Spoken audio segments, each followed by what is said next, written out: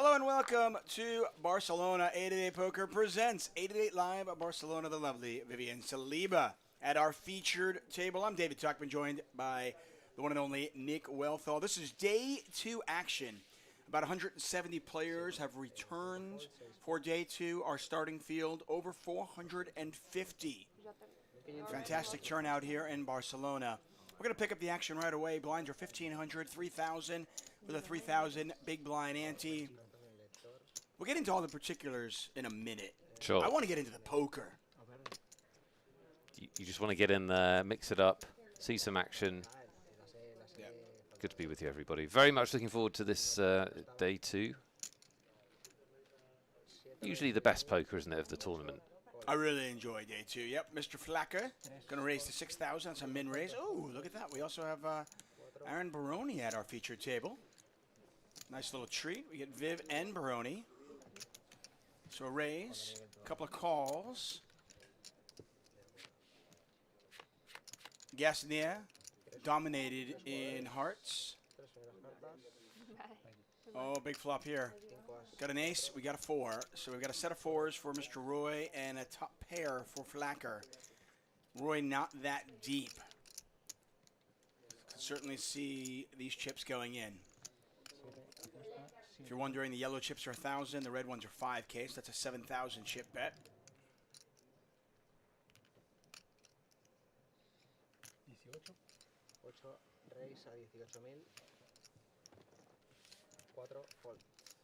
Roy not going to slow play. He's going to raise to 18,000 right away, and that's the decision. Do you go with the ace-9 or do you let it go?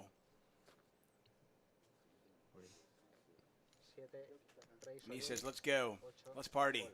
Roy, happy to oblige, makes the call. 126,000 in there, and unless Roy gets very unlucky, he will double up. About as good as it gets in Hold'em, isn't it? A set versus top pair. It's about as good as you can ever hope for, I think. It's like when you get it in with a set, you're just kind of hoping, you're like, I hope you don't have a draw. I hope you have ace-queen, Yeah, ace-king, exactly. ace-9, whatever it might be.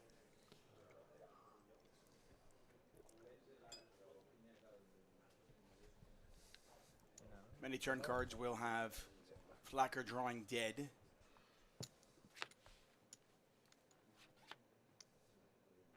That's one of them. Check mark in the bottom left corner of your screen indicates that Roy has won the hand. The river irrelevant. Full house. And a full double up. So Roy now up to 126,000. That's the way to start your day two. That's how he drew it up. That is how he drew it up. Woke up this morning, spoke to his friends, and they said, hey, early on, try to get some chips. He said, okay, take that note. I'm going to run with it. I remember, told this story before, but being late to the World Series of Poker for day two, running into the hall, sitting down, grabbing my first two cards just before the dealer killed them for me being late. Pocket kings, held up, full double up to about some huge, like 70, 80 big blinds or something. I thought, this is it, this is destiny, isn't it? This is the story I tell when I'm at the final table. I was bust 3 hours later. But that is definitely what Roy wanted to happen. Yeah, there's a lesson in that. You got to stay present in the moment. Nick was there. He was present with his kings, and then he got ahead of himself. That's it. Welcome to Barcelona, everybody. 888 Live, Barcelona. It is a beautiful, beautiful day here. It really is. It's like 23 degrees. The sun is out, not a cloud to be seen. It's just absolutely perfect. Every year we come here in May, and I just feel blessed. You know, obviously get to come here with the 888 Poker family, but just this time of year, Barcelona is about as perfect as it gets. I'm actually really excited to see Baroni play. He is short-stacked. People mean like where you live, right? But in Portuguese, when we ask where you're from, it's always like, what's your nationality, basically. Really? Yeah. So I always say like Brazil, but maybe I should start saying Austria. I know for me when I say For those of you just joining us, we do have our normal giveaways. We've got Yes. free rolls for you. Yes. The free roll, by the way, free starts at stuff. 6:30 p.m. GMT time. Oh, God, that's never going to come round. It's a while. Yeah. Just It's like 3 hours. Free roll yourselves. Create your own poker tournament at home for a couple of hours. Ooh. Yeah. Get to your own free roll. Sí. Bueno, el 2 ya no tiene fichas. Ah, vale, perdón. Roy straight back in the action. There should be some graph of how many more hands people play after they've won a significant pot. I mean, I've never watched Mr. Roy play, but he's playing the 9-7 offsuit from early position immediately after winning that big pot. It's definitely a thing.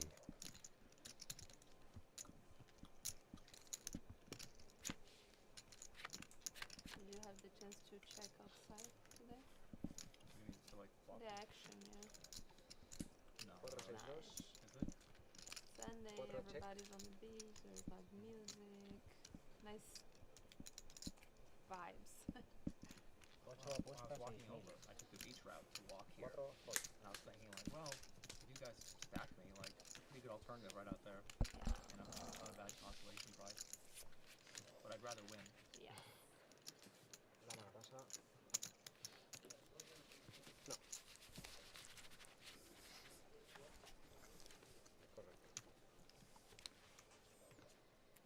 So day 2 action, you'll see that the players are on a shot clock now. Players have 30 seconds stacked on their hand. They need more time than that.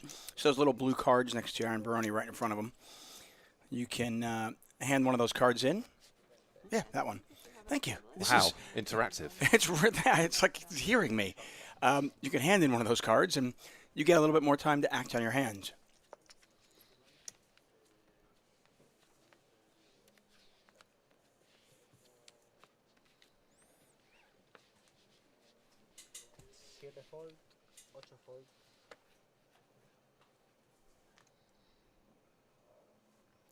Running the hijack. Aaron, very adept at playing the short stack, and he is on about 17 bigs. He will definitely run this up from here, I think. I would He's imagine got so. such a big edge playing the short stack against players that I mean, unless he gets coolered or really unlucky. That's not going to happen. No. It's going to be a big day for our 888 ambassadors. I feel positive vibes. Positive vibes. Here's one, Vivian Saliba. She's brilliant. She's very good at the poker. I always try to tell people as well, I mean, she's a great Hold'em player. She's a great poker player, and it's not even her best game. She is far better at the 4-card game. The raise from the button, a call, and then another call. So this one 3 ways. Button and both blinds come along for the ride.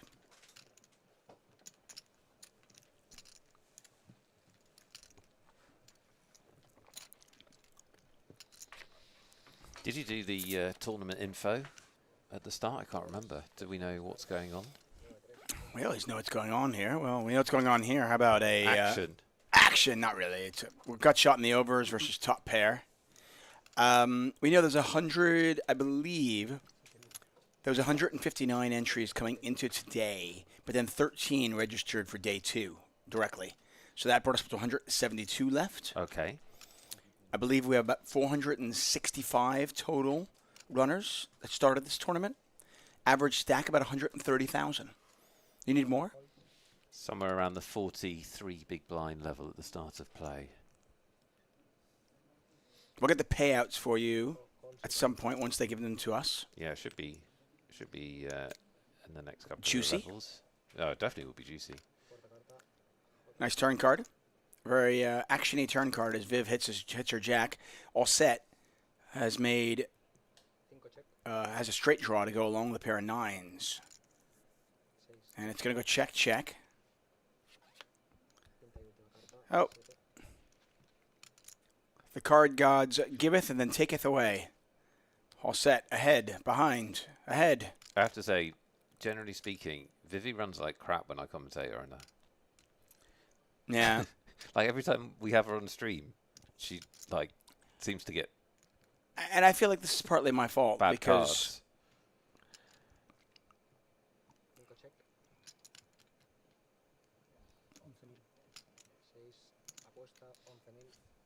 somehow I feel like this is my fault.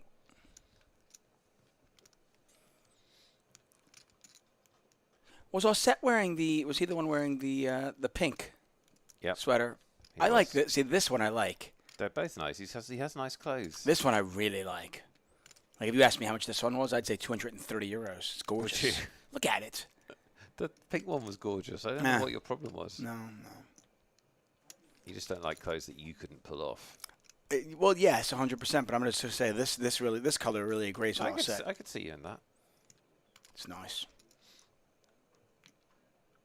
Also, if you hear this and you want to trade shirts, we can do that. Nice follow from Vivian. Oh, solid. Vivi's so solid. She really is. But literally, we've commentated on her in these main events 2 or 3 times in the last 12 months, and that is the sort of hand and run out that's happened. She's honestly, every time I've watched her, she just has these runs of, you've got to play this hand for, you know, because it's a decent hand, but you're definitely not going to win. I'm indifferent. Once they go to me, I don't really care. Do you guys feel more pressure being at a feature table, or like, no? Oh, I do. It's more warm. Like it's That's warmer true, because yeah, of the yeah. lights, but apart from that, it's actually more quiet. So it's like more relaxing. I think the quiet is clearly I find the quiet uncomfortable. Like oh, correct. Okay. Blinds are 1,500, 3,000, or the 3,000 big blind ante. If you're wondering, Tuck, when are the giveaways happening? When are the free rolls happening? Patience. Not for ages. Patience, everybody. I mean, we will reward the early birds. We always do. Early bird gets the worm, and in this case, they get a giveaway. But we're going to be streaming a little bit longer today. Ici Gasnier picks up his aces, raises to 6,000. That's a min raise. How come we're going with initials today out of nowhere? We've got people's initials. Does this mean that they want us to play the guess their name game? Yeah, I'm just going to. Okay. That's Eric Kerrigan Gasnier versus Greg Flacca. Lots of diamonds out there. This is not necessarily the flop you want when you see 2 aces against a big blind range. You're just like pure guessing. Well, this is a fun game because let's play the game as if we had aces. What's the play here on a 9-8-6 3 diamond board? Well, it's not the flop you wanted, is it? No, it's not exactly the flop, but Flacco only has 36,000. Yeah, so try and get his money in. Let's go. yeah, it's like if he were to check raise me, and okay, fine. Yeah, you just got to go with it.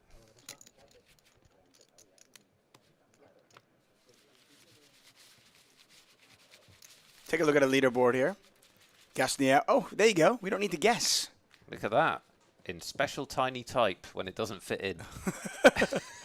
It's Vivian Saliba and then Alejandro Lorenzo Asset. I think Vivian should rebrand as Vivi, because there's only one Vivi in poker. There is. Like Cher or like, you know, do you know what I mean? Taylor.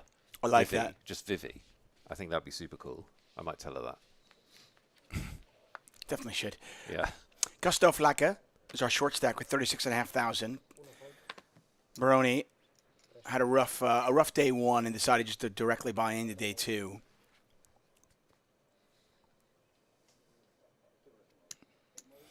Hey, for those of you in the free roll yesterday that were making those deep runs, who got a seat? Who got the satellite ticket? Who finished in the top 20? Let us know.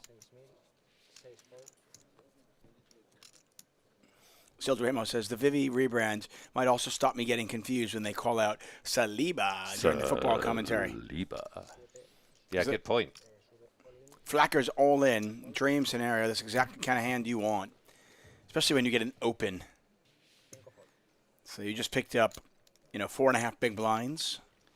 That's huge when you only started with about 12. Yes, that is percentage-wise absolutely excellent. Dower Donnie and Scuddy got tickets. Seats in the free roll. Oh no, Fenfop was out 1 or 2 from the money. And Zild as well.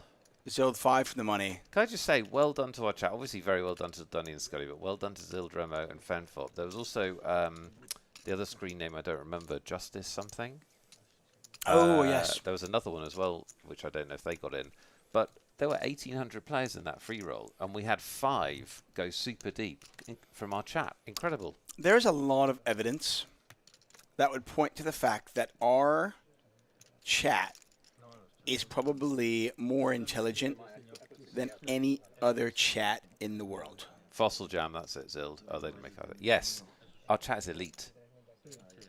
It's elite. It's an elite chat. I would ask life advice from our chat and absolutely go with whatever they said.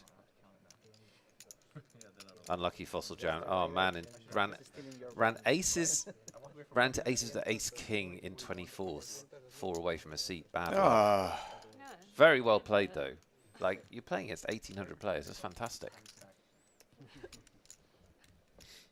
Yeah, top 20 out of 1,800. You do the math and you realize that's difficult. And for that many of our chatters to either win a ticket or be that close really speaks volumes about their ability as poker players and, frankly, their intelligence. Yes, Lime Ricky says we have a very sophisticated audience. No doubt about it. Give me a moment to tell you what the chips are. Purples are 500, yellows are 1,000, reds are 5,000, blues are 25,000. Nick Wealthall alongside David Tuckman for 888 Poker. We are live in Barcelona. Day 3 action. We're back at it tomorrow for the final day. Tomorrow, we award the hardware. 1 iPad for every... No, that's not it. You mean the trophy. That's what you mean. iPad would be really cool, though. Have you seen the new ones? Yeah, you get a new iPad, you're going to be pretty happy. I would really be happy with the new pencil. The new Apple Pencil. Yeah, we'll throw that in. Get a raise here under the gun +2 from Gasnier. And Baroni is considering jamming this. Yeah, if he's playing, he's shoving. Uh-oh. Oh, no. That was fast. Baroni Baloney is all in with 5s. Gasnier This could be has a the ladies. brief day 2 for Aaron. Yeah. And Aaron spent all that time asking about the time cards. He should have used one just to get his get value. I feel like, well, he's going to have plenty of time now unless he hits a 5. He's got 20%. 20% of the time, this works every time. Exactly.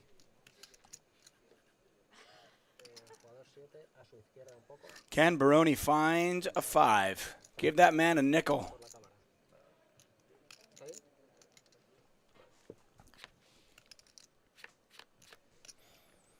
He's got 1 live suit. Still looking for 5. Suit's irrelevant now. Pot is 98,500 chips.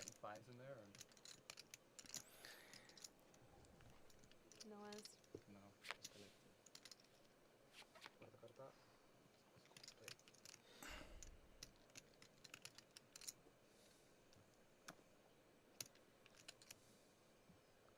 Aaron Baroni with his outs in the top left corner of your screen, looking for a 5. Here's the river. Not a 5. 9-ball corner pocket. Gets the handshake from Gasnier, who is up to 250,000 chips. And Baroni exits stage left. GG's, Aaron. Unlucky. Exactly what you want with 17 big blinds. Small pocket pair, shove over don't being raised, but you just don't want them to have a big pair, obviously. We'll see Aaron again, of course. Is it his first 888 Live main event? I never asked him that. Obviously, he's based in America, so...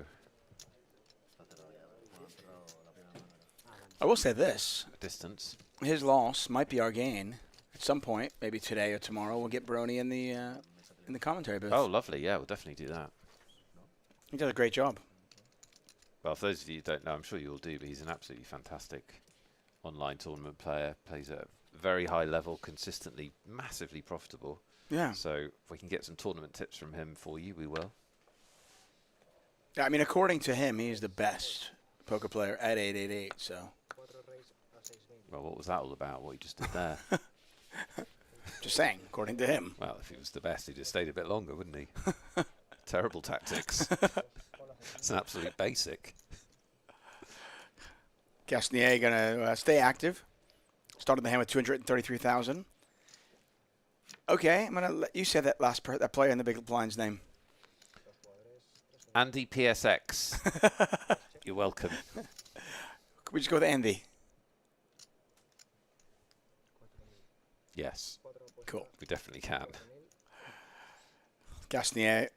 And we can call Gasnier European Commissioner Gasnier. Small little bit. Call.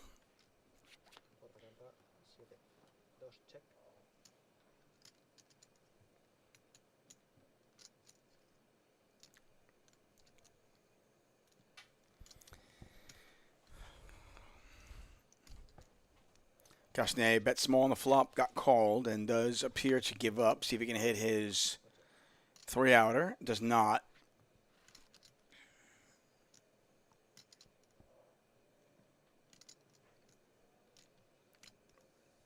And D squared. Andy PCX. Going to put a small value bet in there.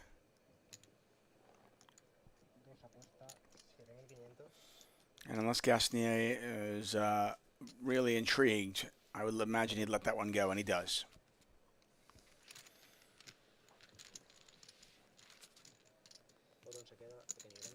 Semia229 asking if we'll see other players later. No, this is it.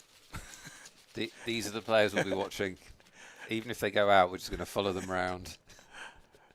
We have a Baroni cam, actually. Yeah.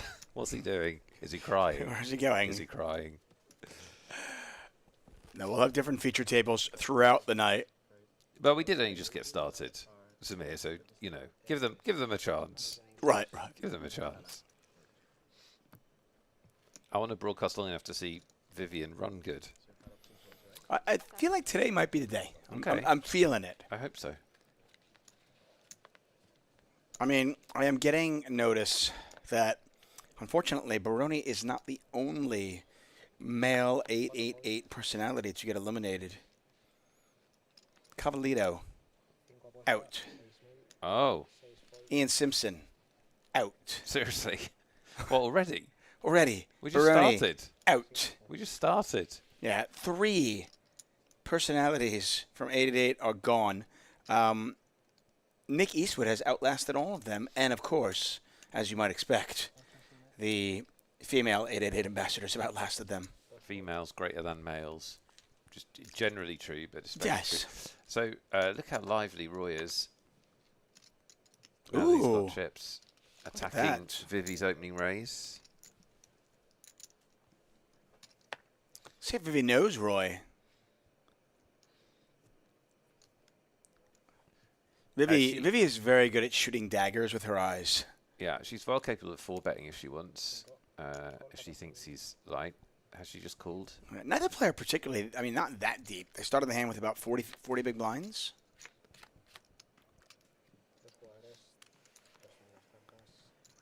That is an action flop. Jesus. My dear. What on earth? Yeah. A pair and a flush draw. It's a setup. How do you- 50-50, look. How do you 3-bet with 7-5 diamonds to get this flop? Honestly, I don't know.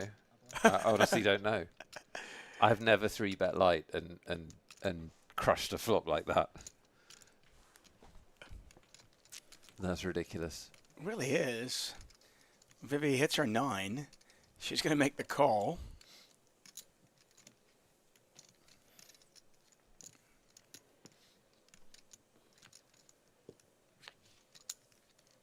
Let's have a look.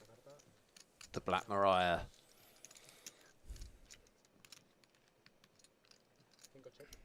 Hmm. 51 in there. A very aggressive left finger check. And Roy is going to take a free card. I'm kind of surprised. Yeah, me too. The queen hits his range a decent amount. Yeah. You want to put max pressure in a situation when someone's just called your 3-bet and... When we think about the hand she has there, like, you know, Right. 8s, stuff like that. But you're not supposed to have 7-5 of diamonds. I think Viv's going to win this. And she does. Nice pot. Nice. What did I say? Yeah, well, I want it to be true. I'm unapologetically cheering for Vivi.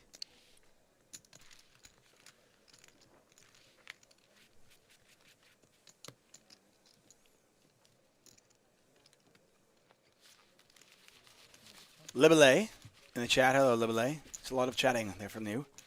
Appreciate your updates. Take a look at our update. Andy PCX, still our chip leader, over 100 big blinds. The gentleman has 311,000 chips. It's a lot. Gustav Flacca with 48,500. Vivi Saliba with 155,000.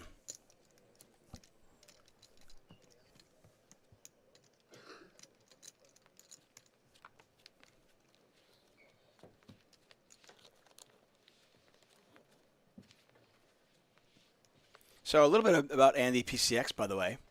He's a huge slot streamer. Okay, so this is new to me. Yeah, he's 100,000 followers on Twitch, apparently. So But those of you he streams playing slot machines. yes, I have never seen this. a huge slot streamer. I've never seen this. He's really good at it, apparently. 100K followers on Twitch. I mean, I'm not going to lie and be like, hey, listen, I'm a huge fan. I'm not a slot streamer guy. But maybe I'll become one. He won his seat on our local TV, our local weekly RV show called Noche de Poker. He used to play poker full time. Now he does slots full time, but he won his seat. What does Noche de Poker mean in English? I would say the night of poker. Is that right? I think you're right. Poker night, probably. Poker night, yeah. Night of Poker. So I'll ask the Twitch community, since you're there. By the way, if you're joining us from YouTube, you're more than welcome. We love that you're watching the show, and we thank you for your support. If you do want to win any of the contests, though, I would open the chat on Twitch, because that's where we do award the contest. Lime Ricky, our amazing moderator, does that, and she rules that chat with an iron fist, so don't get out of line. But if you're in the chat and you're you're a slot fan, let us know more about this Andy PCX. He's got over 100 big blinds. Yeah, any fans of his Twitch stream? Doesn't seem like he's going away anytime soon.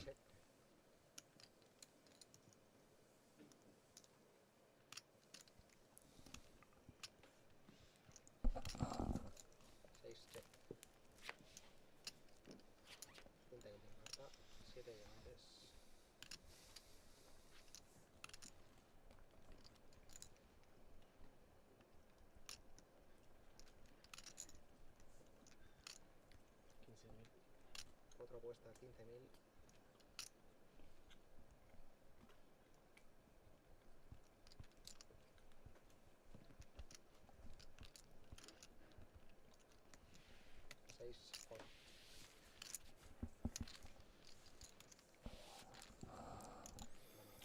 Small pot? Yeah, I'm not sure if Gasnier meant to bluff there or not. Yeah, I don't know.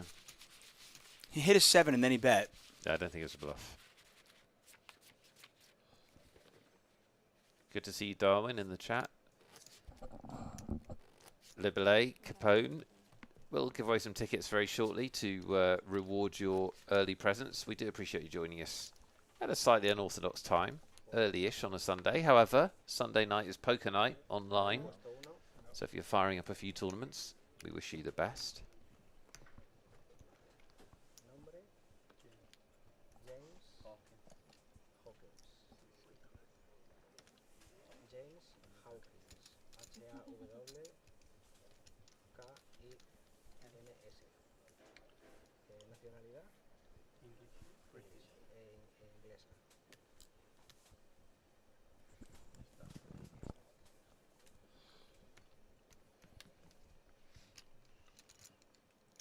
And then Kata Ghost, you can watch Aaron's appearance on the feature table on the VOD.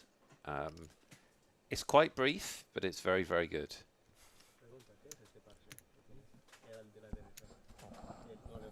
His presence, strong. He pondered what to do with ace-5. Yes, I remember that. That was a highlight. He asked about the time cards, because this is his first 888 Live main event. Yep. And then he pondered what to do with 5s and then shoved. Really well. Really, really well. Really solid shove. It was a very solid shove. And then he left. And that was the story. Yeah. I'll never forget it. I think I will. He might too. Yeah, I think he definitely will. Aaron. How many tournaments does Aaron play a week? It's some absolutely staggering volume, isn't it? Plays huge volume. And I do wonder, though, for an online player, I know getting knocked out in an online tournament is, okay, no big deal, on to the next one, right? So you just do the right thing over and over and over again, and eventually, you win some, you lose some, and you just move on. But for him, he flew all the way out here from Vancouver, his first 888 Live main event. Obviously wants to do well for his fans, for himself, brought his girlfriend out here, all these things. Mm-hmm. Does this stay with him a little bit longer? This is probably a question I should ask him, right? Vivi's going to defend her big blind. She's going to tangle with Roy again, who she won a pot off recently. And she's going to outflop him. Yeah, both players hit their 9. 10 kicker does play right now, and these two mixing it up once again. Now, if I was playing against Roy, though, you know, I would really pay attention to the last hand, how he bet one time and then shut down. When players bet once and then shut down, it just makes it, I am much more apt to play against them because that's easy. Okay, I only need to call you once. You don't put me in tough spots if you're only testing me once. Players that double barrel, triple barrel, those are the players that are particularly tough to play against. And I'm not saying Roy's a bad player. I'm just saying it just when I start figuring out who I want to be playing pots against, the players that are playing a little bit more predictable are the ones that let me get the showdown with third pair. I'm very happy to play those players. 9-7. Maybe you're going to be right about Vivi. Maybe today is the day that she runs it up big on stream. I hope so. We're going to give away some tickets, David. Let's do it. To reward your early attendance as we fire up the stream and ease our way into day 2. Should I take attendance first? How do you mean? I'll call See everybody's who's here. name out. They Yeah. have to raise their hand. Yeah, call everyone's Okay. name out. Get them on us. Are you here? Oh God, this could Libele, are you here? last some time. Shoot Bubbles, are you here? They're clearly here. Should I stop? Yeah, Okay. I can see them. It's not working. No. Oh, it's working. People are saying yes. See? You're off to the races. Wyatt Slurp is here. Winning Kathy, Sleepy the Old. Yeah, if you're Gregorius, here- if you're- absent. Thank you. See? Exactly. If you're here, Yes. say here. Or just tell me you're here in some way. Well, we're about to do a keyword. You'll see them all. Yeah, but I You want to say hello? want to say hello. Hi, Cindy Bear. It's a Sunday afternoon, morning, evening, wherever you might be in the world. Hi, Tapsu. What is up? Hola. Hola, Samir. Fossil Jan. Morticus, good to see you. No money player. Okay, let's give away some tickets. So, if you haven't watched the stream so far from Barcelona, then you should know that we're giving really cool prizes this event. We're giving $33 satellite tickets. Not just any $33 satellite tickets. It's for a satellite to our $1 million main event. Huge tournament. $1 million, for goodness sake. The XL Spring Series main event, which features a $100,000 bounty prize. You could be playing that event. First of all, you've got to win a $33 satellite seat, which you can do right now. So we're going to do a keyword, David.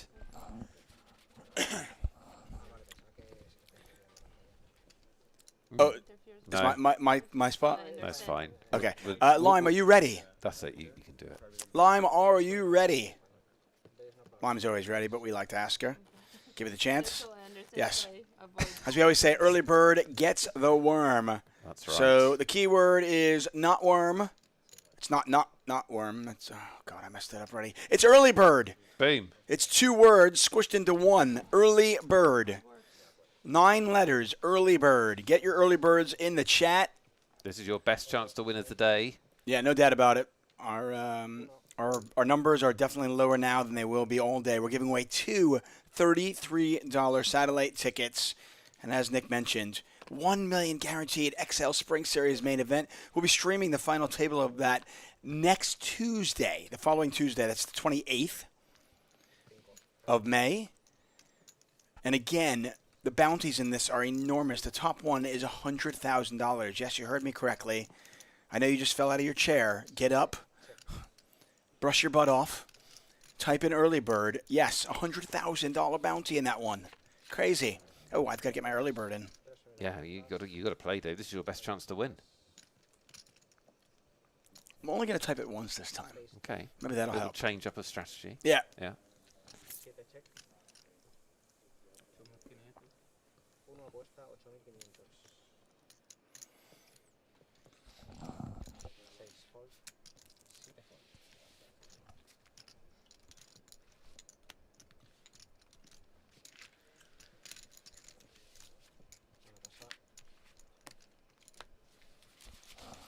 New player.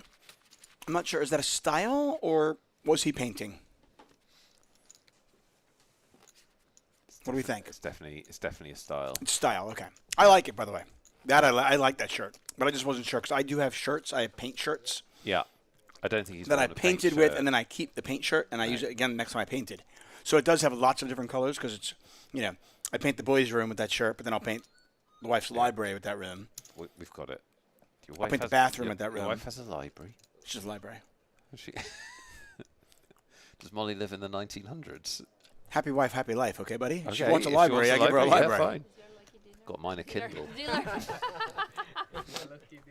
My wife said, I want a library. Yeah. So there we go. Okay, yes, dear. I'll get you a library. Makes sense. But you see, I use different colors in all those rooms. So when I paint, those different colors go on my shirt, just like that gentleman right there. Listen, yesterday we had Mario. Today, look at this little guy. What's that? That's the Despicable Dude. I'm hungry. I don't know that. The Minions. Yeah, I don't have kids. Oh, gosh. It's really good. It's a cute movie. Yeah, you don't have kids, right? Good point. Yeah. We're gonna run our first contest, David Tuckman. People are gonna win. 2 winners. Who are they? Is it me? Is it David Tuckman? No, it's Christian Philemon. Christian, come on down. You win. That's my other name. Well, you're going to have to prove that somehow. And Antiment 666. Christian and Antiment, you are our 2 first winners of the day. Congratulations to you. Enjoy that satellite. Get into the big main event, and we'll see you there. The 3 bet at our feature table. Yep. One more set. Let's see if Bordos wants to do with 9s. 9's a pretty strong hand here. Bordos not that deep. I could see a 4-bet shove here. I don't know if I like calling and then playing the hand out of position. But that's exactly what Bordas is going to do. It just makes it difficult. I know a lot of times players in this situation are like, well, I don't want to be risky. So what they end up doing is they play it the other way around. They play like this and they just flop quads. Yeah. And bizarrely, this is the second time we've seen flop quad 9s. Well, it is more likely that you get quad 9s than any other quads. Okay. Oh, what a turn card. Oh, that's disgusting. For offset. He checks it back, hits the worst card in the absolute deck as it's the ace of spades. And now I just don't know a world where Bordas does not double up. Oh, what a nightmare for that man wearing that beautiful sweater. Well, yeah, and also they have roughly the same chips, so... Yeah. And not that many chips, by the way. And not that many. They're not that deep.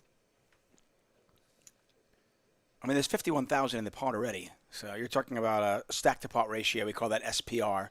A stack-to-pot ratio that's going to be about 1. And Bordas does make the raise.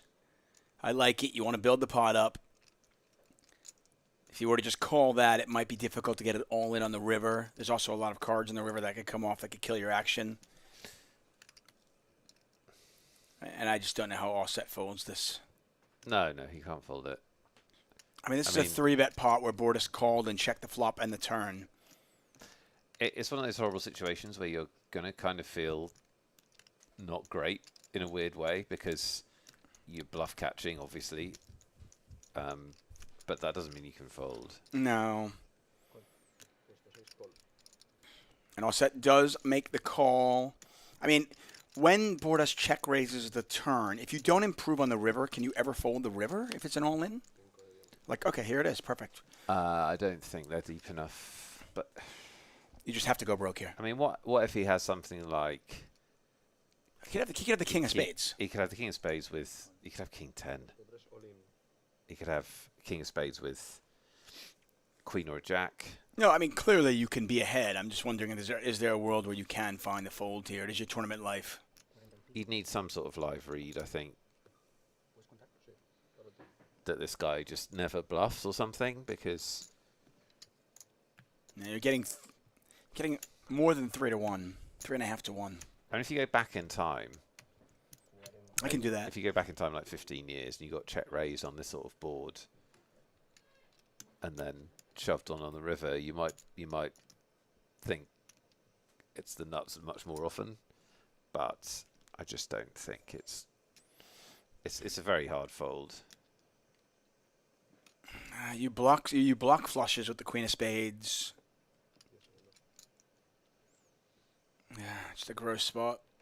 Just absolutely this gross spot for offset. But he does find the fold. Nice. What a laydown. Good What read. a laydown. Well, he doesn't know yet, but at some point he'll find out that he's up against quads, and he'll feel really good about that fold.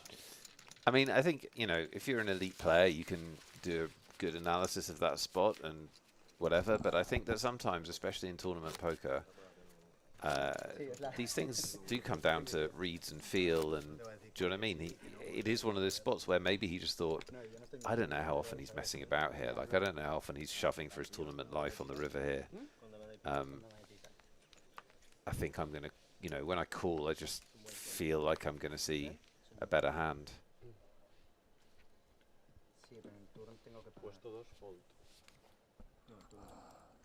Because he's even getting a good price on the call. Like the guy doesn't have to be bluffing very often there. No, you're getting 3.5 to 1, so Yeah. you do the math and you realize, okay, wow.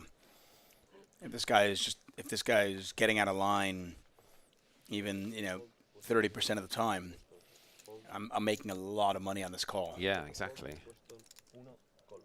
I mean, is there ever a world where the guy actually has a worse hand than me, and he's value betting a worse hand? Probably not, but I think so. Like what? who knows? Somebody just overvalues Ace Jack there. I don't know. Am I the only one that find nothing but love Paul? But am I the only one that find Paul Andre's early bird in the chat 7 minutes after we closed the competition named Early Bird quite funny? I think I like it. I quite like it. In grade of 25 says, do you still have tickets to draw? Yes, well, the early bird tickets have already gone. Those are 2, but we have 8 more. Plus, we've got 20 available in the free roll. So if you're here for Nick's Beautiful Eyes or We won't the see them. tickets. We're not on camera. Right. If you're here for Nick's Beautiful Eyes, well, then too bad. But if you're here for the tickets, then, well, don't go anywhere because we've got plenty of them over the next few hours. I have bad news for all the Eastie fans out there. He doubled up. No, well, I have good news for his brand. Yeah. His negative branding has continued. He has been eliminated. He is playing cash. So once again, the only 888 ambassadors remaining in the main event are the 2 lady ambassadors.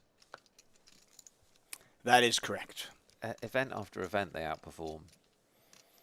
Maybe they're just that good. Well, yeah, I mean, it looks that way. There's one of them.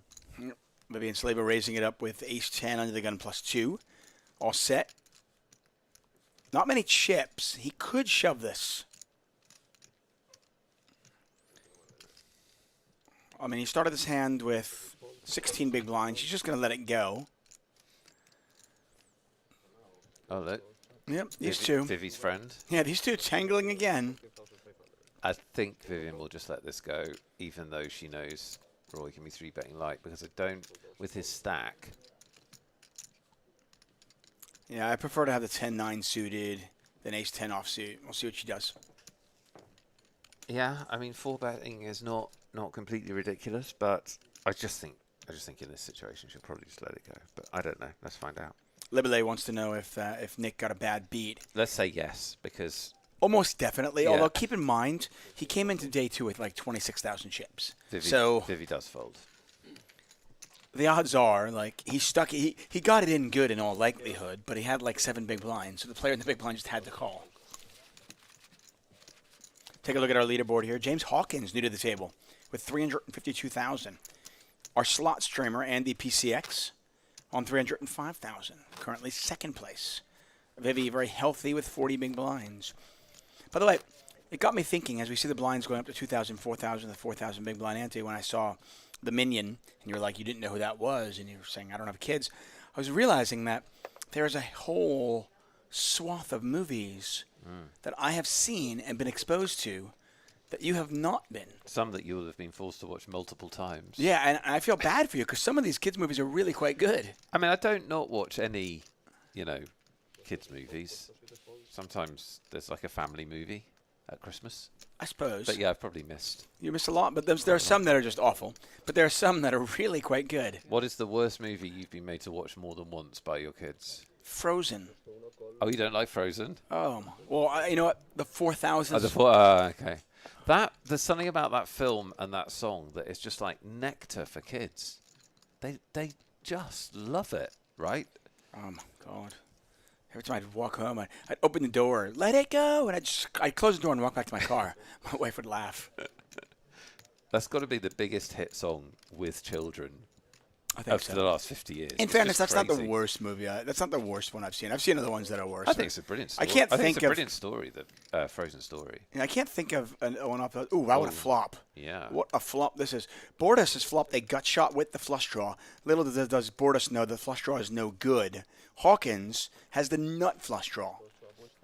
Roy has 5 high, and he's going to bet. Roy has no pair, no draw. Roy is lively. He likes to mix. If Roy ever got chips, like if Roy had like 300,000 chips, he would be playing a lot of hands. Because he's playing a lot of hands anyway, and he's got like 25 big blinds or whatever, 30 big blinds.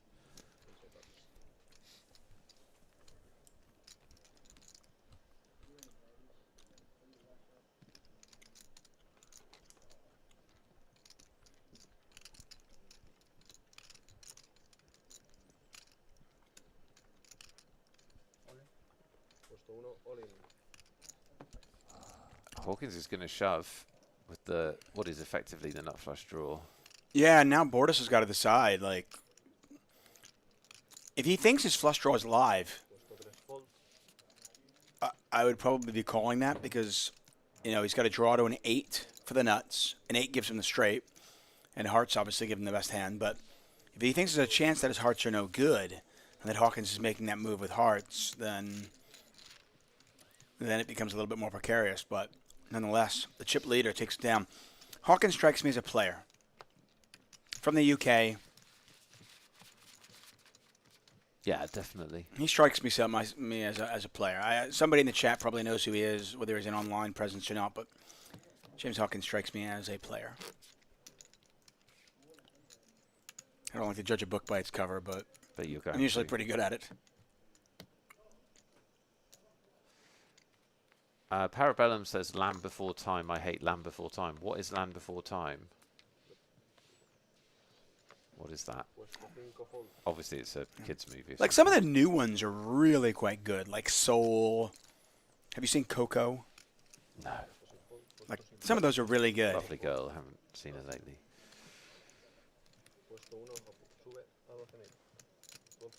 Well, I mean, the Pixar films from, That's what I mean. They're from back in the day. The new Pixar films are a bit, paint by numbers, aren't they? But they're brilliant. Well, they're very mixed bag. They are. How many have you watched? A decent few, I'd say. Okay. Like planes and stuff. But they're nowhere near their peak. I mean, their peak was on the most incredible runs of films of all time. The Monsters Inc., Incredibles, Wall-E, Ratatouille, Finding Nemo peak is just absolutely ridiculous. Doesn't matter what age you are, they're incredible films.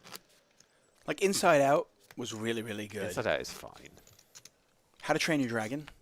That's not Pixar, but No, but it's a really clever movie. I watched How to Train Your Dragon with my goddaughters. Oh, did you? Did you like it? We all had a good time. Yeah.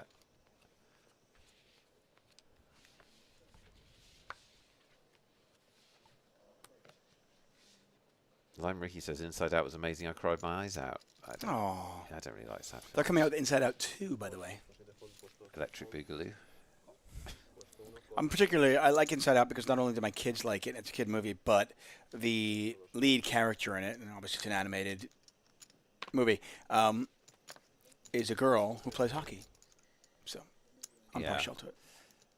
I'm going to go out on a limb and say I found it quite, I don't know. Was it above? Was it?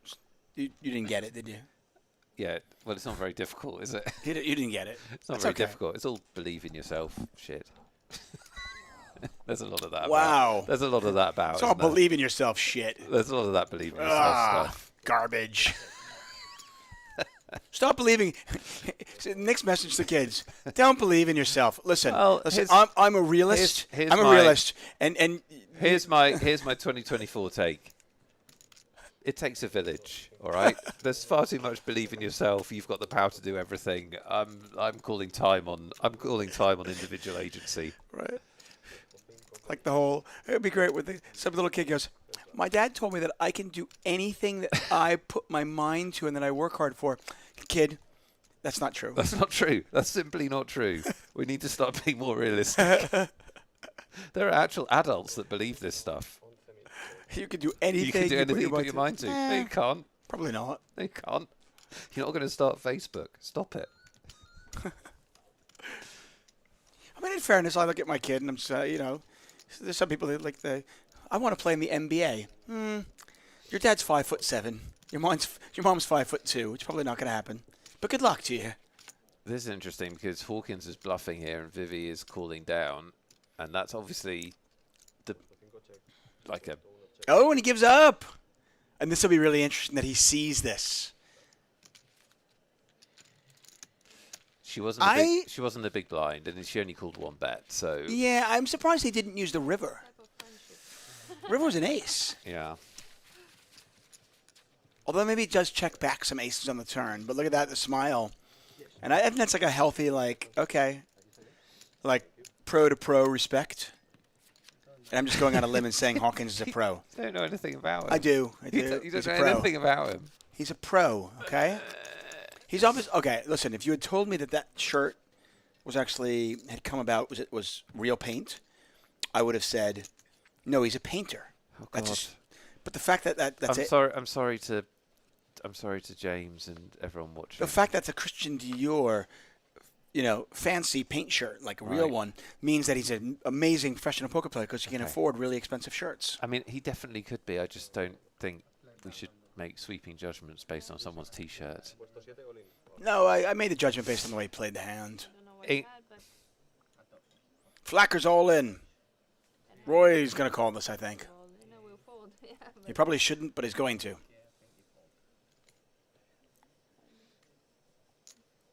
There's the call. could have the flush. Could have a 5. Look at Hawkins brilliantly folding 9-4 offsuit. Like a top pro.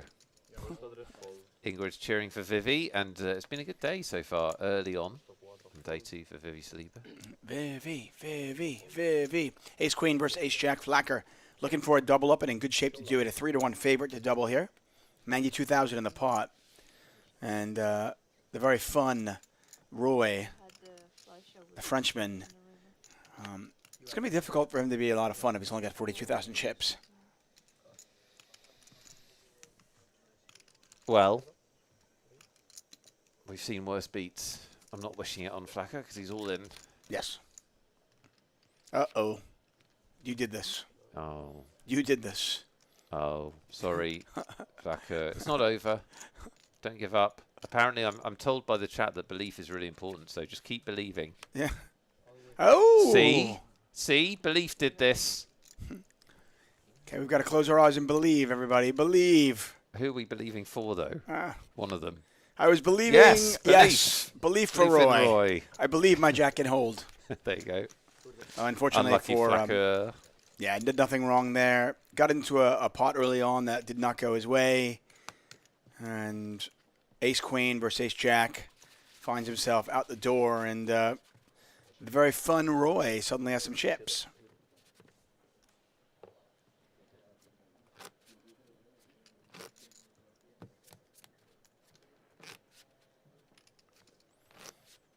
Level 2 of day 2.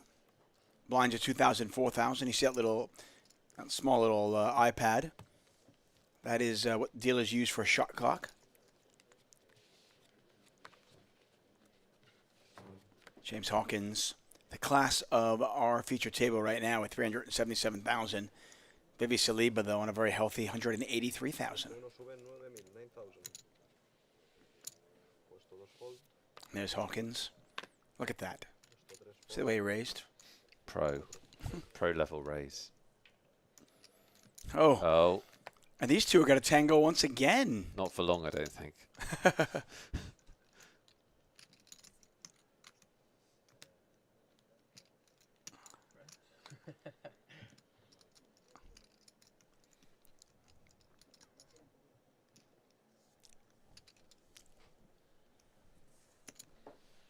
sube 27.000. Puesto 6 fold, puesto 8 fold. Vivian's going to 3-bet. What do you think? Hawkins calls. Mm. That's what a pro would do. Pros don't give up. That's Never give up. That's Puesto 1 check. that is a spewy call in my opinion. Yeah, out of position, 7-5 offsuit. I mean, against probably the best player at the table, it's just a money losing call. Even though he's got a ton of chips.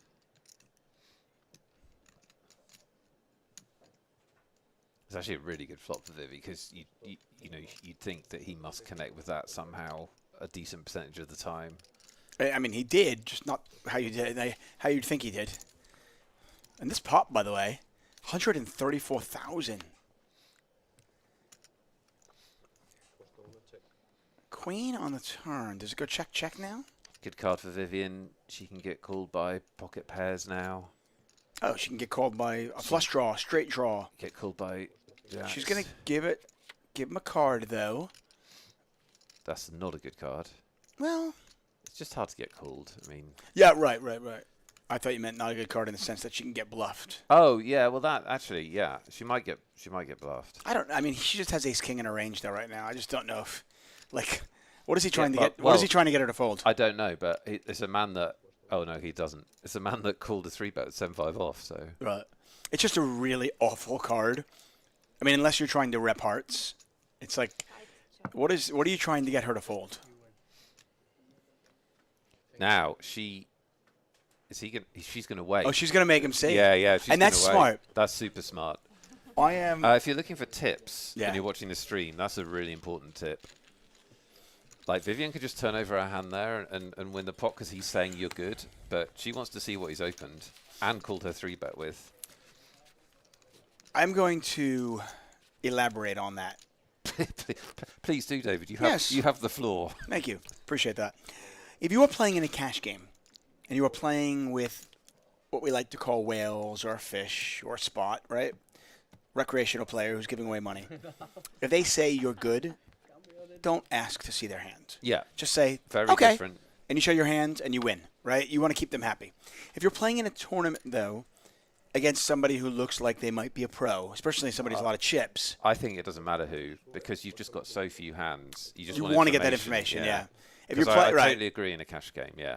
But if you're playing in a tournament, yeah, I could actually go that far. If you're playing in a tournament, especially against somebody who has a lot of chips, you want to get some information. What did he raise with under the gun? What did he call my 3-bet with?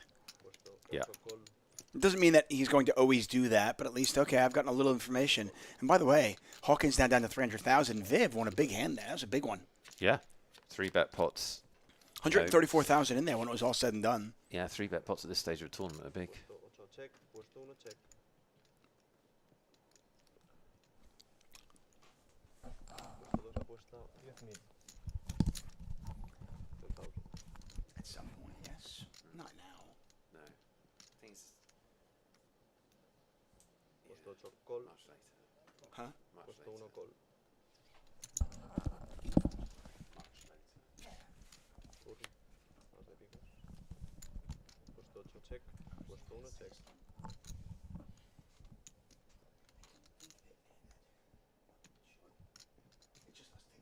Yeah, that's it, basically.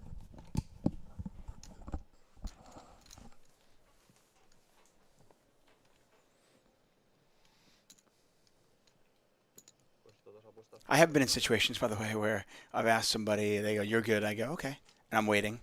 And then they're so embarrassed to show their hands, they just muck it. And I go, okay, cool. Then I don't have to show mine either. Oh. If they don't, if they just muck, I don't need to show.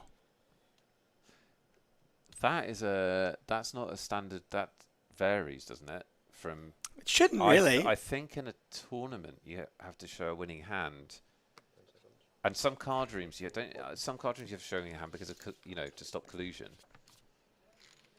Is that not right? That might be. I mean, that might be right in certain card rooms, I imagine. But I would imagine if they don't. So I can think that it- person? So he can't. What if he just mucks his hand now? Well, if he must his hand's dead, but to win the pot, you've got to show. But- You've got to show a hand. I think. It'd be great. Well, If he, I'm not- I'm it'd be not- great if he mucked I'm not- 7-5 and she showed 9 high. Yeah, that'd be really cool. I'm not amazing on rules, so if anyone wants to comment on chat, but I think that differs from poker setting to poker setting. And this has always been one of the things about poker is it's never had a standardized set of rules. So card rooms have different locations have different rules. And by the way, it's on you, the player, to when you go to a card room to find so out what the rules are. Unfortunately, they're not standardized rules. There are going to be little tweaks. Things like whether you can talk and things like that. Yeah, different countries especially. Yeah. Zild says, don't you have to show if you're called an MTT? Yeah, if you're called and the person wants to see your hand, yes. But we're talking about if it goes check, check on the end.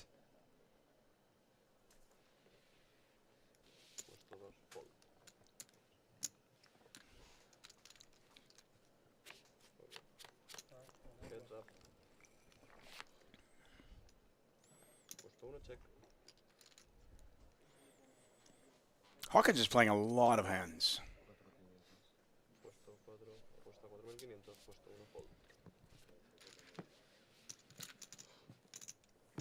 He's got a lot of chips. I mean, he's got less than he had before. Hand against Viv, yeah.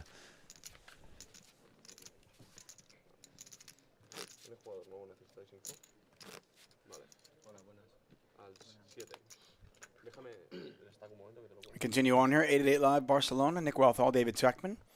If you're wondering, hey, are there any tickets left? Not for you, because it's rigged against you. Just you, not the next person or the other person.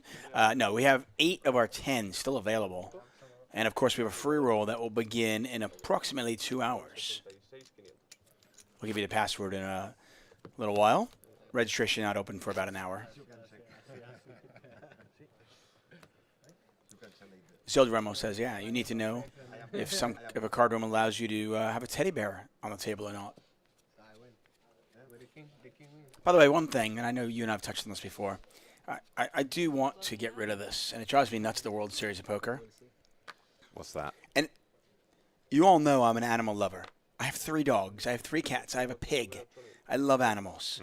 I love my dogs. They don't belong in the friggin' poker room. Are there dogs in poker rooms? Oh, my God, yes. People bring their dog and they put it under, and then the people that go, oh, but my dog's good. That's cool, but imagine everybody brought a dog at the table. I have never seen a dog in a poker room. Seriously? No. Oh, my. But then I haven't been to the series for a few years. It's insanity. That's like, why is your dog here? That's really. And then some people will be like, well, he doesn't like to be alone. Well, then get a dog sitter. Well, I just don't think that's our problem. I think that's the Right. player's problem. That sounds like a you problem. That is a you problem, yeah. you can't come and play poker then. I don't know how to tell you this. Well, and then the thing of like, some people are like, oh, my dog is good. You get 3-bet here from Bordis with the aces. It irks me. Like I said, I'm a dog lover. Anyway, let's see what Gosnier does. Out of position. Well, he's in position against the aces. Hawkins, by the way, called the button with 10 deuce.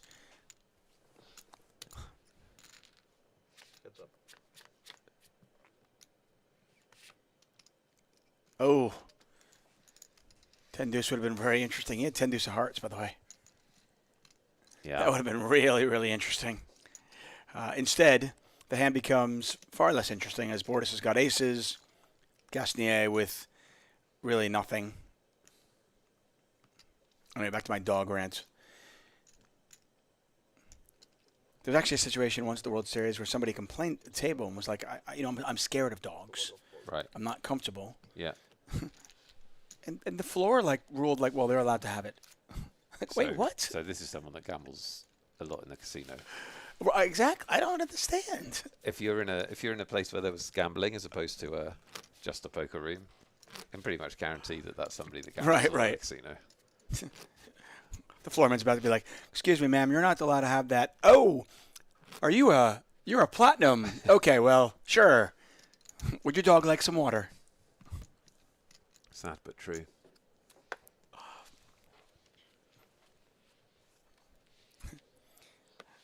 Yeah, that is kind of the answer to everything. I'm like, hey, can you get away with this?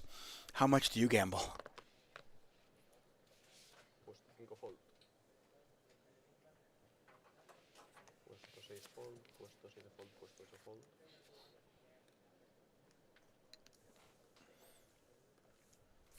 Cindy Bear says, I agree. I can't believe a dog would really want to be in a poker room. Who cares what the dog wants?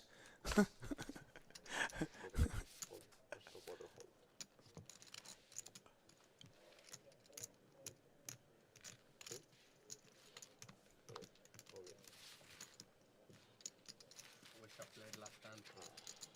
Cuando We tienes have cartas, lo top primero en el play, lector. top ¿vale? fan, first Acuérdate, me lo piden. Libele says, Tuck seems very passionate about the issue. I am. I mean, listen, when it comes to poker, I'm passionate. I love the game. And there are a few things that irk me. You know, I hate angle shooters. Hate them. I like to protect the recreational players. I like to protect new players to the game. Without new players, the game dies. So I want to bring new people into the game, and I want to make the experience really wonderful for them. So there are a few things that really kind of get under my skin. You know, angle shooters are one. People that berate dealers, another one. So when there's something that kind of bugs me, it's like, what about the game that make it less fun or not as friendly or more predatory, then I'm not going to be quiet. No predatory dogs. Right, that's the problem. Huh. Vivian Saliba, by the way, has a lovely, lovely puppy. Very small. Napoleon. Yes. He's blind. But I he don't- can. I don't think she brings him to poker events. Is the thing. No, that's the point. Oh wow, Vivi's decided to run good on a stream She has run really well. at last. I may be blind, but I can still see love. Or trip tens. Well, we can see the card, so we know if she goes bet here, she'll get paid. But Yeah, and it's a wet enough board that you'll want to. I mean, there are draws here that you're going to want to bet. Hearts, Jack 8, 8-7, Queen Jack, all of those hands.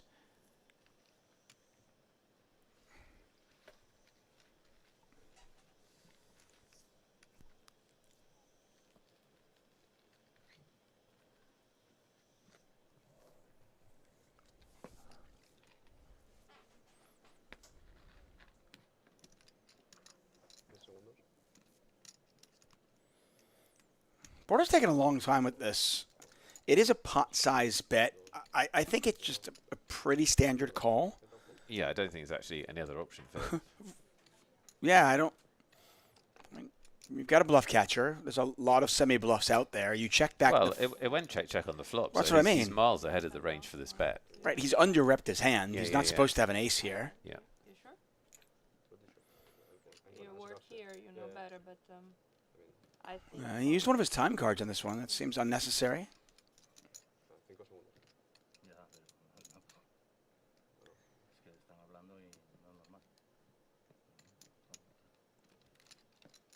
He's going to use another time card. I'm starting to wonder if our whole cards graphics are wrong, because I don't understand why. I don't understand why this is so.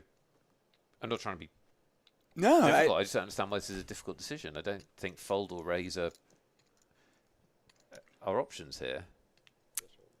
I mean, listen, I don't like to think of poker in a box, but yeah, there's the call. I don't know. I genuinely don't always think. Maybe he was trying to give off something as if it was difficult. What? So he gets a check on the river or something. Maybe. Or maybe induce a bluff. Like he thinks maybe she's bluffing. I wonder if she'll be tempted to bet big here. I mean, because he just did that really weird dwell. I wonder if she'll be tempted to. I think she should size it big regardless. bomb, You just 'cause size it big on looks the turn. because it looks so bluffy. Yeah, you size it. Well, you size it big on the turn because there are a lot of draws, and you're trying to win the pot right then and there. In theory, right? Your whole range. When you get called, if the draws miss, you're going to bet big again. You know, she's basically telling the story. She has a 10 where she has nothing at all, and that's it. So she's got all the missed draws, and there's a ton of them: missed hearts, missed straight draws. She has all those missed draws, or she has a 10. So because of that, because of a polarized holding of her hand, she can actually bet quite large. And there it is, 75,000. Love it. Yeah, I don't think she's going to get paid, but I still think it's the right bet. He's just given his cards already. He goes, here, I'm going to use all these. No, I love the sizing. Like I Well, said. the only thing about the sizing is it's a huge amount of his stack. That's the only argument against this sizing. Is it's actually a really tough call for him to make. I think he makes this call. I mean, I don't know him at all, but I love the sizing from her. I don't think he makes this call. I think he folds. I mean, keep in mind, again. I hope he makes this call. Right. I'm Team Vivian. Yeah, no, I of hope course. He makes this call. I mean, keep in mind, like, if she does this when she has 7-8, Jack-8, hearts, all those hands that missed also. No, for sure. That's what's so valuable about it. No, for sure. That's not what I'm... Absolutely, for sure. It's a good bet. Yeah. Well, I wish he had 200. If he had 200k, I think he'd call. I don't know if he calls with half his stack. The thing is, his hand is under rep. He checked back the ace, so he might be thinking, she doesn't think I have an ace because I checked it back. Not, I don't... as a hand of poker, like, this is a pretty easy call, I think. Yeah. As a hand of poker. But in a tournament, deep in a big event for half your stack, it's not an easy call. Is that a fair, No, of course not. Is that a fair analysis? Absolutely. Listen, he's a bluff Like, catcher. you- She either has a 10 or she has nothing. You're a bluff catcher against a very aggressive player who's got a big range. I think she's unlucky not to get paid. Absolutely. But I'm not. I called it correctly. I didn't think he'd call. Yeah. I thought that the whole dwell up was just like, I don't know. You were wrong. Just make a note of how wrong you were. I was wrong. I love how results-oriented we become. I like you. So read. You said he'd call. I said he'd fold. Yeah, I honestly did think he was going to call. I thought he'd just think, okay, Viv's a pro. My hand is under-repped every single draw. I mean, are you calling in that spot? I think I might. I think. So I can't put myself in his spot because, again, it's a big live tournament. It's half his stack. In terms of if you just showed me the hand, I'd definitely call. She's in the big blind. She's got a super wide range to start with. It's gone check on the flop, and it's Vivian Saliba who, quote, likes a bluff. Every draw's missed, right? And I've been really passive, and my hand's really under-repped, and I'm right at the top of my range. So I'd definitely call. But obviously, I would have also lost chips. So there you go.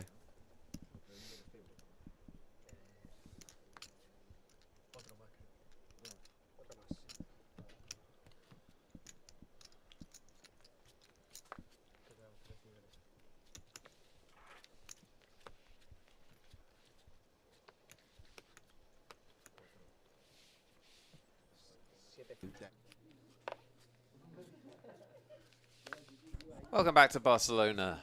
That is 888 Ambassador Vivian Saliba on our feature table. We're watching day 2 action. And in the break, we've got an updated player count. We've got 87 brave adventurers left on this journey. I hope you're having fun this Sunday with us. Lots of tickets to give away. And a free roll coming very soon as well. Roy's all in. He's been desperately trying to get some chips all day. And he is going to get called by at least one player. He's going to get called by Hawkins.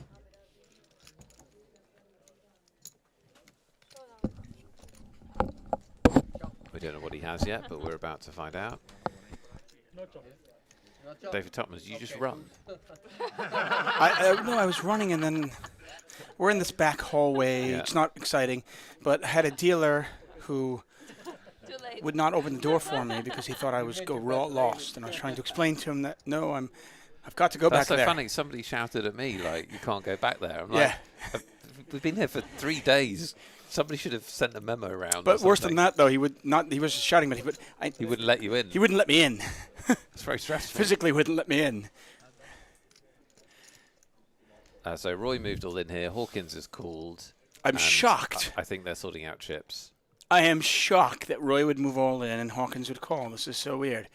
You sound very breathless. Maybe just take it. Maybe just relax. Slow your heart rate down. Exactly. Roy is, unfortunately for him, it looked like it might be a chop, but now it looks dire. Roy needs running cards or 3. Or some people like to say a tray. Tray. How about a 3 or a 5 now?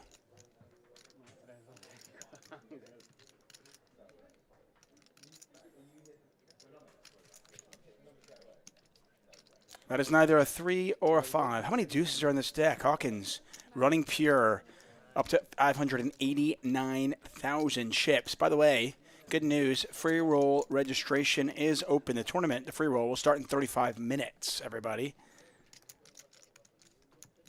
Password for it, I believe, is day 2 888.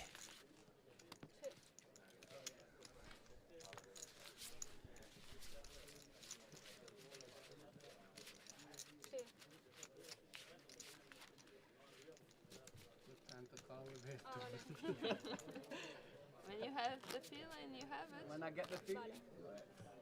Yeah, 888 day 2. It is 888 day 2.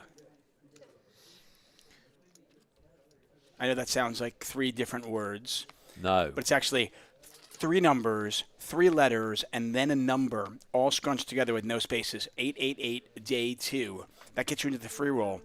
Our normal free rolls give out $500 in cold hard cash. You're probably thinking, wow, that's tremendously generous, right? It is. But today is even more generous. You might be thinking, I am tremendously generous, but no, I'm even more generous than you think. Yeah. We're giving away $660 in satellite tickets to the XL Spring Series main event. Make sure you get to play. And we have some chat run good, by the way. So we have had chatters win tickets each and every day. So maybe today is your day.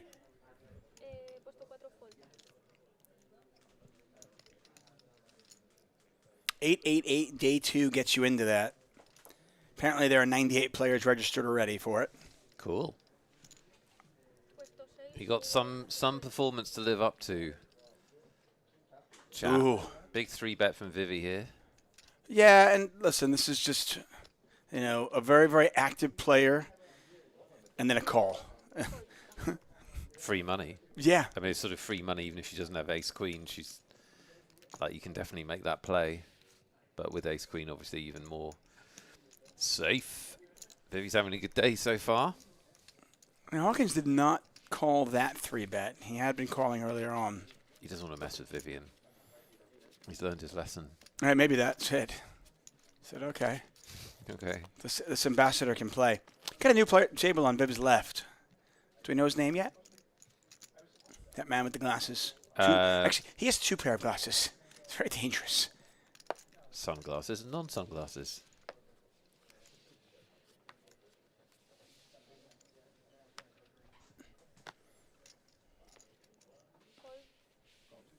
We also have a ton of giveaways still. We have 8 more giveaways today. Yeah, many tickets. And we're expecting to be streaming most of the evening. So we hope you can join us, watch some poker, play the free roll, win a ticket, that kind of vibe. All his skins is showing us how it's done. He says, I'm going to register for the free roll, but I'm about to complete the $1, turns into $22, turns into the XL number 20, $109 seat. That's how it's done. I love that. Nice job, all in skins. Hawkins playing the 7-deuce game by himself.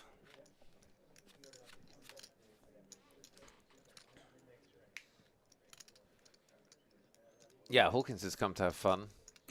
And he's definitely made this feature table fun to watch.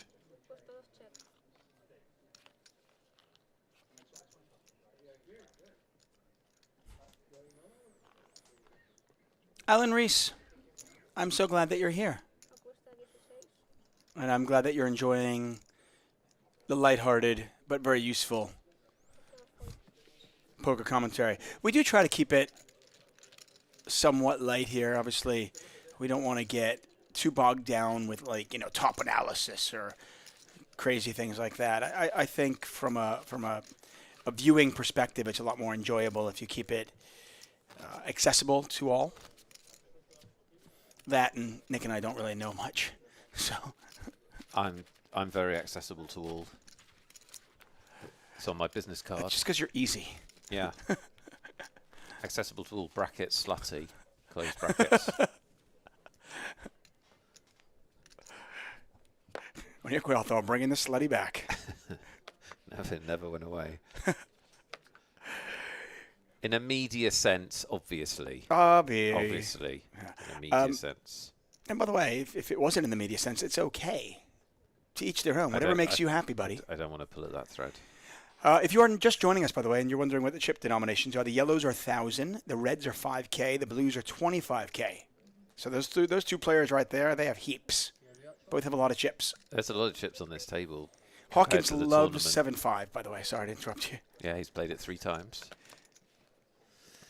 So I'm looking forward to seeing Morgo play a hand because he's obviously got a lot of chips and we haven't had the chance to see him play, so we don't know much about his game. Tane, by the way, is the new player at the table. Yeah, I'm starting to wonder how Morgo got those chips. Probably by playing good hands and then playing them good. That always works.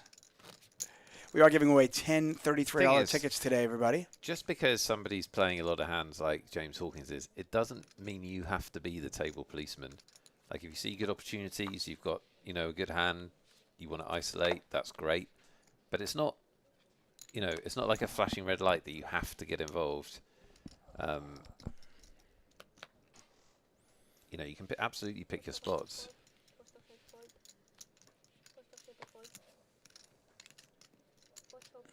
I really feel like a lot of people make that mistake, which is why I'm saying it, where people think, tying it back to our earlier theme, people think they have more control over a poker game than they actually do.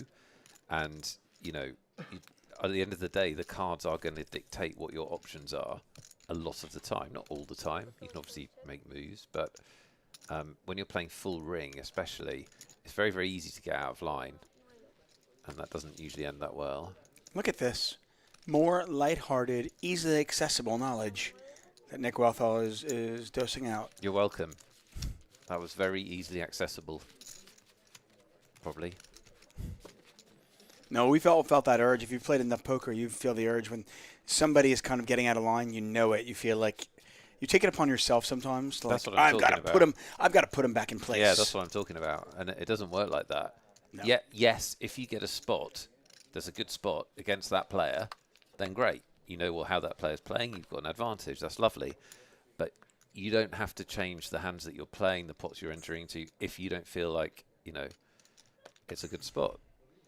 But people do that, don't they? They do think, oh, this guy's just raising every hand and exactly what he's doing. I'm gonna get him involved, and not always the right approach. That Champagne Poker took 5th in last night's tournament at the local casino. Good luck. Good job to you, buddy. Champagne Poker, I'd love to hear it. Well done. 86 remains, so we are actually getting somewhat close to the money. As predicted by me, the numbers have gone down. It's amazing. Yes, you're welcome. Yeah, 60 players. That's what we need on that graphic, isn't it? We need some sort of how many players is the money, because we have to keep reminding, but it's 60. Yeah, and again, the min cash is larger than it might normally be in other tournaments. A lot of other tournaments, the min cash is 1.5 times the buy-in. So if the buy-in is 1,000, it would be 1,500. The buy-in here is 888 euros. So like a normal return would maybe be 1,400 or 1,500 euros. The min cash today is 2,350. Andy, by the way, has just turned to pair. Hawkins has turned to flush draw. That is a spicy turn card. So pot now 97,000. It's 19 to call. And Andy has to decide, does he want to raise right now or just call? He's never folding. I think on a board as wet as this, you're going to want to raise. But Andy decides he is just going to call. Yeah, but and partly because the board is draw heavy and wet, but also just because, you can just get paid more. Well, or lose more. 4 clubs in the lose river. more, Hawkins yeah. has just made. But most of the time, your opponent has not made a flush here. Right. And the point is, when they have something like a king-queen type hand, you want to get paid. Now, keep in mind, by the way, now, I mean, Andy should be able to get away from this because he can't even beat a king now. Yeah, that it is much better that paired the 4. Yeah, his 2 pair were counterfeited. I mean, I guess technically they weren't. He still has jacks and 8s, but now he cannot beat a king. But he's going to pay him off. And that is the power of playing a lot of hands and giving off the image that you are so much action. You do get paid off. And Hawkins is now up to 750,000 chips. That's good. Isn't it? Monster. Yeah. Monster stack. I tell you, the pros coming out of the UK are just phenomenal poker players. The talent coming out of that region. It really is amazing. It's no surprise that a series like the UKPL would be birthed there. UKPL is our local tournament series. Get in on the action.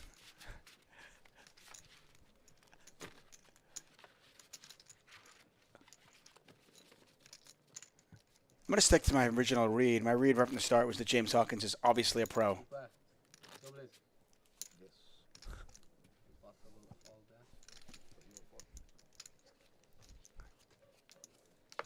you have quite a reputation. Viv having a good time as always. You have is good.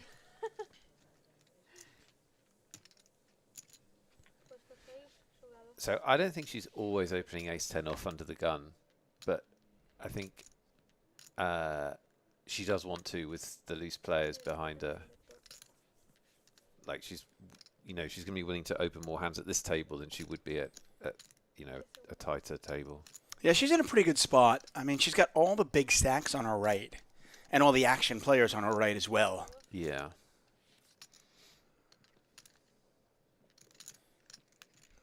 More going the big blind. I'm intrigued to see if he defends this. Yeah, we have no read on him, do we? None. Except the fact that he probably likes tennis.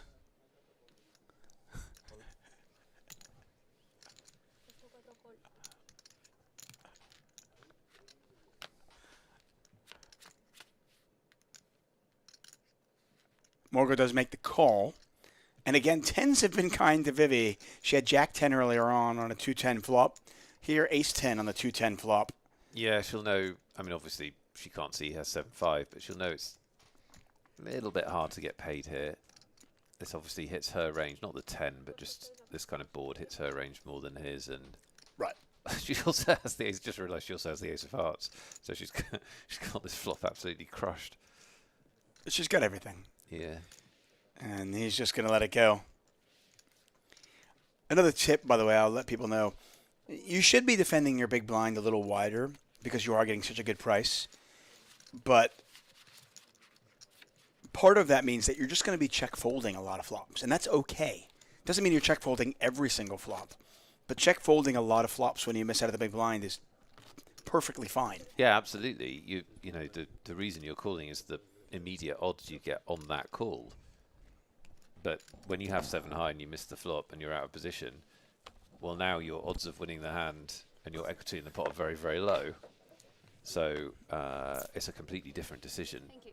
And you make a very good point, because people very often allow what they've done on previous streets to affect their decision on the current street, and that's not a great way of thinking about poker. And it's interesting because people will, well, they turn what was a very profitable call pre-flop because you're getting such a good price.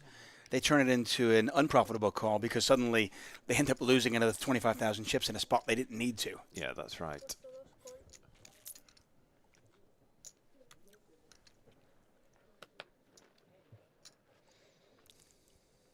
Free roll begins in 21 minutes. How about some free roll hype in the chat, everybody? Who's going to get their ticket today? Free roll hype for everybody. Let's do it. I'm excited about this one. 20 seats up for grabs. $33 satellite seats into the $1 million XL Series main event. You can't miss this free roll. And Morgo is going to raise it. So we actually had a limped pot between our two loose players with all the chips. And then Morgo has decided to shut that down. That doesn't mean it'll work, though. That's an interesting play from Hawkins. Hawkins kind of like thinking outside the box, a little unconventional, making his opponents uncomfortable with a limp in late position.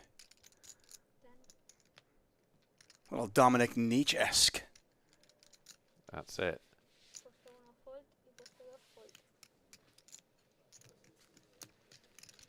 Morgo's going to have like 1.3 million chips in an hour, isn't he? Yeah, well, with where he's sitting, he's got such a good seat. Such a good seat.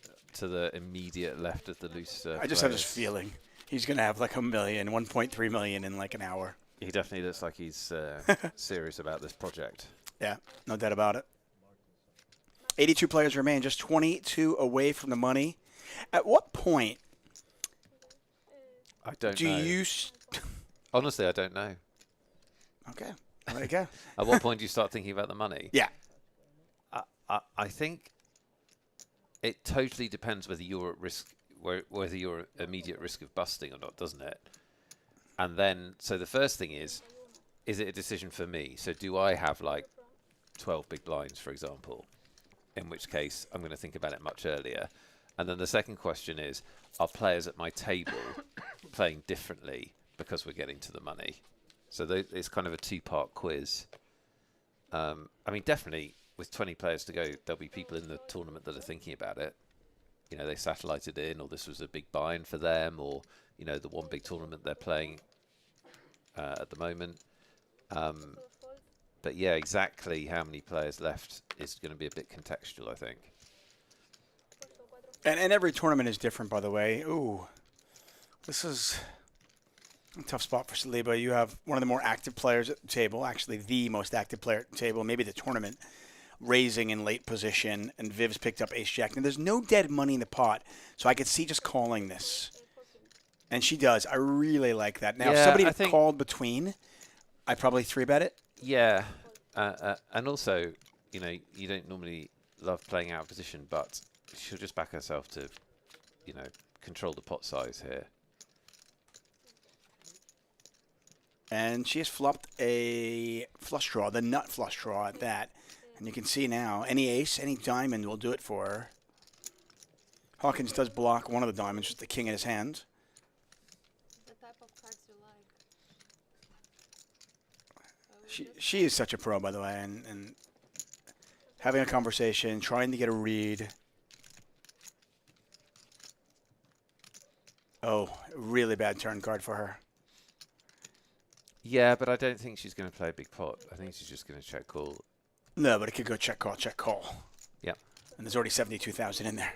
Although he hasn't bluffed. I don't think I've seen him like bluff turn and river. No, he's much more likely. He hasn't made sort of big post-flop moves really at all. He's quite sort of ABC post-flop, I think. Yeah. Does she know that, though? I think so.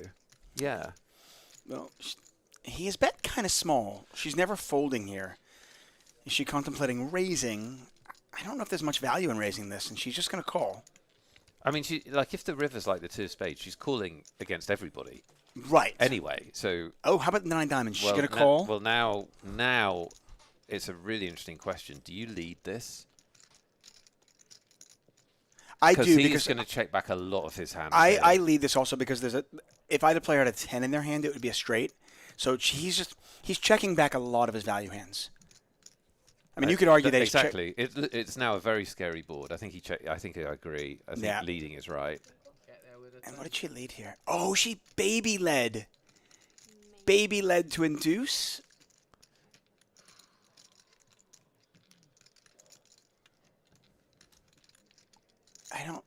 Okay. She bet so small. He's a really interesting player, Hawkins, because he's incredibly splashy pre-flop, but I haven't actually, I'm thinking back on the hands that played, I haven't actually seen him get super out of line post-flop. I don't think she thought he was that strong, obviously. Of course, yeah, of course. She's trying to get paid by one pair. Like, he can have stuff like, I mean, crikey, he can have anything. She bet like 1/5 pot. Yeah. Like, that's a really small bet.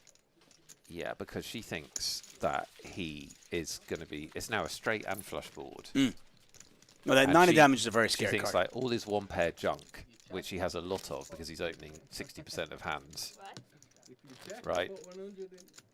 I don't think so. There's no way for Viv to know there that he's as strong as he is. No, obviously. But Viv is now up to nearly 500,000 chips. She's got 450,000 chips. Go Vivi. Go, Vivi, go. Team Vivi. Lucia, by the way, our other ambassador, still in the tournament. Do we have any Vivi fans in chat? I'm wondering because they're so quiet. Are Maybe there not. any? Maybe the only Vivi fans are the commentators. I'm No. worried. Really? Okay, let us know. Let us know if you love Vivi, how much you love her on a scale of 1 to 100. Okay? Do you do this with your kids? Yes, yes. How much do you love mommy and how much do you love daddy? On a scale of Who 1 do to you love 100. more? Yeah. Yes. Champagne Poker says 88. 88 out of 100. Catching Fire says, oh my god, I am such a simp for Vivi. Nice. Hamelian says Vivi. Cindy Bear, go Vivi. Boxwaxer, I follow her IG account if that counts. Yeah, it counts. Like Ricky loves Vivi. Laub says 65 out of 100. 65. That is harsh. 60 could be high. I Really? mean, 100 could be like his kid, his wife. Yeah, maybe Lou gives very non-generously. Parabellum, or PLO Bellum as we call him, is 101. Player Quiller, cheers for all the time. Excellent. This is the first time, I think, in my time at 888, which is quite a few years now, that I've actually watched Vivi on the feature stream and she's run up a stack. Wow. What? You had to say it. No, I haven't. I've said it all day. I said at the start of the day, she never runs up a stack. Oh. Don't know what Hawkins has. Probably a 7.5 though. No, we've got a lot of Viv love in the chat. Good. She's just genuinely one of the sweetest people I know. Yeah, she's awesome. Yeah, she's a good person. A good egg, as I say. Nick Rothwell, David Tuckman here, 888 Live, Barcelona. We are watching Viv at the feature table. Our other ambassador still in there is Lucia. The men have all failed. So let's put yourself in Morgo's seat. What's Hawkins got? Because we don't know his whole cards. He's just led the turn for 29k. I just fold. I don't think he bluffs in these spots. Right, so I think he has it, right? And you just fold the ace-king. He has something. But it's very hard to distinguish how strong his something is. And maybe he does bluff in these spots. We'll find out. Well, I mean, you could have argued if you think he only has one pair, you actually had some outs there. 4 would have given you a straight. An ace or a king give you the best hand. Another question is, are you going to now bluff at it? Can you get like a 5 to fold? You don't block spades. Yeah, I mean, Hawkins definitely can have spades, obviously. Do you bluff here? If you think he has a 5, do you bluff? Oh, yeah. Well, I mean, I think that's the hand he probably most likely has, is a 5. I don't think he's that much of a station, Hawkins, but he does. He's very. I think he really plays on feelings. I think he really plays on like, how do I feel about this spot? He almost folded last hand. There's a 5. Show us. Show us. Show us. Sixes, same difference. Yeah, yeah. So, like, this is my read now. We'll adjust it as we go. I think he's incredibly splashy pre-flop. I think he's much more ABC than you'd initially think post-flop. I don't think we've seen him make really big bluffs. I think a lot of really good players are like that, actually. They give off the impression they're a lot more action than they are by being a lot of action pre-flop. What is it that, you always have students say? You always have students say, the one time I paid him off, he had it. He's playing 80% of hands, and the one time I paid him off, no. The one time all the chips went in, he had it. Right. Just because somebody's going 2x, 2x, 2x, 2x every single hand, and then calling your 3-bet, doesn't mean when he puts 25x in that they're bluffing then. No, when they put 25x in, they have it. They have it, exactly. Yeah, you got to be so careful of that kind of player. And our read of that spot was like he probably had the best hand. I thought a 5, obviously 5 and 6 is the same difference. If you think your opponent's got something like that, you probably need to bluff the river, don't you? As long as you don't think they're the kind that doesn't fold. I actually think Hawkins does fold, but like I don't think he's like a station fish or anything like that. Yeah. I think he is capable of laying down hands. Even the players who how we like to say, oh, that guy never bluffs. everybody bluffs once in a while. The same thing, like the guys who like, oh, Yeah, that guy's yeah. he's a station, he doesn't fold. I Even don't think- those players do fold sometimes. I don't think Hawkins is a station. No. He thought about folding. He thought about folding kings Yeah, he did. to 25,000. Free roll hype. 10 minutes away, everybody. Yeah, know what I'm get in. You want to play this one. It's going to be fun. Plus 20 seats up for grabs. Way better, I think, better than our usual free roll. Even though, as David said, our usual free roll obviously is completely free and you get cash, generous, fun. But you got to come in the top spots in the free roll to get a really nice result. In this one, you just got to come top 20. Everyone gets the same prize, and it's a really awesome prize. Yeah, you get into our XL Spring Series main event where you could win. You literally could win 6 figures. We have a $100,000 bounty in that. Huge It's event. a $1 million guaranteed main event. We'll be streaming the final table here on our Twitch channel. Those of you who are watching on YouTube, we welcome you as well. Yeah, the other thing I'm excited about is I believe, I don't know 100%, but I believe that our stream's going to go on long enough tonight to see the winners. Nice. That'll be fun.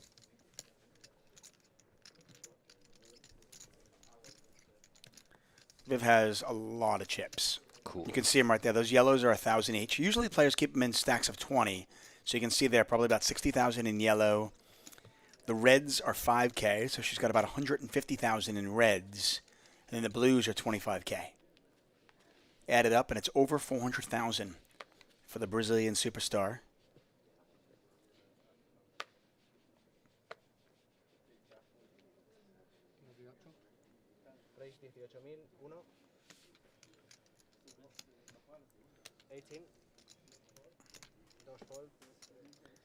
We had this gentleman on day one, did we not? Yes, we did. Welcome back, Monsieur Barani. Yeah, I recognize the Swiss hat. He also plays a lot of hands. Yeah. This is a really loosey-goosey feature table.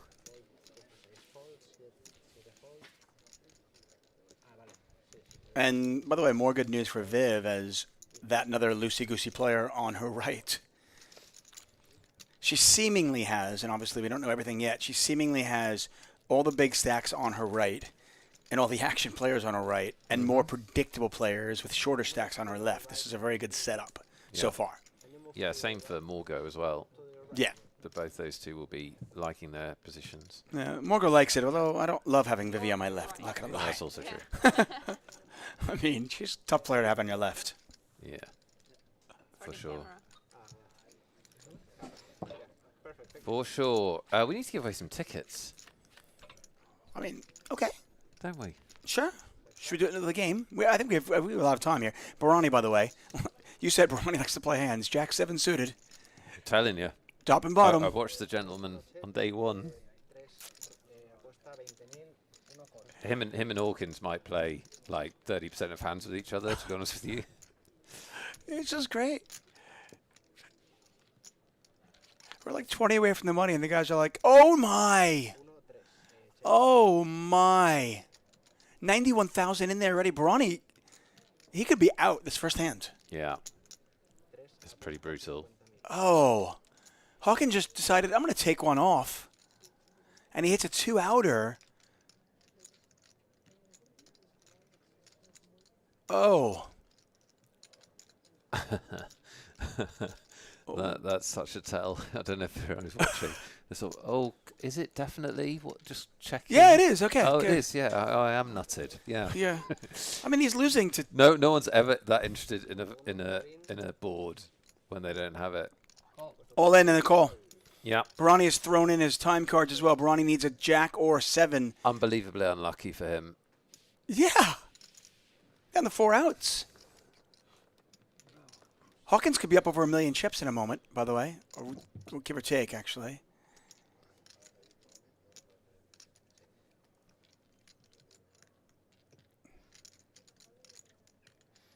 Huge pot, 4 outs. That's not one of them. No, 10 of hearts on the river, and Barani. We saw him a lot on day one, and well, we certainly expected him to play a lot of hands today, and I think he would have had he not taken that really bad beat. What a cooler. 2 pair flopped, turned a set for Hawkins, and Barani He's out about 20 away from the money. When he's got over the disappointment and he's writing his reflections in his journal tonight, he needs to write, for God's sake, stop playing Jack 7 suited. This isn't the first time, but it needs to be the last. Jack 7 suited, there's no future in it.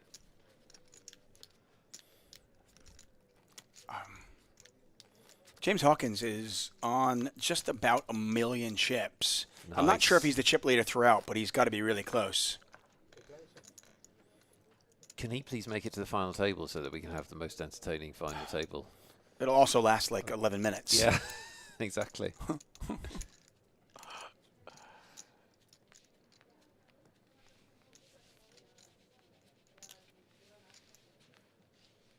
You go with that free roll hype, New Frost Mage. 4 minutes if you're not in it already. 888 Day 2 is your password. 20 seats, 20 satellite seats will be awarded in that free roll. And yesterday we crushed it. Let's do it again today. To your point, by the way, once again, the chips go in, and he's got the goods. Yeah.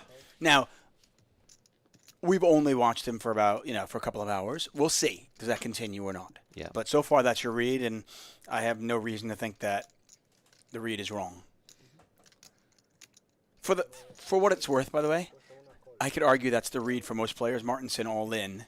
Yeah, there aren't very many players that make big bluffs. Right. For most players, when the chips go in, they just have it. There are not many big bluffs in No Limit Hold'em.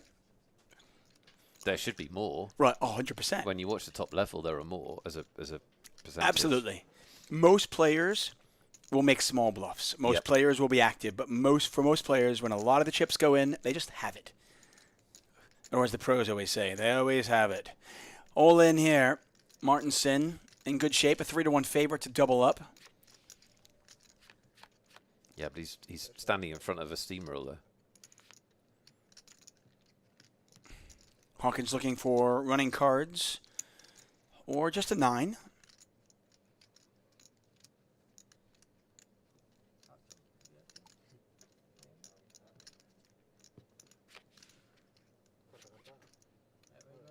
That'll do. Like I said, he's standing in front of a steamroller. This will bring Hawkins up to 1.1 million if it holds. Martinson looking for queen or jack, by the way. 10, not going to help. I knew he was dead as soon as the hands were opened. Absolutely no shot. Unlucky Martinson, but it's James Hawkins' day at the moment. Look at him. He's just like, is poker always this easy? Yeah. Because this is fun. Here, yeah. The table is even heavier to decide. Start to lift here. We are just 16 away from the money, and James Hawkins very well might be the chip leader throughout. We don't have that in front of us, but because that's a fluid situation. But he has 1.1 million chips. Average stack right now is probably about 220,000. Yeah, that is strong. He's 183 big blinds. Yeah, that's crazy. Good for him. Having fun. Yeah, he could double up anybody at the table and still be second in chips.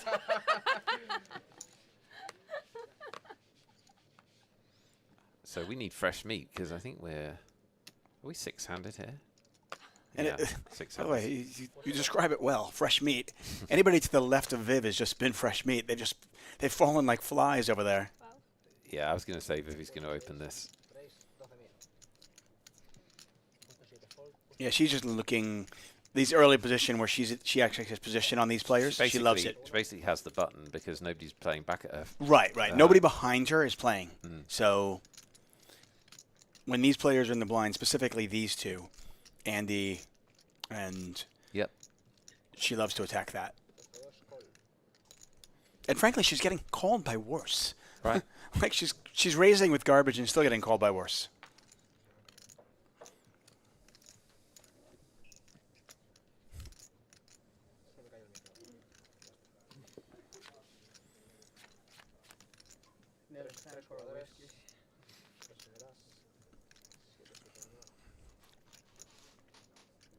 Check, bet, fold. Check, bet, fold. Yeah. Probably. I mean, on these paired boards, I love to be aggressive on these paired boards simply because just less likely your opponent's hit anything. mean, it's less likely I've hit anything either, but I'm the one who's going to have a pair in my hand more often than they are. Like I've got 9s here, I've got 10s here. She checks it back. I think betting there is a lot. I like betting there a lot better, but hey. I just like to give my opponents a chance to fold.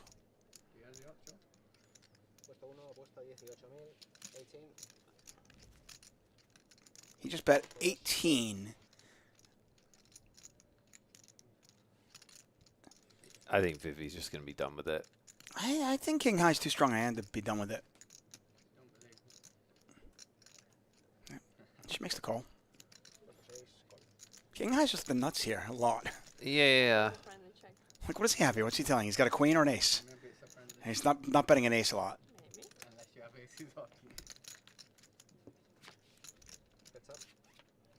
And I think to your point from earlier on, I don't think he bluffs a lot. See, there you go. Yeah. I think she knows I can call one time and then win it. Yeah. She's a player. Yeah, and she's playing really, really well. Like really well. Like I don't think she's made. I'm trying to think. I don't think she's made a single bad decision today. More in this line. No, she checks back the King High to then call one straight. Yeah. Knowing her opponent's only going to probably fire one bullet. Yeah, and I was thinking I'd have bet it, but I think the way she played it is cool. She made more than I would have. I would have bet it and the hand would have been over. Yeah, same.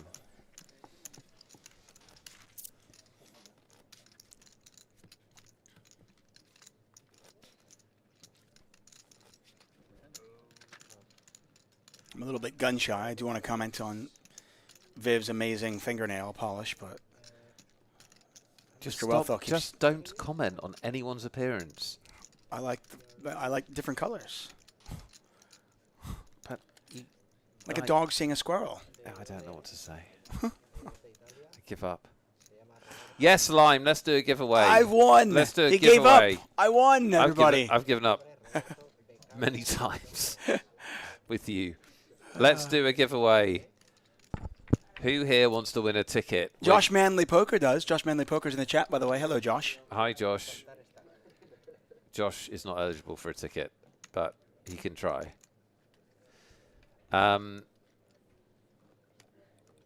What is up, Josh? We're just watching Vivian slowly suck up everybody's chips. Well, Vivian and James Hawkins, between them, slowly building big stacks. We've got 15 to the money.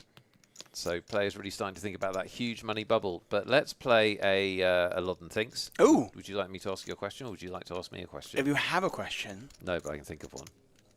You can think of one. Yeah, go ahead. It's going to be Casino Barcelona related, because I can't think of anything else. Okay.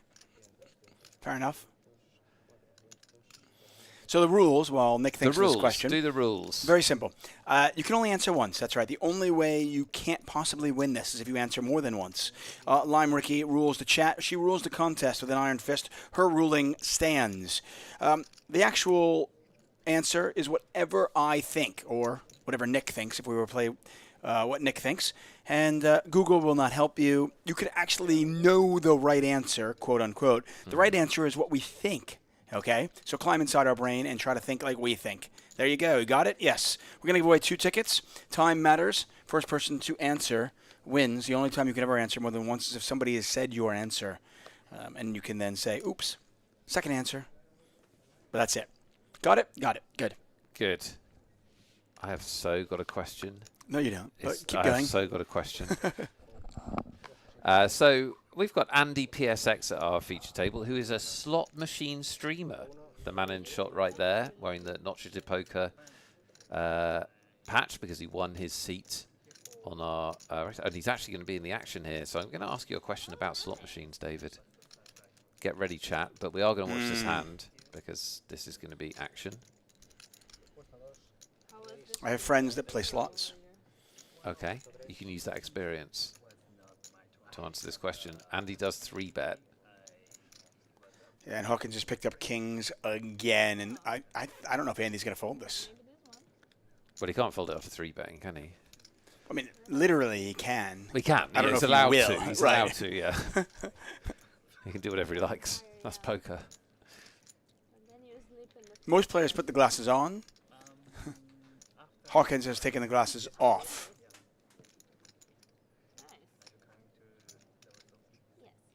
And he says, if you would like to play, it'll be for...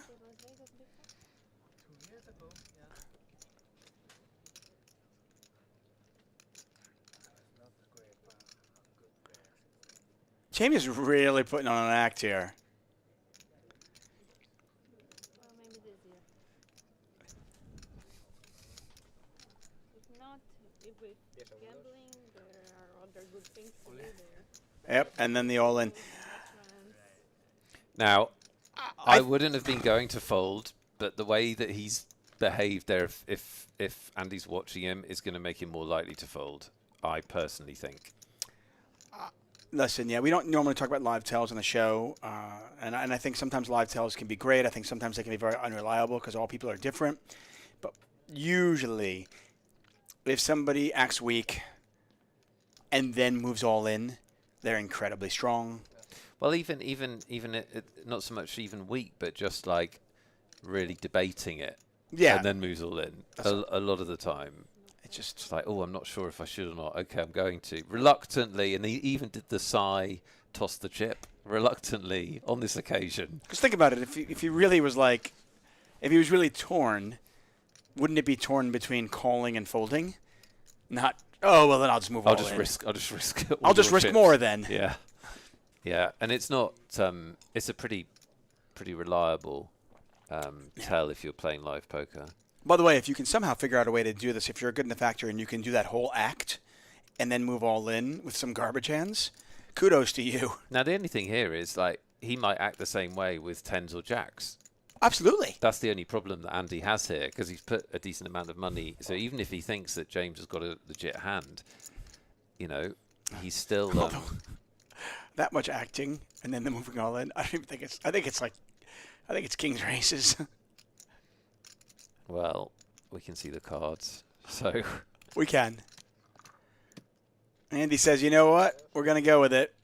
Well, it's not even that much of a mathematical mistake against Kings. I didn't do the maths to how much was in there, but it's really tough to fold after you 3-bet with that size stack. Oh, yeah, I mean, I think from a mathematical perspective, you could say it's really close. Now, we're close enough to the money that you could argue it's probably a fold, but... Yeah, but don't 3-bet then. That's the different thing. Don't 3-bet the chip. Don't 3-bet the chip later. Just call. Yeah. Especially somebody that you've probably got a decent read on how he's playing. I think it's fine to just call and play a small pot. Because you're right, the money context is real, isn't it? Yeah. We don't want to see Andy PSX go. He has a very successful Twitch stream where you can watch him playing slots and having fun, but he's in trouble here. Yeah. 2 more jacks. Or an ace. Now just an ace. All 3 of them are alive. He'll be happy with the ace of hearts, ace of diamonds, or the ace of clubs. Otherwise, Andy will be slotting away. Wow. James Hawkins is on the tear of his life. He's up to 1.36 million chips, David. He might end this tournament today. Yeah, and you were worried we'd be here till Wednesday. Can he do that? Can he just knock everybody out today? Because he's certainly giving it a good go. We would probably stop at 9. I think, yeah, he's doing the sniper, actually. He's knocked out 4 players in less than half an hour. Yeah, he is he is what we call en fuego. Yes, he really is. I believe that's Spanish, too. So, appropriate, considering we're in Barcelona. Yes, it is all going Mr. Hawkins' way, as he is up to over 1.3 million chips. He is our. I'm just going to say it. He's our chip leader in the tournament. I think it's incredibly likely that that's true. Wow, unreal. Let's give away tickets. So let's give away tickets. The question: you're going to figure out what David. I feel like you jinxed him. I did.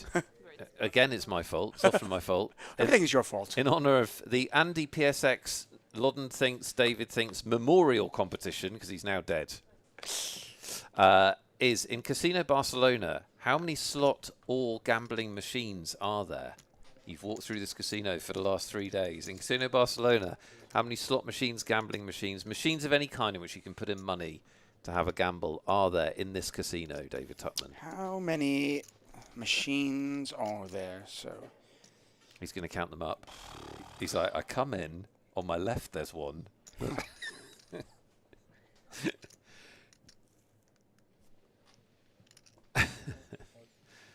So obviously this is an advantage you've been to Casino Barcelona, because you know that David's basing it on his experience of walking through. Right, and one guest per player. And I've been here like 7 times now. I mean, like, this is my 3rd day this trip, but I've now been here like a bunch. Vivi's got ace jack. New player at the table. Yeah. That she won't have a read on. Has got queens in the small blind. Again, it's a lot of its position. I mean, her raising under the gun, him raising and under the gun open.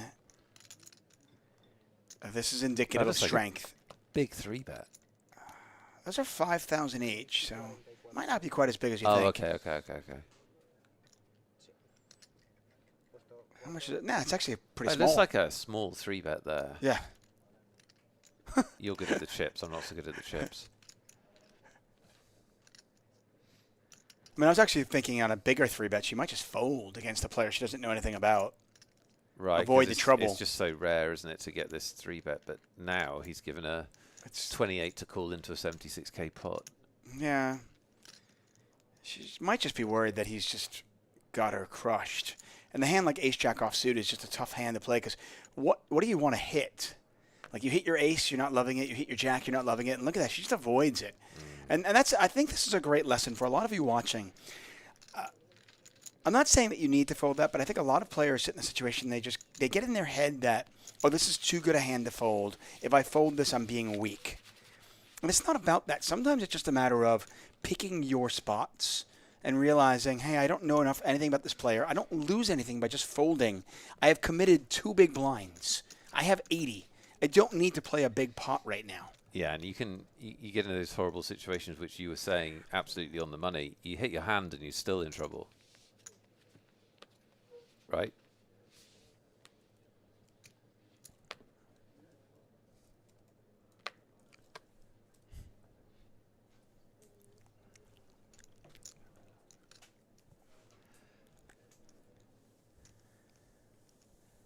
Yeah, I think it is an interesting spot, and because like, how often do you get 3-bet? Like, we've been watching this tournament for 3 days. How often are you getting 3-bet when you've opened an early position out of the big blinds in this tournament?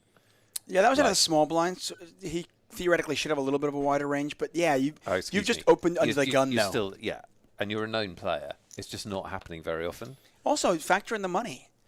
Does another player want to play a big pot this close to the money? We're probably about 10, 11 players off the money, something like that. There's a bunch of factors in there.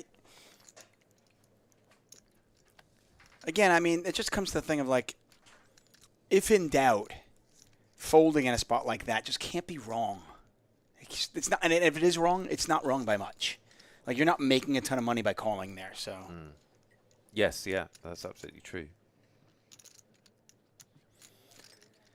We've got a raise from Tane. Tane is the gentleman right there on Viv's left wearing the glasses. First time we've seen him play. Yeah. And, wow. This could be trouble for Vivi. Well, it's a little bit of something for everybody. Bakari on the button's got a gut shot. Hawkins has top pair. Tane's got a flush draw. Vivi's got a smaller flush draw, but she's got a gut shot as well. She can hit a 5. Yeah, but...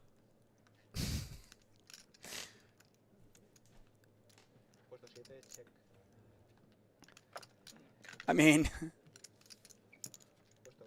new player in seat number 2. Hawkins looks over and goes, good, fresh meat. So Hawkins bets 31,000. Looks like Bakari is going to make the call. Does Viv ever raise here? And does that get Tane to fold? I mean, Viv's got a gut shot with the flush draw. No reason for her to think that her flush draw is not good. Yeah. I mean, we can see she's in bad shape, but she doesn't know that. I don't think she's going to raise just because of the players that are in the pot. She makes the call. And now what does Tane do? Does Tane ever just go, you know what, all of it? I mean, there's 170,000 in the pot. I think he absolutely should shove here. And I don't think it's a difficult decision either. All right. He puts everything but 1,000. Yeah, he absolutely should. This is absolutely the right thing to do. He goes everything but 1,000. Don't you think this is actually quite an easy shove? Yeah, with all that dead money in there, for sure. Huge dead money. He can't, huge dead money. And also, he's got Hawkins who's playing, like, all of his hands is the first better. Like, the other two he can't be super worried about because how strong are they? They just flatted, right? Yeah. And so I think it's a pretty easy shot. You're only worried about the first better, and Hawkins could have anything. Now, it turns out Hawkins actually has top pair. And on a wet board like this, I just can't see Hawkins folding. Now, Tane's going to be in pretty good shape against Hawkins after he does make the call, I imagine. What does Vivi do if he calls? Fold. It's a fold because you could be up against the bigger flush draw. Yeah. I was just asking, what does she do? Yeah. Wow. Okay, so now what does Vivi do? Now it's a different story. Yeah. Because now Viv's getting a decent price and she can she make has the to call. call. Right. Yeah, and he's got the one hand she doesn't want him to have. Well, although her 7s and 6s are live now. 7, 6 alive. 7, 6, and 5 for Vivian Saliba to knock out Tane. He would be very unlucky, of course. We're rooting for Vivi, but this would be a pretty unlucky spot for She's Tane got to go 27% equity. She was getting a great price.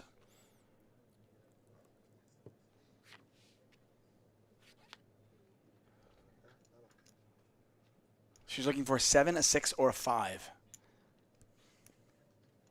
5 of clubs, no good. Like a pro, she's already got the payout.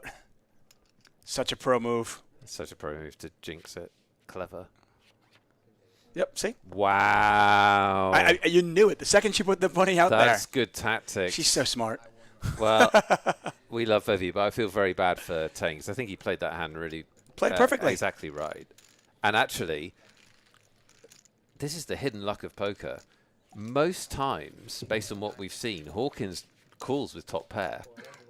And then he wins. And then he wins because Vivi goes out. Yeah, I don't think she overcalls. Despite the fact that she was getting a better price. No, I agree. think at that point she's then worried that somebody's got a bigger flush draw. Yeah. The thing is, when she's up against Tane, she looks at it and goes, I can't be in bad shape. He either has a flush draw, and then I'm drawing live to a 5, a 6, or 7, or he has a big hand, like an overpair, and I'm drawing live to a 5 or clubs. Because I had 7 high flush. Yeah, and I think that's what she's saying. Tane, by the way, was never... Tane was losing no matter what. Yeah. Whether Hawkins made the call or Vivi, unfortunately. Yeah, but he yeah, was, Tane but played it perfectly. He did nothing wrong. He played it perfectly, and No Limit Hold'em is a funny game, isn't it? Funny game. But she is on fire. But like Hawkins mucked top pair, which I don't think he's done once. Yeah, I think, like you said, he's a field player. He's a total field player. Yeah. And I think, maybe he's worried about the players behind him that just smooth called. I don't know. I think I was like you, though. The players that smooth called behind him, hard for them to be really, really strong. Yeah. So you're only worried about the first player. And you've got top pair with a good kicker. So on what is a pretty wet board. I think I'm calling with the King 8. I was surprised that he folded. But Hawkins folds and, Viv picks it up. And that's a big pot for Viv now. Look at this. I want to say she's probably got about 700,000 chips. Like, she is certainly top 10 right now in chips. Cool. Let's go, Vivi. Let's go tickets, because David Tuckman, I asked you, what do you think the number of gambling machines in Casino Barcelona is? Yeah, and I don't think I know. I've counted them. I've played on all of them except 2. Of course. Right, because I love Casino Barcelona. Yeah. I've missed Thorough research. Yeah. And there are... I played on 67. Okay. And I know there's 2 machines that I wasn't really fond of. Yeah. So I avoided those 2 machines. Yeah. So there are 69. Nice. Yeah, 69 machines in Casino Barcelona. It's 2 wonderful floors. You've got the poker tables, you've got some roulette, and then you've got some, you've got a restaurant, but I know exactly where the tables are. There are 69 machines. If you were close to 69 as your guess, you might have won a satellite ticket. Get excited. Factually speaking, though, there are only 2 winners, and those players are Cash for King, who said 66 and wins a ticket, and Mora's Conver. Yep. That's exactly how you say it. Morskvm. Morskvm. And by the way, my Nick thinks was going to be, how do you say? Morskvm. Yeah, and you got it right. You're our 2 winners. Congratulations. Morskvm, if you could type out how you say your name phonetically, that'd be really helpful. But very well played. If you didn't win, don't worry. We've got at least 6 more tickets. All you need to do is believe in yourself. That's true. Just believe in yourself. We established this earlier. Yeah. More self-belief. If you haven't won a ticket yet, it's because you don't believe enough. But I think it's a good call. Taking a look here, blinds are 4,000, 8,000, and then 8,000 big blind ante. I believe they're balancing the tables out right now, which is why the pause. Take a look at this leaderboard. Hawkins on 1.3 million. Viv Saliba, 750,000 chips. Hello. What a pro move to put those chips in front of her. Just, here's the payout. Oh, wow. Lucky me. She wasn't all in, so she couldn't put her coat on. So she did the equivalent. Of course. Yep. Very strong. Congratulations, Cash for King and Morskvim. If you've won a ticket, make sure you pay attention to your whispers so Lime Ricky, our amazing moderator, can get you your ticket. And don't fret, we've got 6 more tickets. By the way, free roll has begun. Free roll has begun. That's right. Registration's still open. If you have not registered yet, what are you doing? Get in there now. We're giving away 20 satellite tickets to possibly win your way into the $1 million XL Spring Series main event. That main event has a $100,000 bounty in there. Hawkins has picked up jacks. Maison, the new player at the table, on Hawkins' left, has no idea what he's gotten himself into. No. He's excited to be playing the feature table. He doesn't know that there are threshing machines involved. So blinds 4-8. Hawkins goes 2.5x, 2.5 times the big blind. Morgo, by the way, came to this table as our chip leader. Remember, he had 616,000. That's back when that was a lot of money. Back in 1988.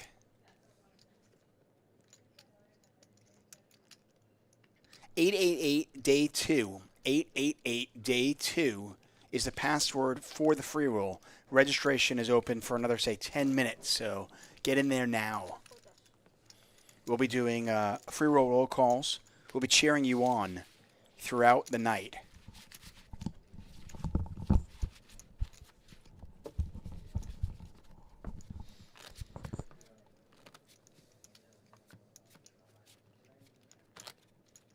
By the way, I'm kind of shocked. I'm shocked and a little disappointed. Tell me, our chat knows me, right? They know that I'm essentially a 12-year-old boy, Sure. right? How does nobody guess 69? Well, somebody did. What? Yes. We've got a recount. I mean, it's not a recount, not counting anything. But we made a mistake with our ticket awards, and so... Morskvim's not going to get one, though? No? We're going to take the tickets off both Cash for King and Morscombe. They no longer have tickets. Sad but true. No, that's a joke. They keep their tickets. Ha-ha! But we missed Fabregas saying 69, probably because Lime is so pure that she didn't see, do you know what I mean? That childish a guess. And also forgot what you were like. And so deleted it from her mind. But Fabregas, you also get a ticket. Well done. And not only that, but you really know David Tuckman. Yeah. I mean, you really do know what David Tuckman thinks. In fairness, I was going to say 68, and then I was like, well, that's not as fun as 69, so I'll go that one. Josh Manley Poker. Yes, I agree. Hey, give Josh Manley a little bit of love, Buzz. And by the way, if you do not follow Josh on Twitch, you should. He is part of our stream team. He is part of the Fine Nine. Some say he is the finest. Their rankings or their rankings? Yeah. I mean, Josh says, Nicky, you gutted Arsenal didn't win the league. I'm not gutted. I'm a Liverpool fan. I was going to say, you're not an Arsenal fan. I would have Did Arsenal finish in second? Yes, I would have preferred Arsenal to win it to the Chiefs, yes. I'm kind of glad Arsenal lost. Why? Well, my ex-girlfriend when I lived in the UK, when I lived in London, her and her dad were die-hard Arsenal fans. And she's a bitch. And you're bitter. Is that the situation? Basically, yeah. Oh, wow. I'm over it, though. No, seriously. Yeah, you sound healthy. You sound healthy about that. Screw her and her team. Yeah. I quite like Arsenal. I've got no problem with Arsenal. I live in North London, play five-a-side with a lot of Arsenal people, so they're all right by me. That's right. I mean, I lived in Highgate area and Crouch End, and my girlfriend at the time was a diehard Arsenal fan.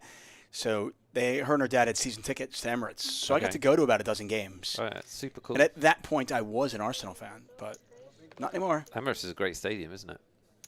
Honestly, not. I thought it was kind of quiet. Oh, was it? Oh, Yeah, I it's can't. just like- Well, I'm not responsible for their crowd. I just think it's a cool stadium. But yeah, as far as football stadiums go, pitch and everything, it's beautiful. Yes, Fabregas, sad for Klopp. End of an era for Liverpool. And a little bit for the league, I guess. He's been a big presence in the league. But Look at that. 3 tickets given away based on the number of machines here in Casino Barcelona. David Tuckman's played them all. No, all but 2. But 2. Is it the Plinko one where you have the, like, you pick up the toys? No, I saw that one I saw like. you playing that last night. Yeah, that one I like. actually. There's one machine that there's this woman who she's always on it. Oh, really? She won't Can't get get off. on it, yeah. Yeah. That's a problem. Bit of a cooler here. Top pair versus bottom pair. So we should point out, if our player count is right, we're very close to the money. Yes. We have no reason to think that it's not right. Well, it's not like a digital record. There's some manual Right. error potential. But I'll put it this way, if it's wrong, it's wrong like it's too high. Yeah. Yeah, exactly. Yeah, it's pretty close. So for those of you who weren't with us earlier, we're paying 60 players. So we are very close to the money here in Barcelona. And it's a huge bubble, isn't it, David? It's a big one. Big one. Really is, yeah. I mean, nearly 3 times the buy-in for a min cash. Things should slow down now until we get there. And if you have a lot of chips, you really should be putting, your foot to the pedal. By the way, I am not slowing down here, and I like the fact that Morgo's going to bet. Hawkins has shown a propensity to call down light, but also not bluff much. So you're always thinking, how do I get value? And I don't want to let Hawkins realize his equity for free. I want to force him. So he's 11% equity in this spot. You can see in the bottom left corner. I don't want to give him that. I want to make him pay for it. Now, there are some players that like to bluff a lot that maybe you check this back and you let them bluff the river. But Hawkins hasn't really shown to be that person. He's more likely to have like an 8 or a bad queen or a deuce.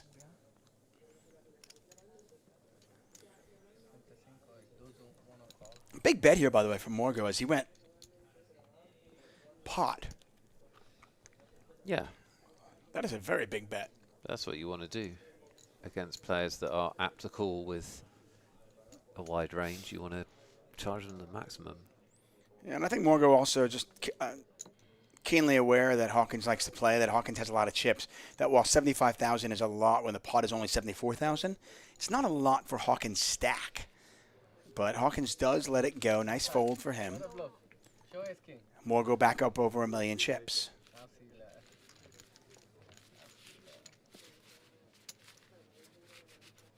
You had a flush draw? No. Zilda Ramos says, why is the free roll still running during the break? One pair, not the queen. Why not?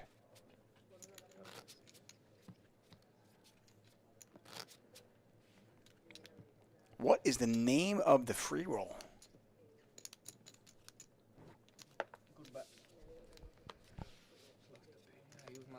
What is the name of the free roll?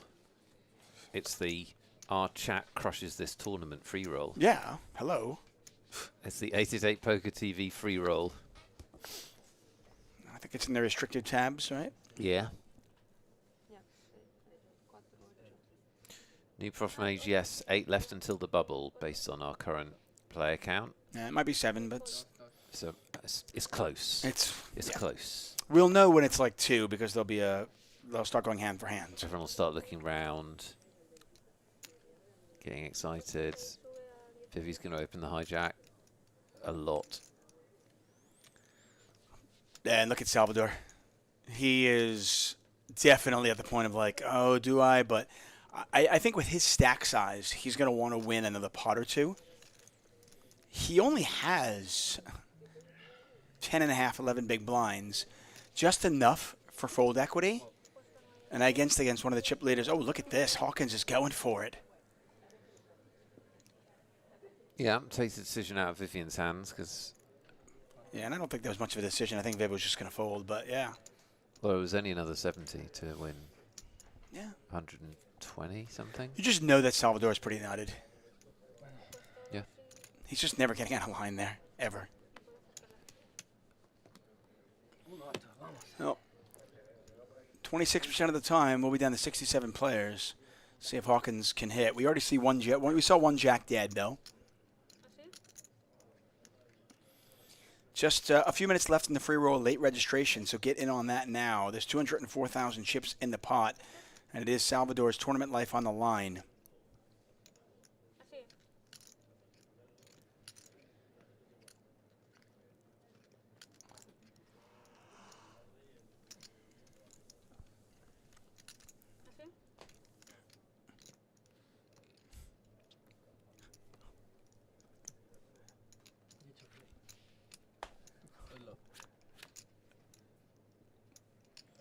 Oh.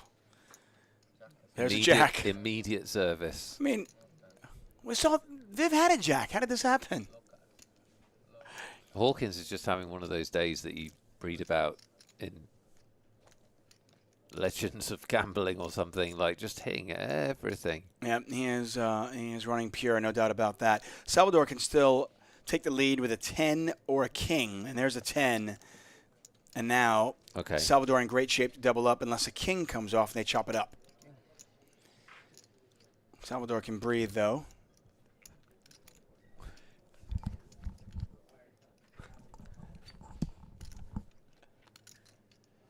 Full double up for Salvador. He's back up to 204,000. He can certainly breathe now. Yeah. And he's now at the point where he can actually fold to the money if he wanted to. Hawkins still very healthy on 1.2 million. Hello to everybody in the chat. X Silva, Dire Straits, Jamie Pugh. Welcome. Thanks for spending your Sunday with us.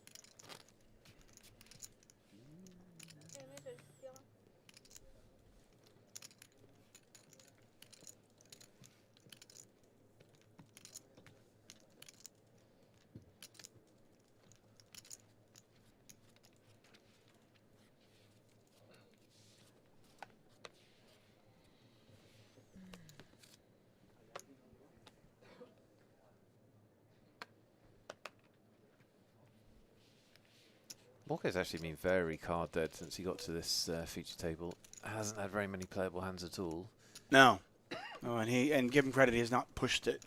He's kind of picking his spots. He's like, okay. Yeah. Cards will come eventually. Herrera is relatively new to the table, and as you can see, short stack, but the money bubble is upon us. You know, we are just 8 away from the money, and again, that money bubble is significant. 2,350 euros for everybody who cashes. 75,000 up top. Hawkins on the button with the 6-9. Nice. He's going to limp. Open limp on the button. So that's a creative strategy. It's not, I mean, when you're this close to the money, you've got the chip lead, you're on the button, you're opening. You'd think a raise would be in store there, but he's kind of mixing it up a little bit. Mr. House and the small blind. Maison. Ooh.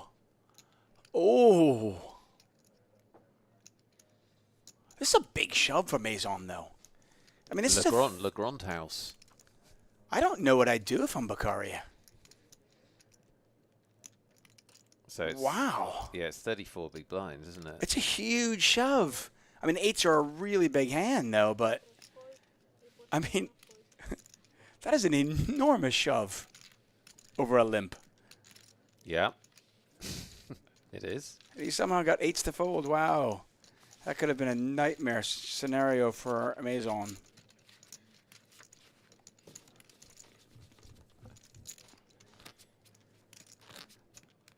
Maison putting the house on 5, says Dire Straight. Yes. Well done. Well played. Yeah, a lot of really good players have Here been for puns. shoving bigger stacks than, you know, what was like normally the thing to do just a few years ago. But this close to the money, I'm not sure if I'm moving all in with 34 there. Yeah. Certainly a bit of gamble. Well, I always kind of look at the risk reward. I'm like, okay, so the times that I lose, I'm out. And the times that I don't get called, I add 6% to my stack.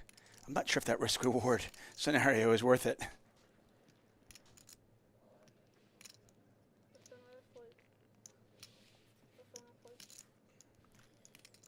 Nick Wealthall, David Tuckman here for 888 Poker. I want to thank you for joining us and for all your support. We're here in Barcelona. When I say we're here, we're actually here. Live. Yeah. Sometimes Nick's in Malta or the UK, I'm in California, and we just say we're here. But no, we're actually in Barcelona.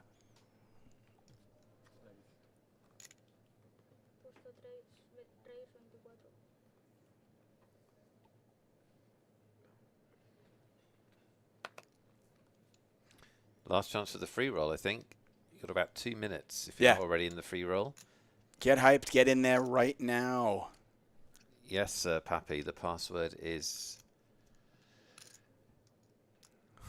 888 day 2, as is on in chat right now. 888 day 2 gets you in there. There are 20 seats up for grabs. You just need to finish in the top 20, and you get a $33 seat to the $1 million guaranteed XL Series Spring Edition main event. Yeah, have a good time. Get involved. Play the free roll. Our chatters have done a great job the last couple of nights. First night, we had at least one person get a ticket. Last night, we had 2 people get tickets. Who will win a ticket tonight? Good news is we'll be streaming for long enough to probably see the free roll to the end. Morgo, very happy with his king. Blind on blind.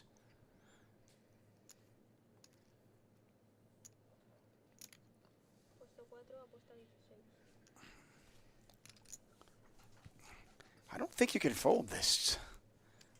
I mean, you can if you know what your opponent has, but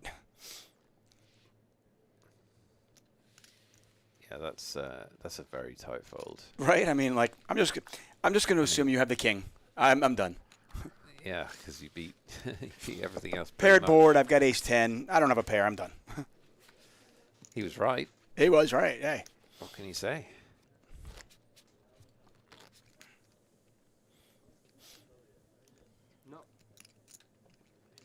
If you're new to poker, and I know we have a couple of people in the chat that are always new, one of the toughest things about poker is kind of figuring out what decision is right, because oftentimes the result doesn't go in line with what decision is. You can make the right decision and get it wrong. And I know that might sound really weird because you're thinking, no, what do you mean? The results are all that matters. What do you mean? What are you talking about? What are you talking about, Tuckman? You sound crazy. I'm crazy. Never mind. No, poker's just a very difficult game because it is a game of incomplete information. So we're constantly making decisions based on that. And sometimes we can make the right decision and the result doesn't work out for us. And then oftentimes, if you're new to poker, or even if you're not new, you end up starting to question those decisions because the results aren't working out. And in that spot right there, like I'd argue that folding ace-10, check folding ace-10 is probably not the right play. But worked out really well for him there. So Yeah. Hawkins has picked up ace-king. Jamie Pugh says, poker is brutal, David, for sure. It just makes it's hard because it messes with our brains. Human brains are so flawed. And it just creates a conundrum for us to kind of figure it out, right?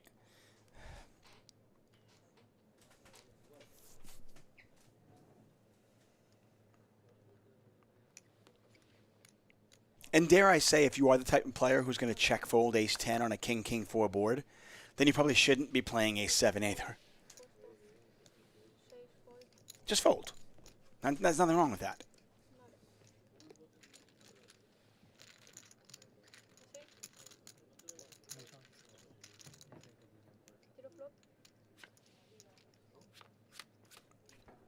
$68,000 in the pot. There's a king and there's a 7.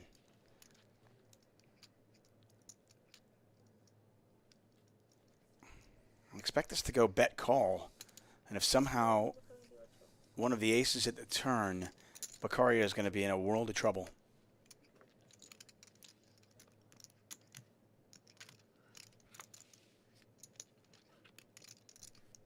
That is not an ace. Yeah, and probably the point at which he'll give up. Yeah, it's a pretty scary scary board for ace-7, right? Yes, very scary board, and also just, you know, almost impossible for Hawkins not to have connected with it better than you have. But still, you know, might as well put 50 grand in there. We know nothing. We know nothing. So I do think... I mean, was Beccaria setting up a bluff? No, Spade came. No, I think we've just seen some examples of Hawkins' image working for him. Yeah. We've seen a few examples like this now where players are just playing, not quite adjusting to exactly how he's playing. No, he's going to bluff. I take it all back. Everything I said, delete it. Can we delete that from the VODs? Can we edit it? Wow, he is turning his 7 into a bluff. With He's got the ace of spades. Obviously. I think I'd like a little bit larger sizing, but Yeah. Hawkins makes the call. Wow. So Hawkins up to 1.5 million, Beccaria now down to 225,000. I like the instinct to turn your hand into a bluff. If you find yourself at the river, I'm probably not in there at all, but if you find yourself at the river, I have no problem bluffing. The ace of spades, really good bluff card. Yeah. I think you probably need to bluff more. 125,000 is not going to get the job done. Yeah, and I sort of think that kind of flush on the river bluff is the bluff that works the worst, I think.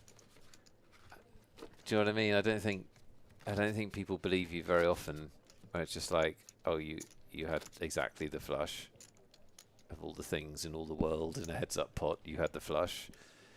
But, you know, we're results-orientated. We can see the cards, obviously.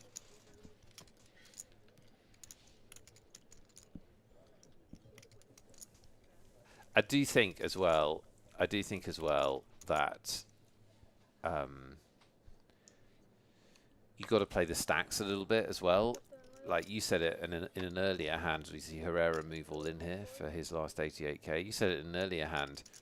Ultimately, the size of bets that these players are making have a very different meaning for them than they do for Hawkins. Yeah. Like, that is a trivial call for him. It's not even 10% of his stack, that call. And that's the big part of it. Even though it might be a decent bet for the size of the pot, you've got to look at the thing and go, if he has a decent hand, can he just flick it in and not be bothered by it whatsoever? You got no leverage. You got no leverage. You're not getting him to fold. Well, Morgo's in trouble here. I mean, this is an under 10 big blind shove. I think ace queen's in trouble. Right. Good point. Morgo's not in trouble at all. My bad. Yeah, Herrera all in for 88,000. Yep, there's the call. Viv's got 4s. She'll get out of the way, I think.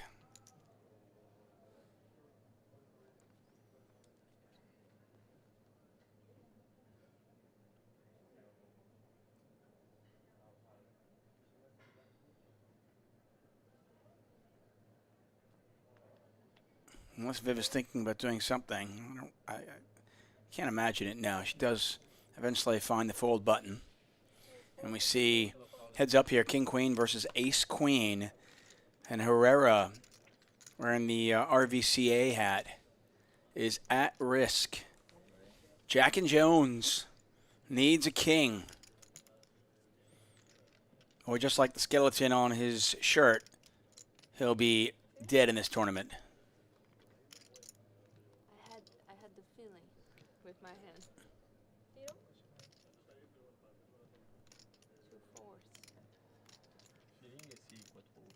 Yeah, there will be a 4, yeah. Or it would hold.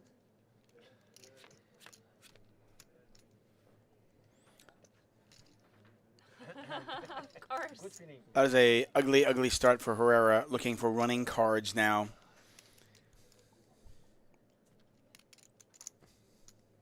As Morgo hits the ace. Spades required. Kings required. That's it. Herrera drawing dead. And Herrera will bow out just a few short of the money, unfortunately, for Herrera. But Morgo now up to 647,000 chips as we continue on. Yeah, I'll go back to that decision-making process and why hot poker is hard. So that last hand we saw 2 hands ago, when the bluff with the ace of spades, like, let's just say that worked. Now suddenly you're thinking, what a play. That was a great play, right? Mm-hmm. It doesn't work. You think, oh, stupid play. I should never bluff there. When in actuality, you don't know. Maybe it works 27% of the time. Maybe it works 38% of the time. Who knows exactly what the number is? But based on how often it works and how much you bet, Yeah, totally. it's such a weird game. Actually, just makes it a very hard game to learn because you don't. So the way that we tend to learn in life is you learn through feedback. So you learn by doing something, and then you get feedback. So you ride your motorcycle off the edge of a cliff. You get feedback that that was a bad decision, right? You eat a delicious apple pie and ice cream. You get feedback that was a very good decision. So you're more likely to do the second one again than the first one. That's not the only reason why. But in poker, the feedback is not necessarily reliable, which makes it a very difficult game to learn. I'm just saying what you're saying in a different way. It's very difficult. You're saying it much better. Well, I'm saying it differently. Better. It's very, very difficult. And the answer is analysis. The answer is hand analysis and thinking about ranges, not specific hands. But that is so counterintuitive to the way that we experience the world in other things that it actually means that poker is quite hard to improve at. There's nothing else that you do that with, that you go, okay, well, this happened this time, but let me look at the range of possibilities in that situation and whether it was good or bad. You don't do that in life. But I would actually say that we should. Yeah, but that's not how we run. I always use the analogy of, let's say my son comes up to me, and he's 14 or 15 years old, and he likes a girl, and he wants to ask her out. So he asks, right? Go for it. I'd tell my son, go for it. Yeah. Go ask her out. He asks her out. She says no. He comes back and goes, to our son, stupid decision. She was a loser. Right. No, and she goes, that was a terrible decision, Dad. I can't believe you told me to ask her out. She said no. I'm humiliated. And I go, but no, that was a really good decision to ask her out, because the realm of possibilities where she says no, she says yes, she laughs in your face, you end up marrying her, you have 14 kids with her. There's such a wide range of possibilities. Dad, everyone's laughing at me at school. I'm pretty certain it was a bad decision. What do you say now? I still say, hey, good decision. Put yourself out there, kid. Okay. Like, her friends are booing me when I walk into class. Now what? It's fine. Friends are all losers. No, but I mean, you get the point, though. It's just, in life, it's kind of funny. Most people can understand that one in the sense of, you would always encourage that kid. Be like, listen, put yourself out there. Apply for that job, right, that you may or may not get, right? Yeah. Ask out the person you may or may not, end up dating. Because you say put yourself out there, even though it might not work. Plus belief in yourself equals Right. results. More important than any of this. Forget the decision making. Yeah. Just believe in yourself. believe. Damn it. Pixar has taught us something. Believe. If you believed in yourself more, she would have said yes. No, you're absolutely right. I If think Beccaria it's- believed in himself, Yes. I think Hawkins might have folded. There you go. Yeah, it's something that people are quite bad at, I think, which is to just be non-judgmental about results. And poker does teach you that. If you get into poker, and it goes beyond just something you do recreationally once in a while, and you actually, study it and try and get good. One of the values of doing that is it does teach you that a good decision is not dependent on the outcome, because Right. That's the key. Decision doesn't control outcome. Yeah. You're just trying to make right. more and more good decisions, so you get more good outcomes than bad, and it teaches you that, doesn't it? It's very hard to learn, as you've just illustrated with the asking out thing. It's very difficult to learn that in life, because you're right. We should think like that, but how do you learn that? It's In hard. poker and in life, it's really, really hard not to be results oriented. But if poker can teach us something, it's not to be results oriented. That's hard. As Player Quiller says, it all depends if you're on a lucky day or you're in a slump. Right.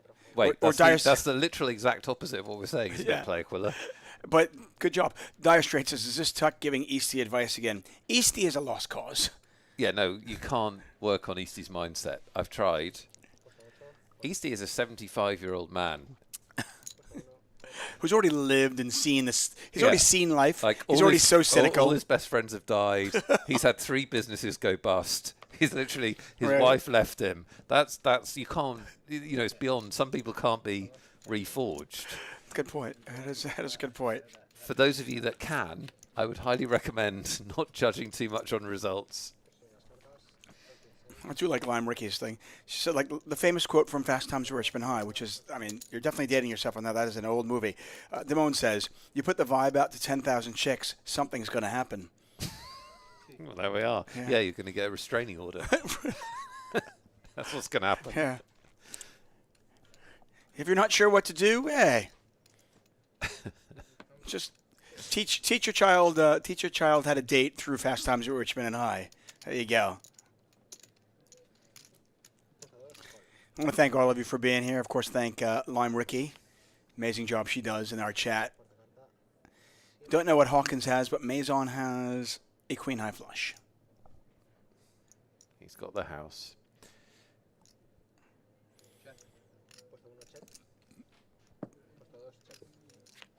I actually like this check back. I don't think you're going to get 2 streets of value, and you really don't want to, build a pot up. Now you can bet. I mean, you could have actually bet the turn and then check back the river either way, I suppose, but... Hawkins loses that one, and he's down to his last 1.438 million. Oh, I hope he holds on. Time to change gears. Unbelievable. We're down to 65 players. 60 get a prize here in Barcelona. 60 is the money bubble. So 10th times for the play. Not for Hawkins, not for Vivi. They're sitting on chunks. But for many of our players, 10th times.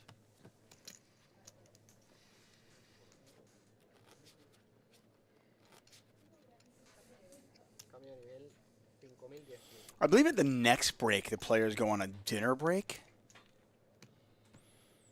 Dinner break should be an hour long.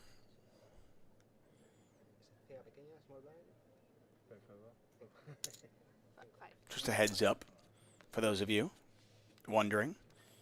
We'll have more ticket giveaways after that. We might even have some before that. That's up to the mayor. But we'll definitely have some after. We'll also have free roll calls and shout outs and fun and banter. Also, Nick and Tuck's dating advice. Go ahead. AMA, Yeah. ask us anything. Ask us anything, yeah. We're both married, so we must be really good at it. So there you go. I've been married twice. There you go. So I've had 2 women say I do to me.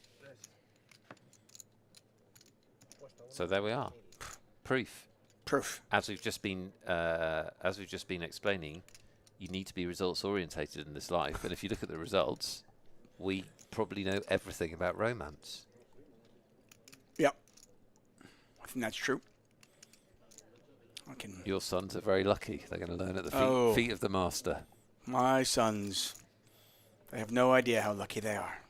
Is it a good idea to talk to several girls at the same time, says Lou? Not in the same room.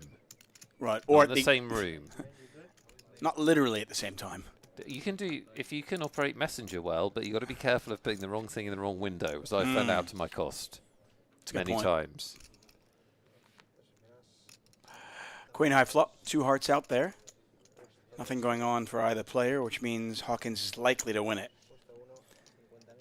Beccaria just wants to play a lot of hands. Just does not care about the money bubble.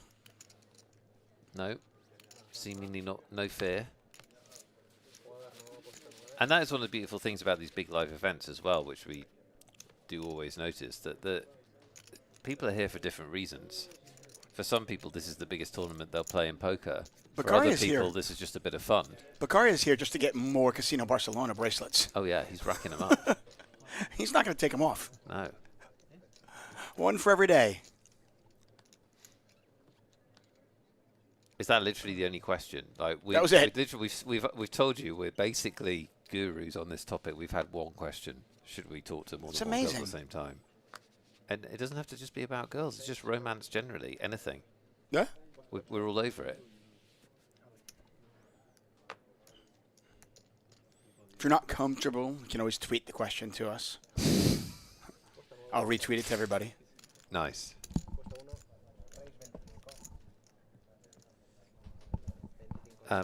Lime and like, this is the actual podcast. We're not doing it. We're not doing more work. Like we're doing 8 hours today. We're not doing more. Right. You've just got to.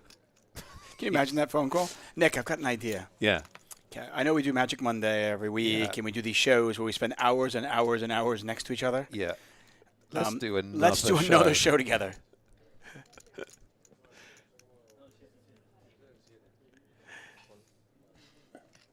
You watch too many videos on YouTube. Also, we can't get the audience participation. We can't get the questions, so we don't have the content. So unfortunately, you chat have let us down and stopped this project before it even started. Mm-hmm. Flush draw here for Morgo. Gut shot for Hawkins. Yeah, and in this particular spot, I don't think the money bubble is something you really, because I do think that a lot of players are like overly concerned when they have like 80 big blinds. You're like, well, I don't want to get involved with the chip leader. There's no real reason to think that Hawkins is suddenly going to put Morgo's stack at risk. Like he's going to suddenly triple barrel and get it all, you know? I'm much more cautious if I've got like 180,000 right now than 600. I'm just going to play poker. I think calling here with 6-3 of spades is certainly reasonable. I might lead out here, actually, if I'm Morgo. I have a lot more 9s in my range than my opponent does. I freeze him. And if he does have anything like a Jack-10 or King-Queen or something like that, I get a lot of folds here.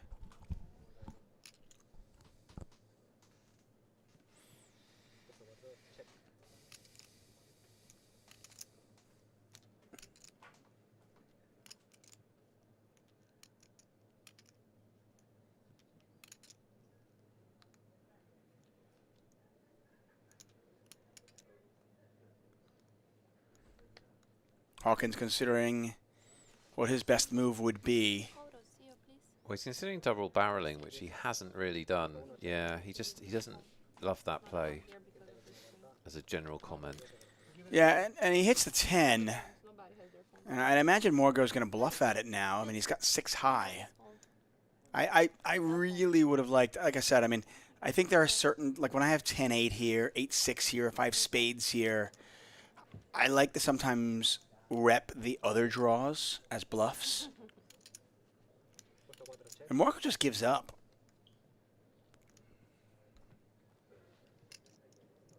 Now Hawkins is going to go for value. I don't know what he's getting called by, though.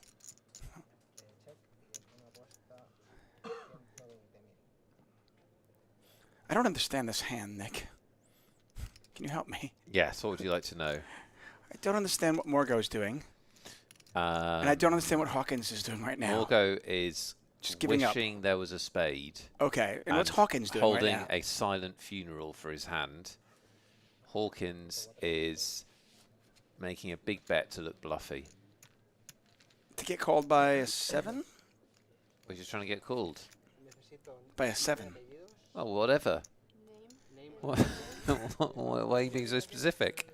Well, I mean, there was an ace on the board. There was 2 9s on the board and a 7 and a 10.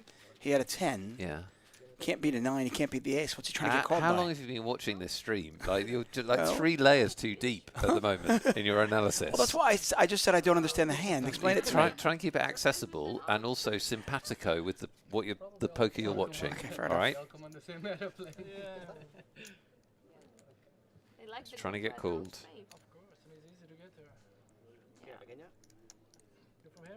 I'm from Brazil. I live in Austria.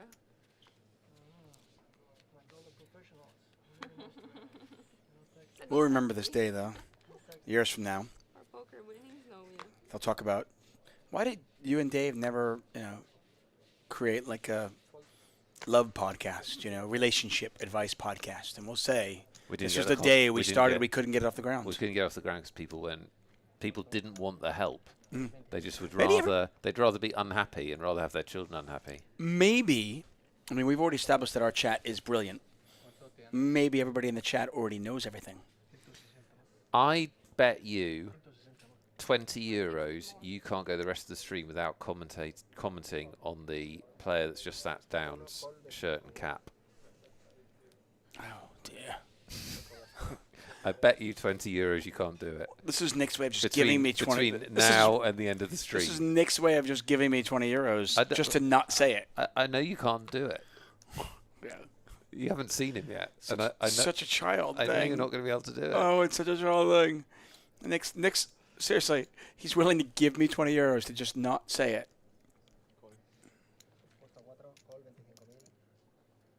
Oh. Miss Saliba has a thing. Just the 100k in the pot already for her. Yeah, and it's a really good squeeze spot as well. Life is tough. This is just such a nice squeeze spot because Salvador is short stack. So, like, even if Viv did not have a big hand, this would be a really, really good 3-bet spot. She can put pressure on a smaller stack, get Salvador to fold so much. The fact that Hawkins has got dead money in the middle. This is a dream scenario, and it turns out she actually has it. 100 or something? Made it 125. 125. 150. Yep. Pretty trivial fold for Salvador this close to the money. Yeah, without the money, it's a little bit more interesting, isn't it? Yeah. But with the money bubble,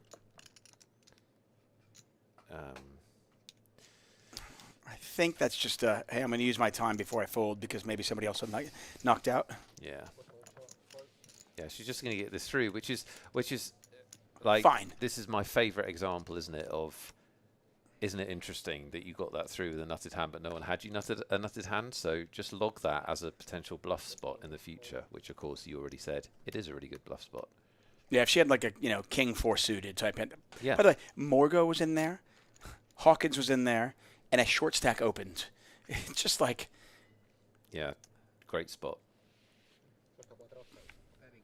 and I think the whole table is just they don't think she actually had. Look, he even looks at her like, you don't have anything. Come on. If you guess it right, I show you. One guess. Oh, is she offering 1 card?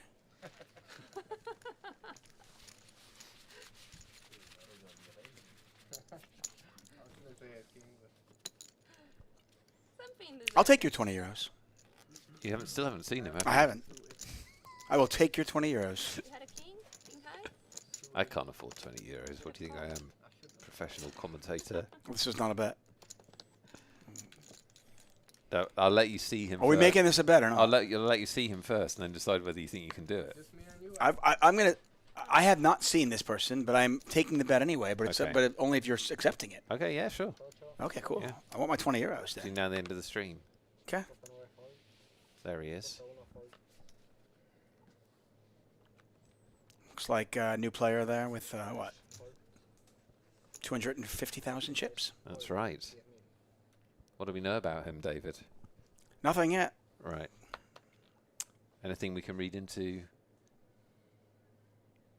his appearance? I don't think so. I mean, it's. We'll get a closer look. We haven't had a good look. I think it's very dangerous to judge a book by its cover. Mm-hmm.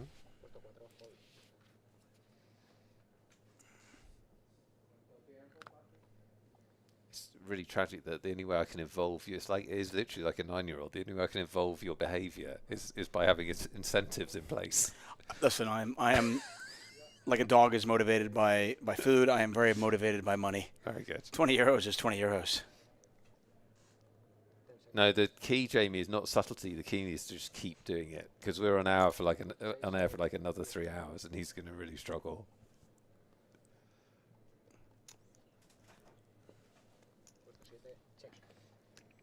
Probably get a new table at the end of the new break, though.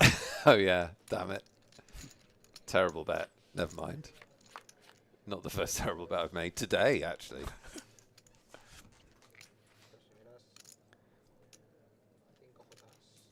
Gut shot for Viv. Picaria with a pair of jacks. Yeah, very small pot this. Yeah. Picaria limped, I think.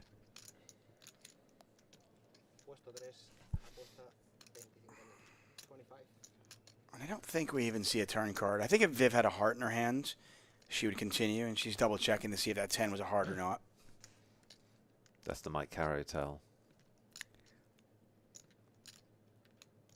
The Mike Caro tell is if they recheck their cards, they're always checking the suit of one card. Because if you've got two, you always remember. You always remember. Yeah. I will tell people that if there's a 2 flush out there or a 3 flush out there, I try to tell people, I just say, always look. Because there are going to be times where you'll need to look. Right. That's a very so just good, always look. That's a very good piece of advice. And it's just then sometimes you can bluff. Yeah. They just now they're guessing. Are they looking because it's one card? Da, da, da, who knows? Nothing. You don't lose anything by double checking. It's not the worst thing in the world. I've actually had beginners come to me and be like, "Well, I can't remember my cards. How do you remember them?" You don't have to. Just look them again. Well, we this came up on day one, didn't it? Phil Ivey mucked a winning flush because he didn't realise he had the 8 of spades.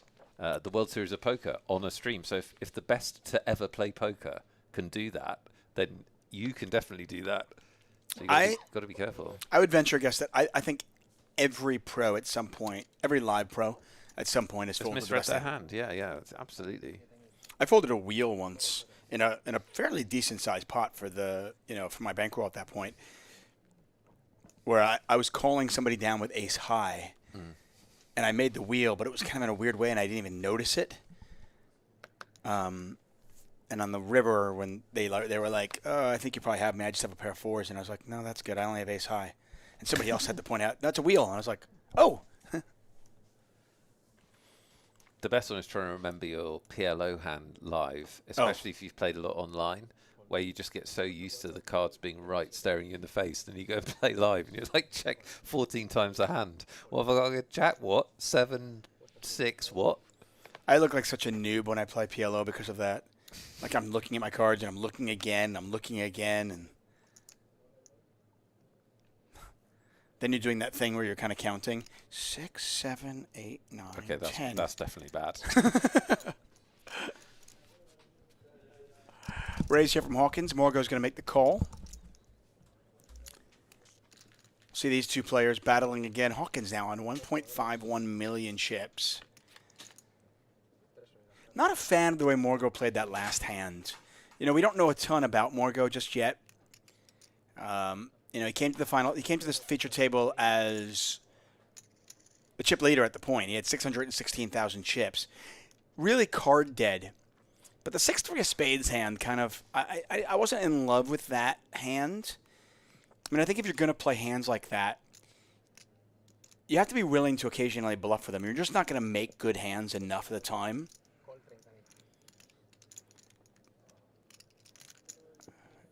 You're not gonna make the winning hand enough there to make it profitable. So Hawkins is continuing to fire here. Kind of wonder sometimes somebody using all of their yellow chips can be a tell. Some of their, whatever their low denomination chips are. It's almost a subconscious try to like, I'm using more chips to intimidate my opponent type thing. In a cash game, it might be I'm just trying to get rid of my low denomination chips. No. Again, these tells are not always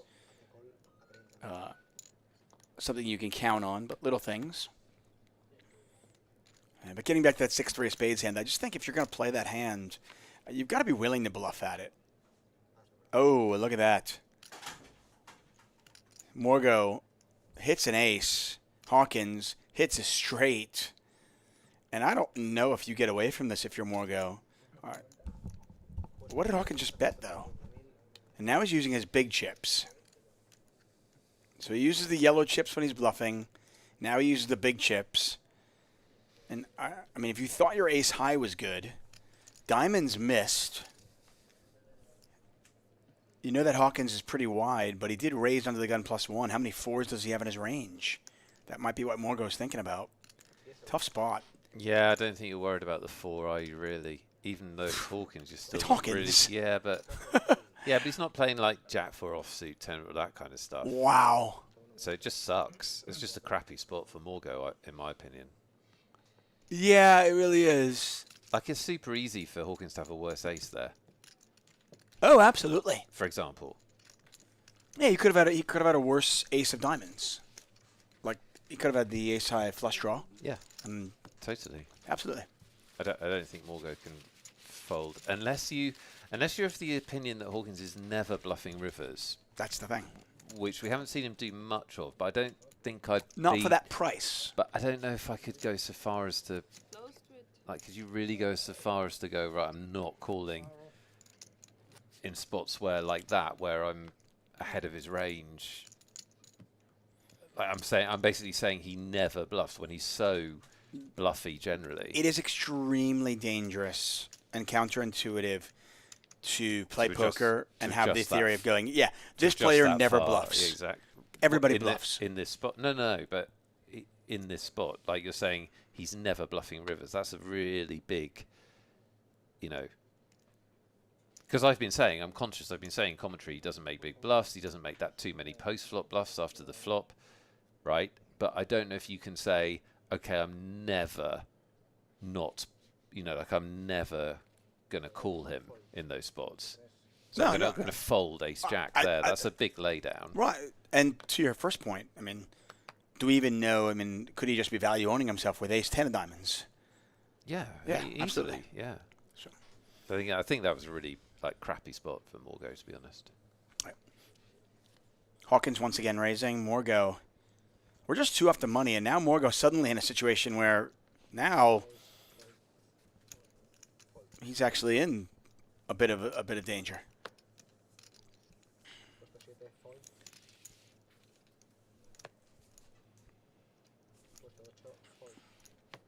Going back to what you said earlier on about, being like the table captain, being the police person, and like if somebody's getting out of line.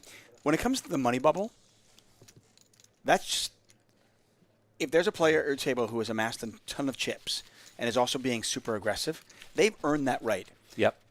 Don't get yourself in a spot where you're like, well, I know they're up to this, so I'm going to fight back. No, don't do that to you. It's okay. Yeah, totally. They've earned this. I'm not saying fold really good hands. I'm just saying you don't need to play back at somebody just because you think they're getting out of line. Completely true. We really are closing in on the money bubble. We're nearly there. Yeah, we're just 2 away from the money.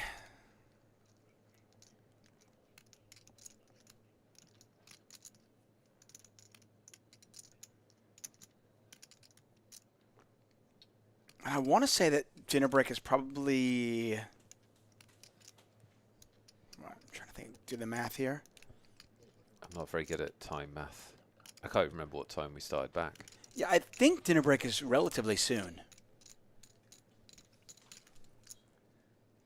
When they started at 5, they went to 7:15. Okay. Then they went on a 15-minute break. Yeah. So theoretically, they would start at 7:30. Yes. And they would play for another 2 hours and 15 minutes, which would take us to 9:45. Yes. and then they go on dinner break. Yes. Now, we're on a 15-minute delay. Right. So you do that math.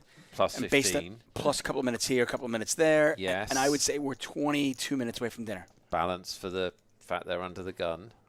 Sorry, what? Yeah. So we think dinner breaks quite soon. 22 minutes away, I'm going with. So we're going to, but will they maybe delay dinner to get to the bubble? No. They don't do that? No. Okay. People are hungry. I don't know. I don't make these decisions. Bubble could last 3 hours. Bubble could last 3 hours. Vivi's got a favourite Poor people spot are in the starving. hijack with a semi-playable hand, so I she's mean, going to I'm gonna open. tell you I'm right- commentating. Very important poker insight. If I was sitting at the table and they delayed dinner for the money bubble, I would end up eating somebody. Cannibalism would be alive and well. You literally can't wait 20 minutes for your dinner. 20 minutes, yes, but what if it's 2 hours? Have you seen the movie Alive? People are asking, is Lucia still in? Do we have that information, David Tupman? No. No, she's not. Or no, we don't have that I don't have the information. Okay. We can find it out, though. Go into the tournament hall and find out. Lucy is still in. Cool. That's good, no? And by the way, yes, the dinner break only once the... They're going to hold dinner break until the bubble bursts. Are they really? Yes. That's hilarious. Oh, my God, that's so dumb. What if it takes 2 hours? Imagine if they'd done that in Bucharest. Oh, you weren't there, were you? Sometimes these money bubbles can last an hour and a half. Yeah, 100%. Because you do hand for hand. So, you get a hand in every 6 minutes. I mean, it can last a long time. Yeah, it's true. I don't think it's as big a deal on a Saturday night, but on a Sunday night, some of the restaurants close. Wait, what? I mean, it's Barcelona. I'm not worried about getting a meal late. I'm just saying, Sunday night, your options are going to be less. Barcelona is not as late as Madrid. No. Have you noticed this? Not close. Like, in my head, it was the same, but it's not. Madrid is really late, but Barcelona is more conventional. Yeah, there are a couple of regions of Barcelona where you can get some late meals, but Madrid as a whole, like It's Madrid, crazy you go to late. dinner at midnight. Yeah, it's like just really late. Yeah. Here, if you're in the wrong part of town, it's just everything's shut down at like midnight.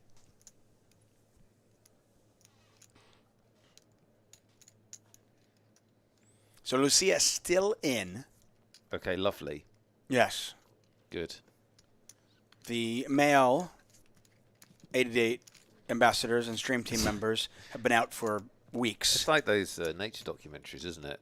The male of the species is weaker and often dies off while the female of the species continues to prosper.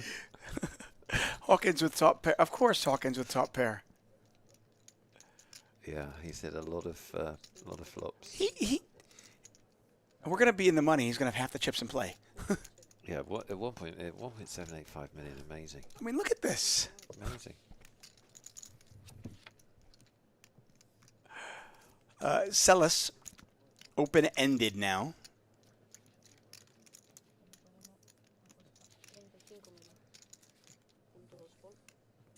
I'm just folding.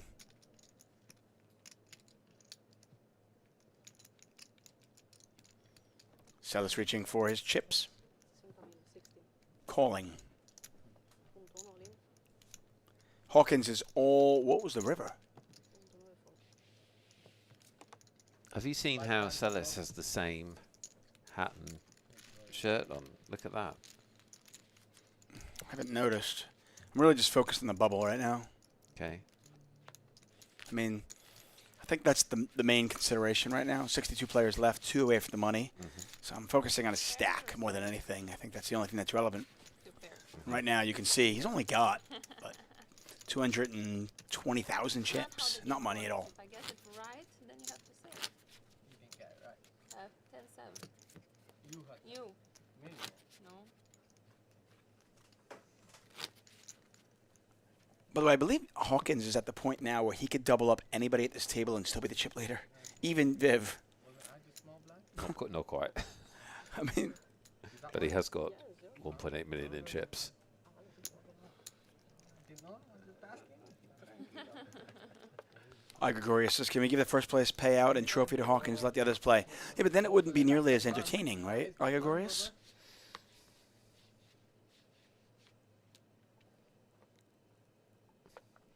What odds is he to make the final table? Why is your computer giving me the answer to that question? No. Have you noticed that sometimes, like, I'm not asking you your Siri. Alexa or your Siri? I don't know. You asked me the question, and suddenly my computer decided, oh, Nick's talking. Let me answer.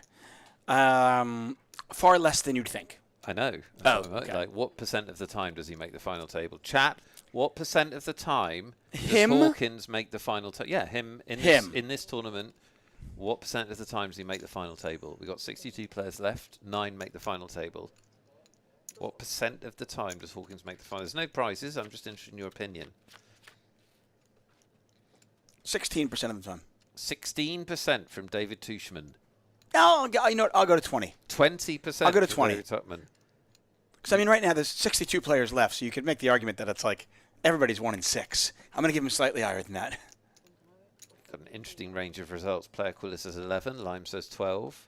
Champagne says 22. Chameleon says 99. I mean, 11 is just... Merciless says 35. 11 can't be right because, like... Can be right.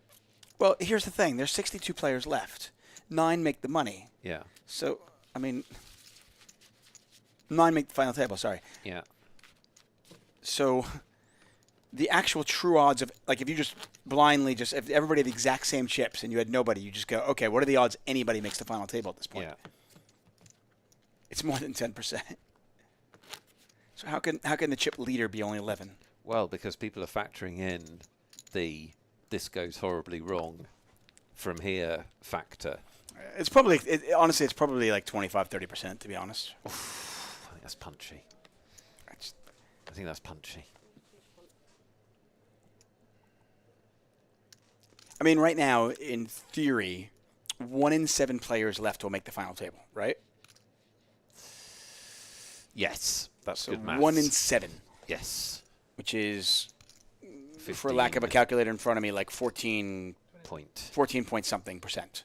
Right? That's just, if everybody had the exact same amount of chips and you had no idea who was who, and you just said, okay, player 1 through player 162, you've got about a 15% chance of making the final table.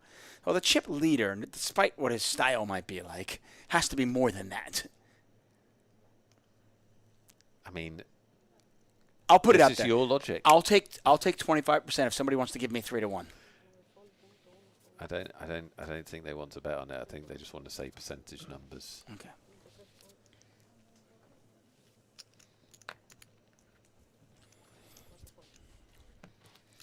So the really interesting thing is we have not seen Hawkins have a reversal. So let's say he did double up a player with 400,000 or 500,000 or something like that. Would he then try and get it back? Would he then chase? Could the wheels come off very quickly? 100%. Right. I mean, I'll put it this way. At this point, his odds of making the final table are far better than, like when some people look at this and go, oh, he's going to win this 10% of the time.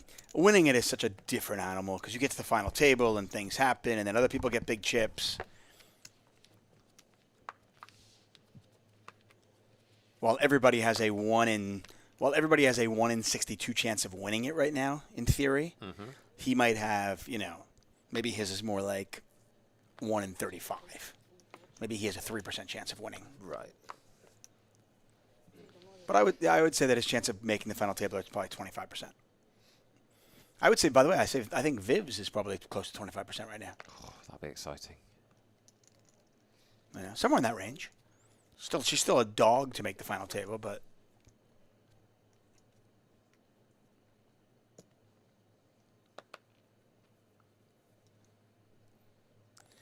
this is one thing I will tell people. A lot of players will play hands, quote-unquote, carefully because they don't want to risk a lot of chips, and they don't realize that they're actually risking more chips by playing it carefully. It's far less risky sometimes. Just raise and then win it. I don't know what you're talking about, sorry. Like this, like you're limping in on the button Oh, it's the with ace-10. Just raise or fold.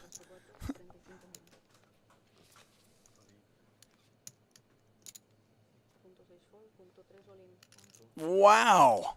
There you go. That'll teach you. It was a Well, tactic. until It was a tactic. until Morgo makes the call and Bakari is out with 2 players before the money. I don't think he's going to make the call.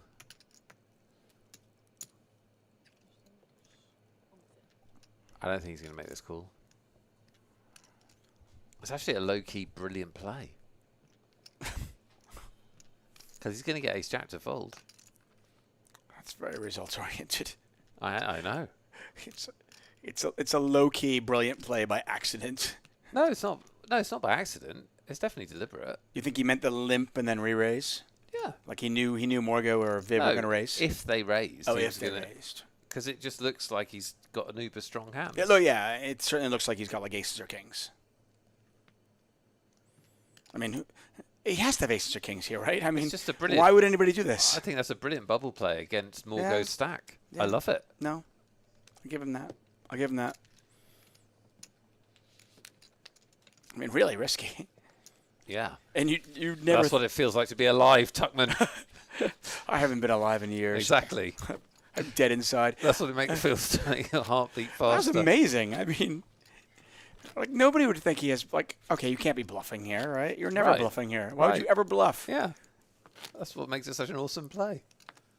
I wouldn't have done it in a million years, but it makes it a great play. It's levels, man. Ooh, look at this. You can actually bet your points.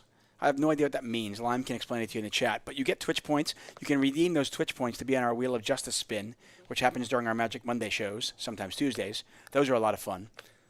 Well, what are we betting on? I think you can bet on what the percentage of how often somebody makes the final table. How do we win? I don't. Oh, you don't know? I don't know any of these okay. things. I was just trying to get involved. Yeah, see, Lime says we can bet on anything.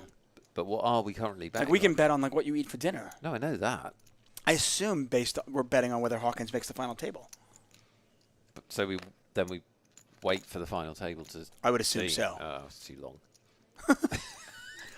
That payoff's too long. That'll never come round. Sean Deeb just made a bet with somebody, by the way. It's a 30-year bet. Oh Jesus! You can't make a bet that's gonna. Is it, you can't make a bet that's gonna last like 3 hours. Is it? Me and you still alive in 30 years? Is it last longer? Can you imagine that though? No, I can't. Oh, okay. Right now it's just right now they're betting on whether Hawkins wins his next showdown. Oh. Well, this would not be considered a showdown, right? It's got to be a showdown. But yeah, Lime creates a prediction in the chat of our choice. Right now we're betting on whether Hawkins wins the next showdown. Can we put a bet out there whether Hawkins makes the final table? Or is it too long? Because we might not know. Well, I don't know how we... I don't know if we can do that. I'm asking. I don't know. I don't, it doesn't sound It's like nothing we need to do. I'm asking Lime if she can do it. Okay, good. I know I can't do it. So. We're closing in on dinner break here in Barcelona, David. I believe so. I believe what we're going to do is go on dinner break when they make the bubble, like you said. When they burst this bubble. So when 2 players get eliminated, we will go on dinner break.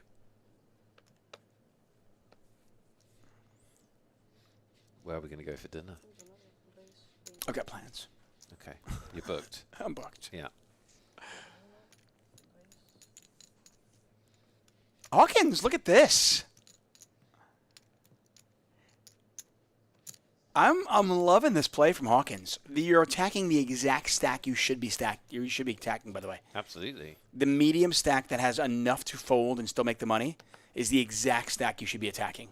This is a really, really nice play from Hawkins. And a good read, by the way.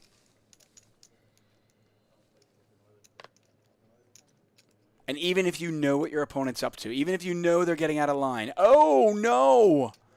And Christofferson. No relationship to the singer, I think. But maybe. Why'd you say, oh, no? That's like... Well, because he's going to put his tournament life on the line. Against Hawkins, who And wins all ins. Right.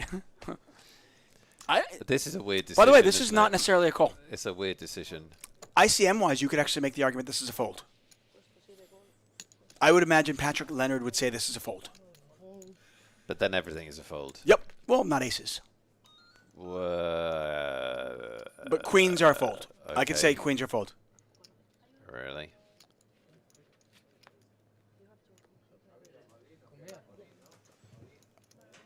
So I don't think that Christofferson has just called. I assume he's moved all in. We'll get the graphics right for you in a second. Yeah, he has. The cards are turned over. Yeah. So it's King 7 of hearts versus Queens. It's just one of those things where getting knocked out now, when you could just fold to 2350, is a catastrophe. And doubling up doesn't significantly improve your chances of like finishing in the top 3. Maybe send for So you need to do everything possible to just cash. I know it sounds crazy, but when there's a raise, a 3-bet, and you have queens, and you have like 12 big blinds at this point, it's a fold. What about when you definitely dominate the 3-better? How can you tell me you definitely dominate? Because it's Hawkins. No, because even Hawkins picks up big hands sometimes. No, he doesn't. When We've has seen him that have ever kings happened? twice. I don't remember that. An ace king. And even when even when he's dominating, right? Even when you got queens against king 7. I think two off the bubble. You're absolutely right. That's what I mean. It's just, I remember Patrick Leonard talking about this, and it just, I know it sounds crazy. Aces are a call, obviously, but like, I think queens and lower are just a fold. I don't think it sounds crazy after a 3-bet. Yeah. I think it's much more interesting if there's just a single raise. Here's the crazy thing. Once Celis folds, and once we get the graphics sorted out, you'll see Hawkins is going to have like 30% equity. Yeah, of course. So 30% of the time, you go home with nothing. As opposed to if you just folded your hand, you definitely get 2350. Yeah. How much is he? He's got 120k. Yeah, I don't know what's... It's just the graphics are frozen. I don't know why. Well, they might have to wait because there's some stuff going on at the table. Well, the graphics don't have to wait. No, they don't. Okay, there you go. He's got 120k. This is the problem with this spot. You got it in so good. There's a king that's dead. Our graphics factor that in. And your opponent still has 31% equity. There is no question that is all in call. I announced all in. Okay, 5 minutes. Call. What's happening? I think he might have announced call. I don't know. Oh, okay. It's hard to understand exactly what's going on, but the chips are in. Christofferson's tournament life is on the line, and 31% of the time. And we already know he's going to lose. No, don't say that. Well, when did Hawkins last lose one of these? Oh, well, there's a bet on it. Not today. Who bet on today? Who bet on no? Who bet on yes? The Twitch points. I mean, who likes the queens here? Somebody. I'm sure there's somebody in the chat who's picked them. Today's my day. It's got to come. I hate the queens. I think the queens win this 1 in 20 times. Well, can I get those odds? Yeah. Before the tournament too? Nobody likes the queens. How can you bet the queens here I'll walk up and come straight here. against Hawkins with a suited king if you've watched this stream? And again, it's the upside downside thing. Even if Christofferson wins this, he only has 300,000 chips.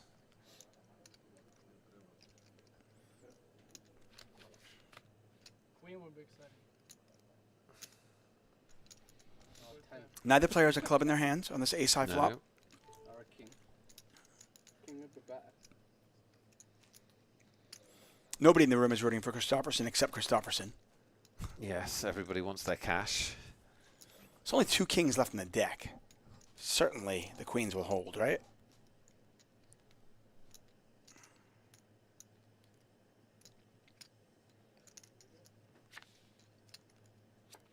Oh, I mean, who didn't know that was going to happen?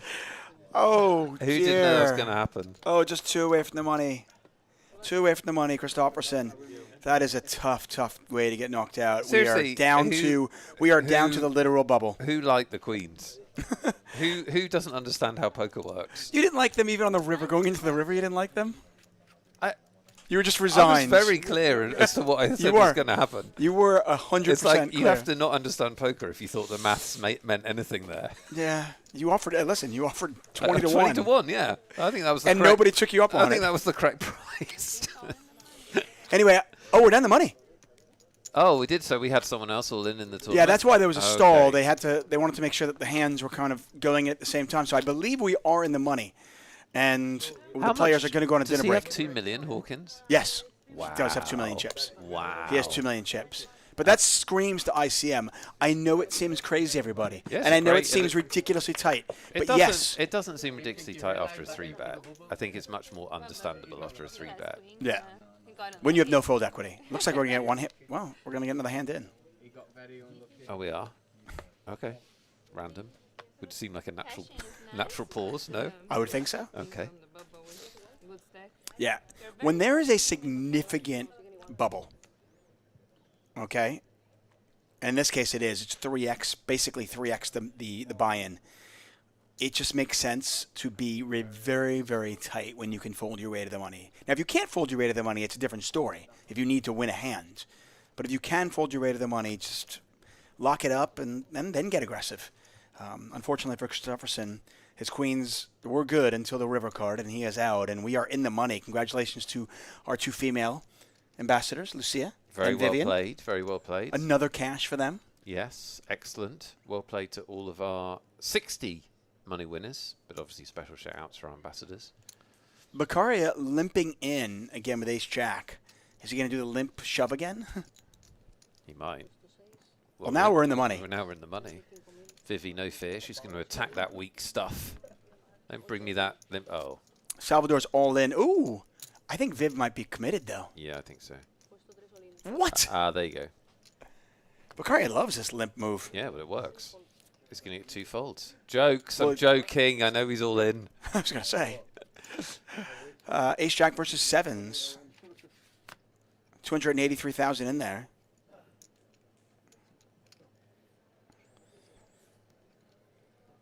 It's Salvador's sevens that are at risk.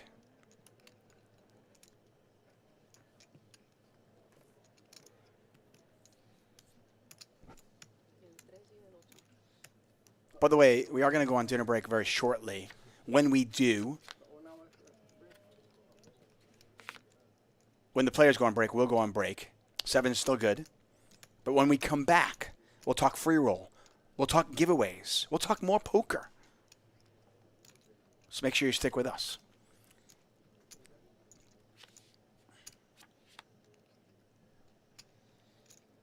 So far, so good for sevens.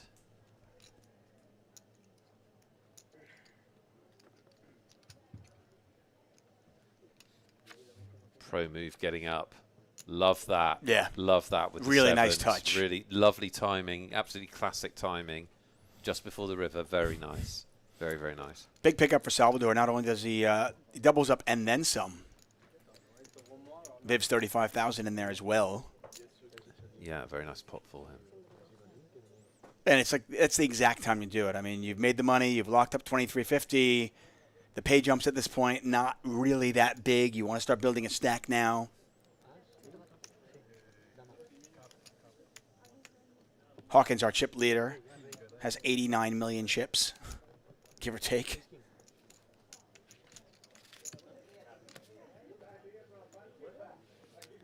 Matt Burns, I know. It does seem like live poker is rigged sometimes, but somehow, some way, we know it's not. And I believe that is going to take us to dinner. Yes. So we are in the money. I want to thank all of you for being here. And we'll be back in 1 hour. More action from Barcelona. Barcelona. We're here for 888 Poker's main event in Barcelona. We are in the money. That is where we left you when the players all went to dinner. James Hawkins, it is your world. We just live in it. 172 big blinds, just under 2.1 million chips. Unbelievable. But he's not the whole story. Vivian Saliba, 888 ambassador, Brazilian pro. Everybody's favorite, Vivi. She is at this featured table as well, and she has got about 750,000 chips. Also putting on a show. Seemingly everybody put on sweatshirts during the dinner break. They clearly either A, everybody went out for dinner because it's a little cool outside tonight, as we just found out, or B, they turned on the aircon. Something happened. I think that's fair. 416 players all wish they were where these 60 are. 60 of these players all guaranteed 2,350 euros. Quite a payout. But now I think the strategy changes. I'm David Tuckman, Nick Wealthall alongside me. Nick, you look at the payouts and you look at the rather small pay jumps between here and the final table, and then the big pay jumps between, say, 5th, 3rd, and 1st. What's your strategy now? Look, I'm not huge on strategy in poker, apart from the obvious points. Like, well, I just don't think it has a huge bearing, right? So, poker is really a game of it's a game of situations. It's a game of specific spots. Every spot is different. There are some points in tournament poker where strategy is important. So we just played through one. We just played the money bubble. Final table, obviously the money jumps get big, but in general you're going to do well in poker if you just play specific situations and specific spots and really bear down on them. So that's always my strategy if there isn't anything else. But obviously deep in a tournament, the big thing that changes is stack size, right? So stack size now is not as important as cards, but it's a close second. Because stack size affects everything you do and affects every situation you're going to be in. Your stack size and your opponent's stack size. And this is where really good tournament players adjust really well. Because they understand what different stack sizes, what options different stack sizes have in different places. And we've still got a big variety of stacks. If you're playing a tournament online, when you get to the last 30 or 40 players, very often everybody's going to be short or shortish. But live, with this great structure, we have a huge variety of stacks. You've got James Hawkins on 2 million, you're going to have people on 2 big blinds, right? You're going to have a huge variety. So that's really the key thing to be aware of, the stacks at your table and what that means for those players' options. And that was my speech. There you have it. A lot of strategy. Can I go back to sleep? Yeah, you're done. I will not ask you another strategy question the rest of the way, I promise. Thank you. We've got about an hour and a half left in our stream, right? Is that what the word is? We're streaming till the end of level 19 now. If I knew what level this was, that would be really pertinent information. This is level 19, folks. I have no idea. My other levels are 45 minutes long. I don't know much else. Get a raise here from Bakata. No, just a limp. This is Bakara's thing, but he does the limp re-raise, which is kind of sexy. Vivi just calls this time. Celis on the button. She's like, you're not limp back shoving on me. No, I'm not going to give you that opportunity. None of that. Hawkins calls. Maison. You can shuffle those cards all you want. There's still going to be 2 3s. Which, as far as I'm concerned, it's a pretty good hand. You got a chance at hitting the big one. It wouldn't shock me, by the way, if I was Maison. I don't think it's a terrible play here to just move all in. You have a lot of dead money in the pot. You've got a pair. You don't have that many blinds. I think shoving all in here would actually be pretty cool on a 20 big blind stack. I think tapping the table and seeing a flop is certainly fine too, especially if you're going to flop a 3. How did that not work? That didn't work. Vivi hits a queen, though. Queens for our queen, it says here. Yes, I had a glass of wine at dinner. What? Don't judge me. Don't judge me. Don't judge my extra pep.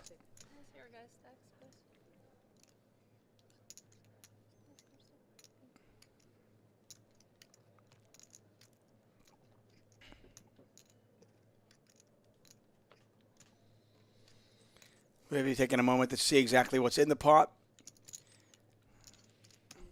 before deciding on betting what looks like about 25,000, 20,000.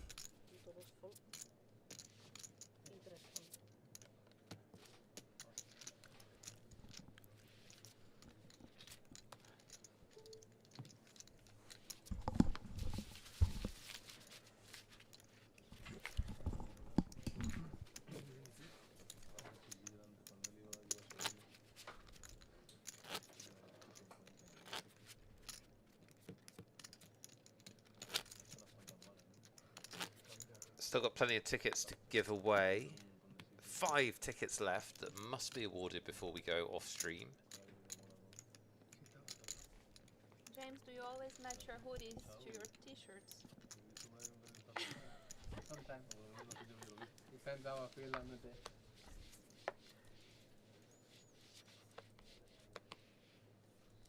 Thank you for being with us on a Sunday night. We appreciate you sticking with us over the dinner break if you were here before. If not, welcome anyway.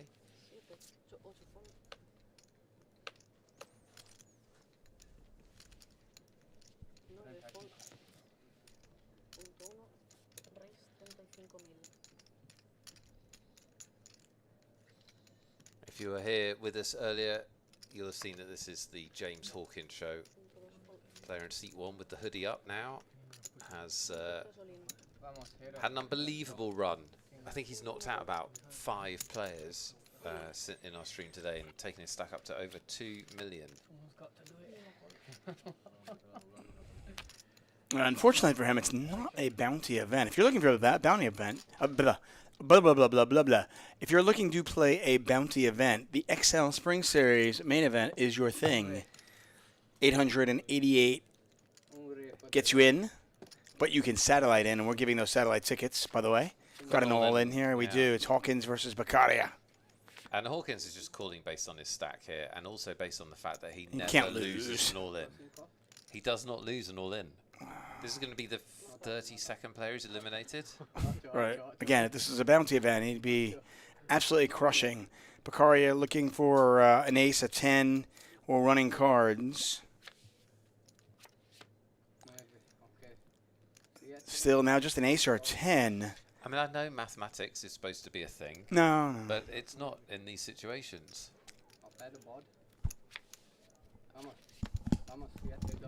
7 of clubs on the river. And Hawkins applauds himself, shakes Beccaria's hand as Beccaria is out. We're down to 59. And the train, the Hawkins train, continues to roll along.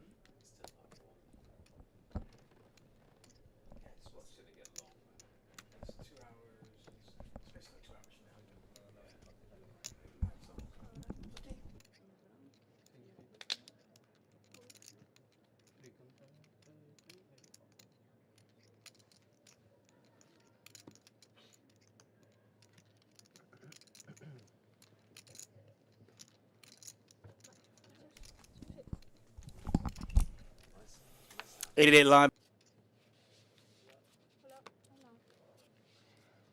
Our first 2 days of streaming were day 1B and day 1C. This is day 2. We are in the money, and that person is in the money. That is Lucia. She's in. She's not quite as healthy as Viv, but Viv's got a top 10 stack right now. Once again, this table in Guam.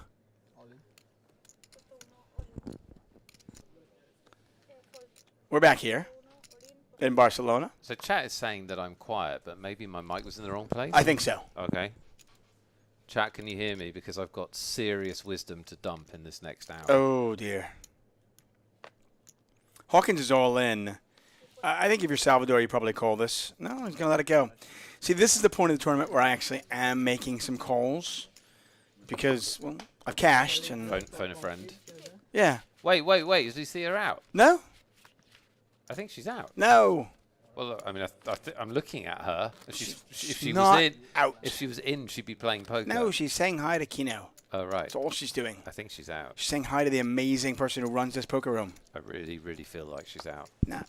You Okay. are incorrect, my friend. Okay.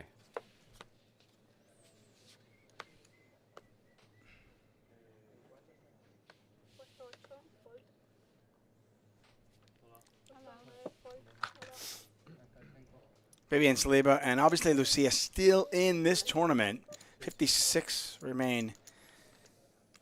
There was 57, and then Lucia got, the evidence is starting to mount. Oh, dear. Bad things. Bad things. Oh, dear. Bad things. Go, Vivi, go. Lucia, There's a friendly raise on my big blind. a cashing machine. Yeah, right. A She's heck of got a poker player. great record in these live events. Really does. And respect the bet. We've got a lot of giveaways. By the way, free roll call. How you doing, everybody? Yeah, who's still in the free roll as you battle for a seat? Go, go, go. We're giving away 20 $33 satellites. Those are satellites to You wouldn't the 1 million guaranteed XL Spring main event, where $100,000 bounties in there. Let us know how you're getting on. Who's ill in there? In there. Who is still in there? Who's ill? and Who's is ill? in there? Who's illin' with the chillin'? Who's sick? Sick puppy in the free roll. Jamie Pugh has totally bust. Yeah, solid. Oh no, wait. have this Unsolid. 3 and Glenn. Bust earlier. wrong call. Libele, no. That's just me. Okay, is anyone not bust? Right, is anybody still in? I want to hear from alive people. Well, they're alive. They haven't died. They might have died. Seriously, nobody's still in the free roll. Oh. Uh-oh. Nothingness. Oh, dear. Didamona's busted. Oh, dear. We have 5 giveaways, by the way, everybody. Parabellum busted me, says KSZPD. At least you got a story. Your story is Parabellum busted me.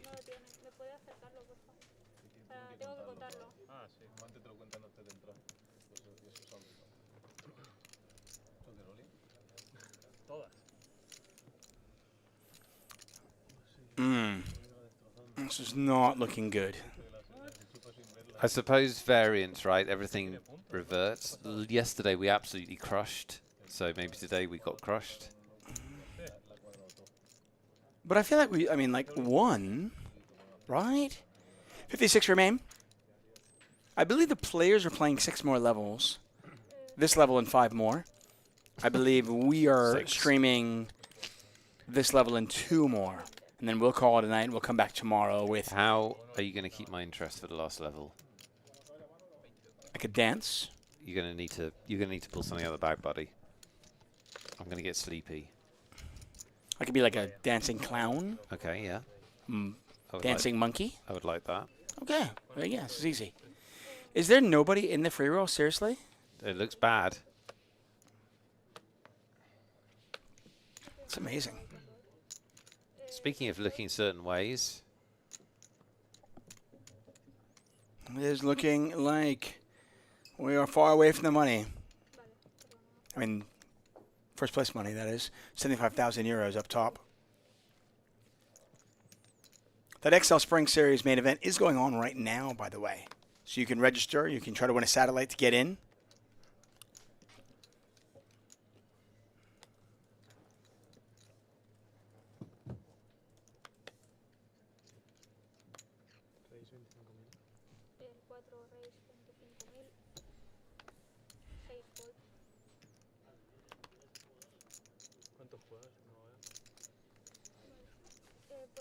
Morgo bumping it up from the button. Morgo, by the way, had a ton of chips when he came to this table. 616,000. Not much went his way. And Val's considering what to do with 296,000. Don't know what his cards are. David Jamie would like to know what garb are the players wearing this evening? What do we make of the look of the players and their clothes tonight? I mean, I actually quite like that hoodie from Val's. Looks solid. Solid, obviously, as always. Vivian looking classy, looking beautiful. Radiant. Radiant, another word, yeah.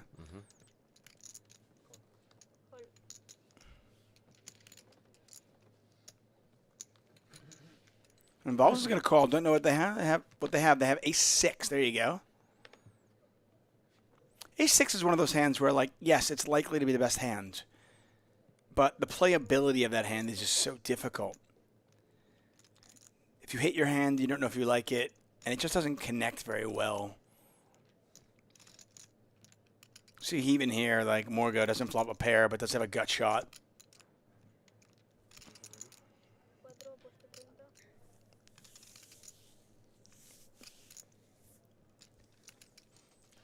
Val's a particularly deliberate player, does find the fold button, and we move on. Again, not much has gone Morgo's way.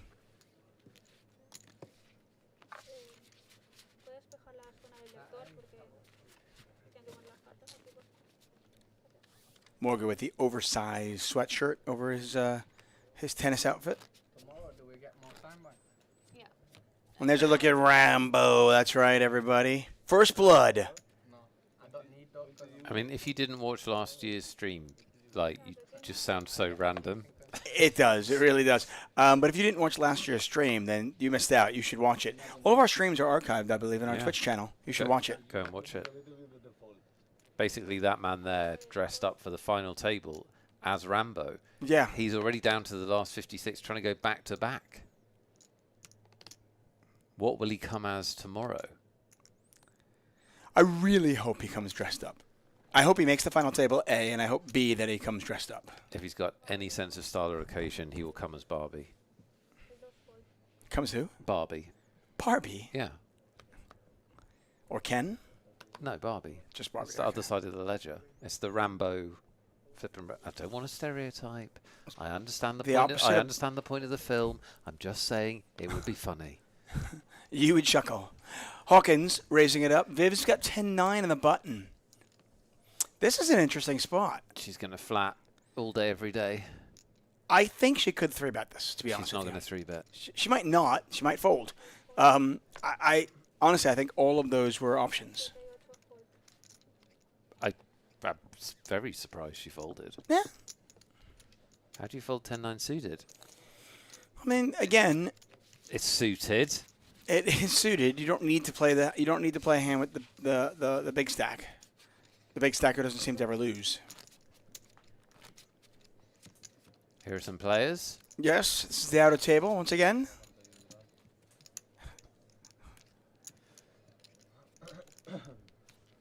Not Rambo. Don't know who that gentleman is. Definitely but he's not Rambo.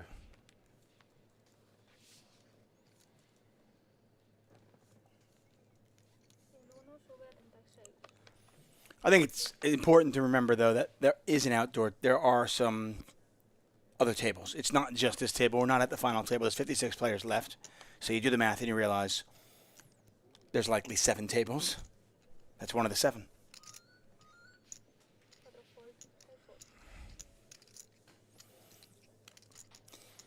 Hawkins bumping it up under the gun. Don't know what he has. But Vales has got queens. And I imagine he'll want to play for it all.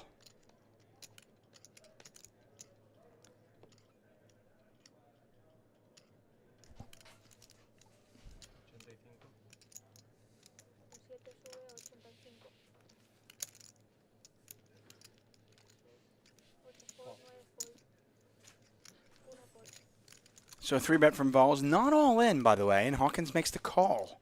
Still don't know what Hawkins has. Now we do. King 8 offsuit. I mean, you can't blame him for playing hands with the king. I think he's won like 500,000 chips with random king high hands. Yeah. Yeah, I mean, listen. Somewhere, somehow, there's a place that tells you, play your kings. He is just taking that to the extreme. Vals is going to bet here. I might have checked this back. You kind of you avoid allowing yourself. You avoid allowing yourself to get bluffed. But I'm not a big fan of stopping my opponent from bluffing if they do bluff. And I think on an ace high board with 2 diamonds out there, when I have 2 queens and one of them is the queen of diamonds, I'm just not sure if I can get value from worse. Now, you could make the argument that Hawkins does call light, and if he had a 5 in his hand, he'd probably call all the time.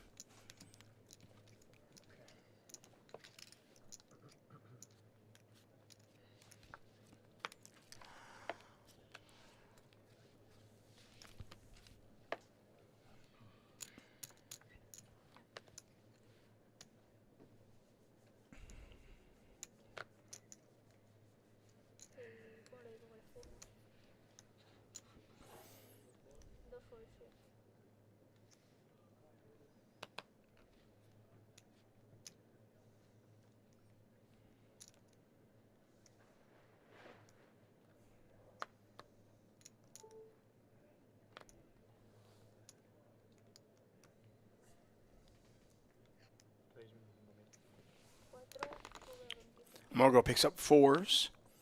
I actually think this is a hand that's vastly overrated especially in early position. You don't really want to be called. You don't block your opponent from having big hands. The playability of the hand is nearly impossible. And as I was saying, always play your fours. Always, always, always play your fours. That's some stellar commentary.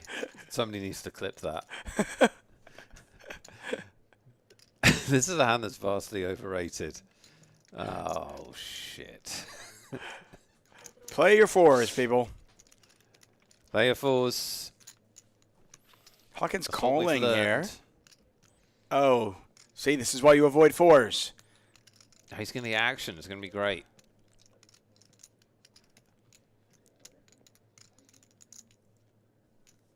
Two diamonds out there. Really, really straighty board. What's the play? So this is going to seem really dumb, but Morgo could absolutely shove here. Right? Like, normally you never would, but against this opponent with his chips. Like, Well, you just hate to. What do you hate to bet like 85, and then an ace, a 9, or a diamond come off, and you're like, and you're like, what am I doing here? Yeah. See, he's just. Obviously, we can see he's got the straight draw, but if he's got a pair, he's calling. He just is. Oh dear. Okay. Hawkins could actually bluff at it. And then the other point is with Morgo's set, there's also a lot of cards where he can't bet the river like that. So I just think thinking outside the box a little bit in this specific situation where this very unconventional player has got so many chips, right? I think it's valid. I think shoving was the play there. Morgo plays fours perfectly. Wins the pot. You wouldn't have got any of those chips because you'd have folded like an idiot. I think early position small pairs are vastly overrated when you have like 20 big blinds, 25 big blinds.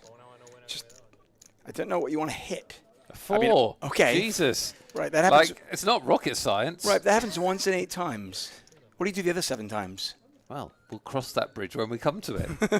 On that occasion. Fair enough. What do I know? I know nothing. Like I said, poker is very situational. All right, just flop a pair. Flop the set and you're fine. Correct. I want to thank all of you for spending your Sunday here with us.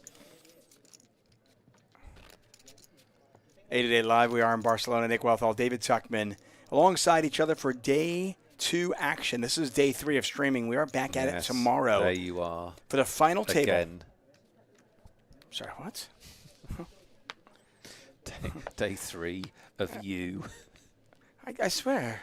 You give Nick 1 glass of wine. He just like loses control. I'm feeling quite inebriated.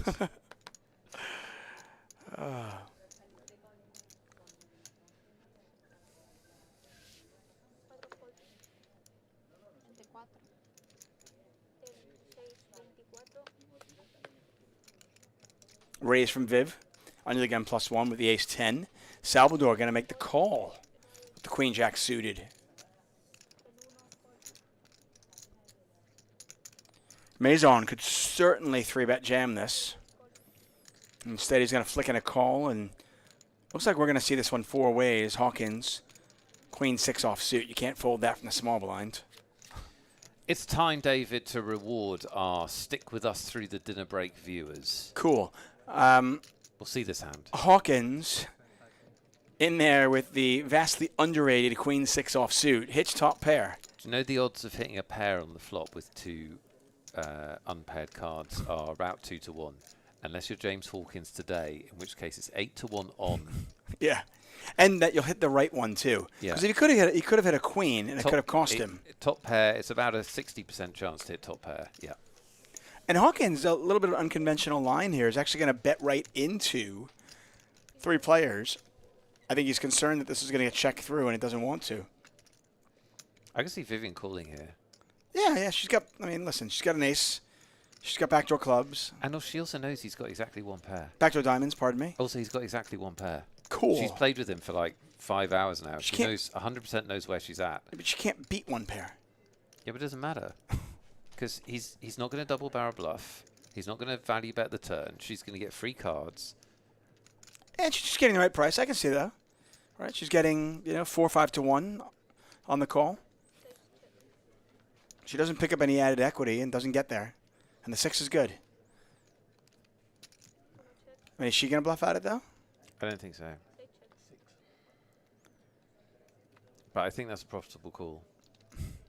Did it work here? Yes. Image. Yeah, awesome. Strategy. Nice job, Viv. I mean, you want to know something that works? Don't play hands with Hawkins right now. That's very fair. How about that? That's very fair. What does it say on that guy's shirt? Say it again? What does it say on that guy's shirt? Don't know. Can't make it out. Crawl longer. I can't see it. Tinto Brasco says, is Magic Monday tomorrow? Of course it is, my friends. Yeah. It's a special Magic Monday. It's a final table Magic Day. It's Magic Final Table Day. That's right. Yeah, come join us tomorrow here. Same place. I'm not sure exact time. Once I know, I will let you know. But we have some final table action. We are awarding hardware. Time to reward hardware to our chat, David Tuckman. Does he have the painted sweatshirt as well? Yeah, he's got the set. He's also wearing exactly the same pants.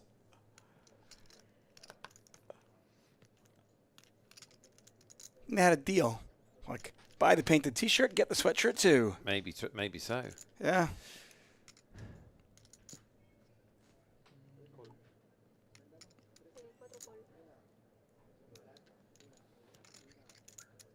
Hawkins calling the raise from Celis. Morgo going to call as well. We'll see this one 3 ways. Oh, there it is. I couldn't see the other side. You're asking what it looks like. It's G-star. Ace, Queen, 10, Rainbow. Top and bottom pair for Celis. Absolutely nothing going on for anybody else.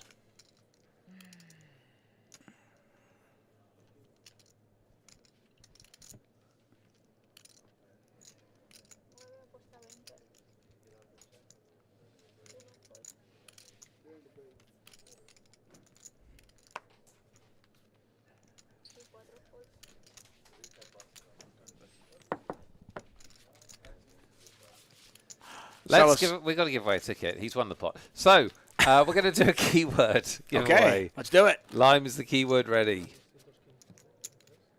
It's the keyword ready. Yes, it is ready. Thank you for watching this late night Sunday stream and sticking with us post dinner. We appreciate it. So to reward you, here's a free shot at a $33 satellite ticket for our $1 million XL Spring Series main event. All you have to do is type in the keyword, and in honor of our ambassador's great run at this feature table, the keyword is Vivi. 4 letters, easy to type. I'm getting her to rebrand her entire poker identity as just Vivi. Just Vivi. It's just going to be Vivi. Just like Cher, like Prince. Like is it V-I-V-I-E? No, just V-I-V-I. V-I-V-I. Look how cool that would look as a. She can do it as a logo. Yeah. This is so the way forward for her. You know what? Yeah, I mean, imagine the hats. Yeah, V-I-V-I.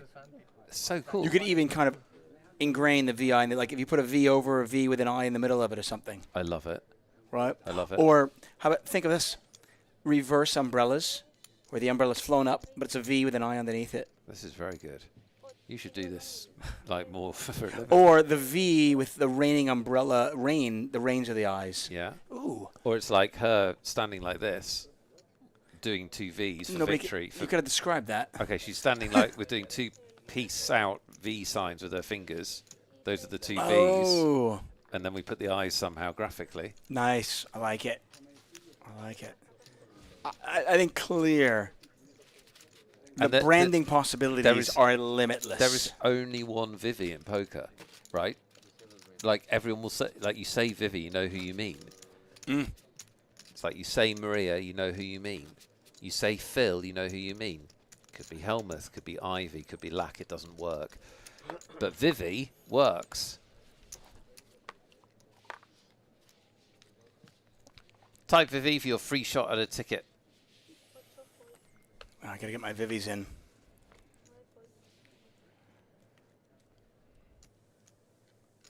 Last chance at Vivi. want to just make this 100% clear. This is not a last chance at Vivi. She's going to be here tomorrow winning it, so. Right. Also, but so make sure that you're not winning Vivi. You're just winning a ticket. No. So make it clear.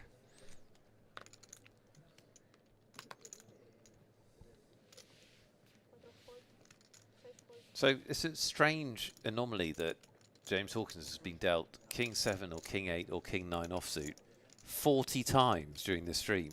And won 37 of them? Yeah, and won like a lot of pots of them, but he's just been dealt King 7, King 8, King 9 constantly. Yeah.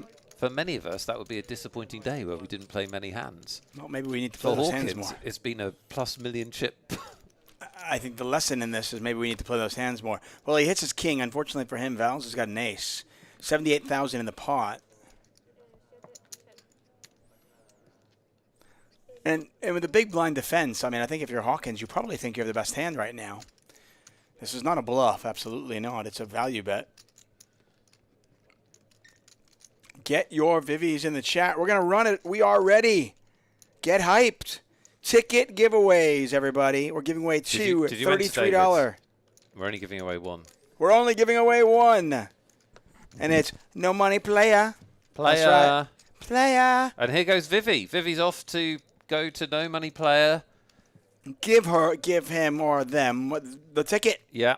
You've Well won done. a personal delivery from Vivi. She's left the feature table to come and award you your $33 ticket. Get excited, no money player. Hawkins is betting again here.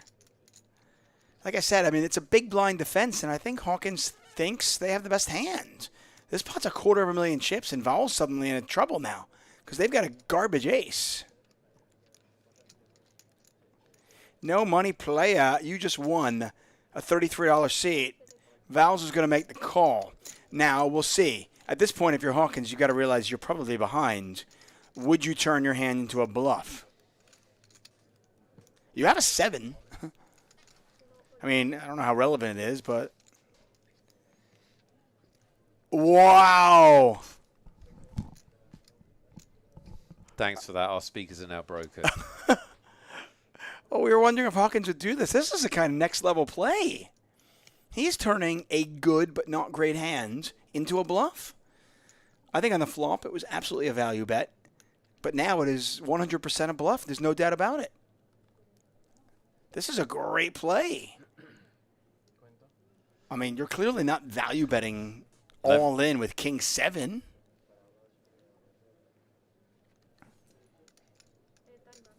Leveraging that big stack. Yeah, my original read of this player is just spot on. Val's made the call. He made the call. We have an 838,000 chip pot. Throw your laptop against the wall, everybody. Game is on. Look at that. Val's is now. Don't throw your laptop against the wall. Terrible Player. advice. Wow. I don't think Viv's very happy about that. She doesn't look happy. She doesn't look happy. No, well, the But- player on her left just got a lot of chips. But Vivi likes to be in action, so she's probably just passing the time in her head.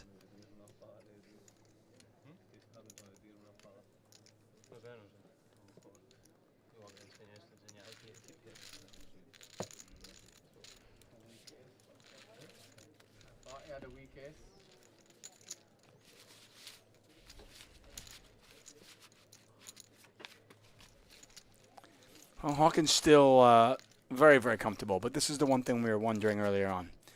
How does he react to adversity? Yeah, I mean, it's only a little dent, really, but it's still interesting to watch. He could easily start pushing too hard. Very straight, very easy to happen when everything's been going your way. Yeah, I mean, listen. It is literally nothing, that hand, for him. He's on 1.8 million chips. Well over average. Probably still the chip leader throughout the tournament with 47 left. But, again, human psychology is a funny thing.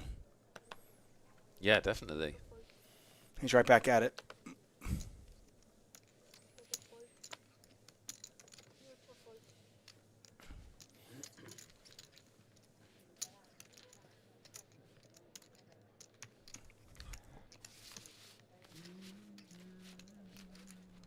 Lime, Lime, Lime, I've got really bad news. Isidan's told you the bad news. Ahora miro. Ahora te lo digo. We think that she He's is looking not at with us anymore. I don't want that to be true. But we saw footage of her definitely not playing poker when other people were playing poker. So we've lost about 90% of our field. 10% of the field left. They're all in the money. They've all guaranteed themselves well over 2,000 euros. Payday is phenomenal. Now it's just a question of who can put themselves in position to make a deep, deep run. Saliba in the cutoff with sixes. Now has to worry about the player on her left.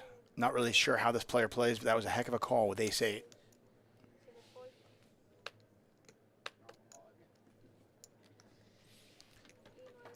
Salvador Celis not going to get involved. And Vivi wins one without seeing a flop.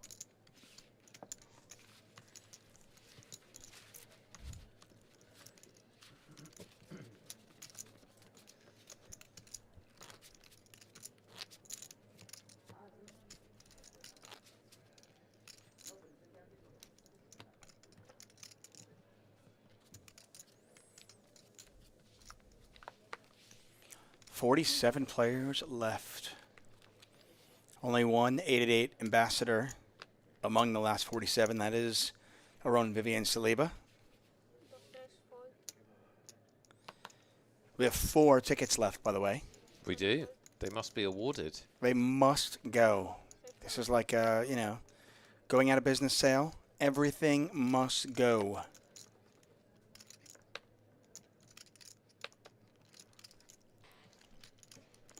Vals, now with chips, picks up 2 black kings.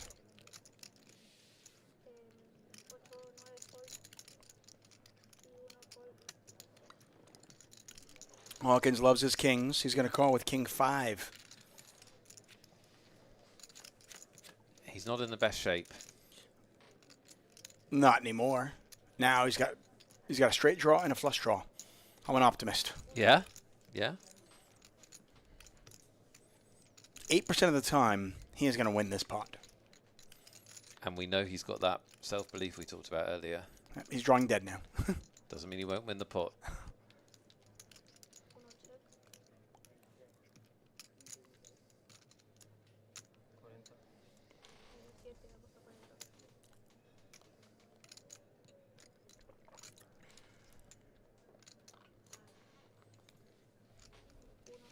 Okay, he's not going to win the pot. I revised my previous. He just didn't believe enough. Didn't believe enough. Well, a little bit of a dent in the armor, so to speak, in Hawkins. We haven't seen him lose a pot in, I want to say, 3 hours. So incredible run on this stream. Really, he went from like 300,000 to about 2.4 million at his peak. 2.3 million.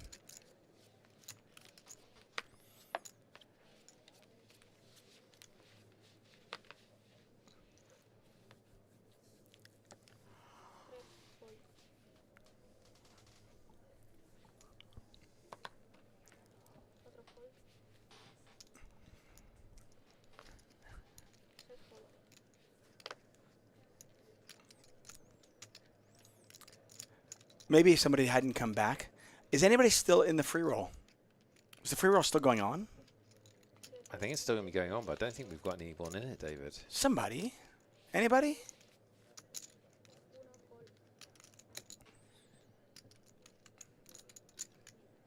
Maybe I need to believe more.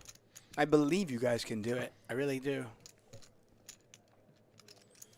Looks like nobody.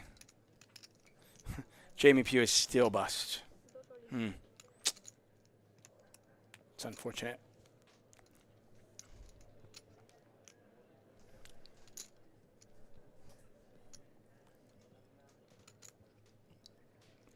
Maison is all in. Not going to get any action, and we may never know what they have. Ace king?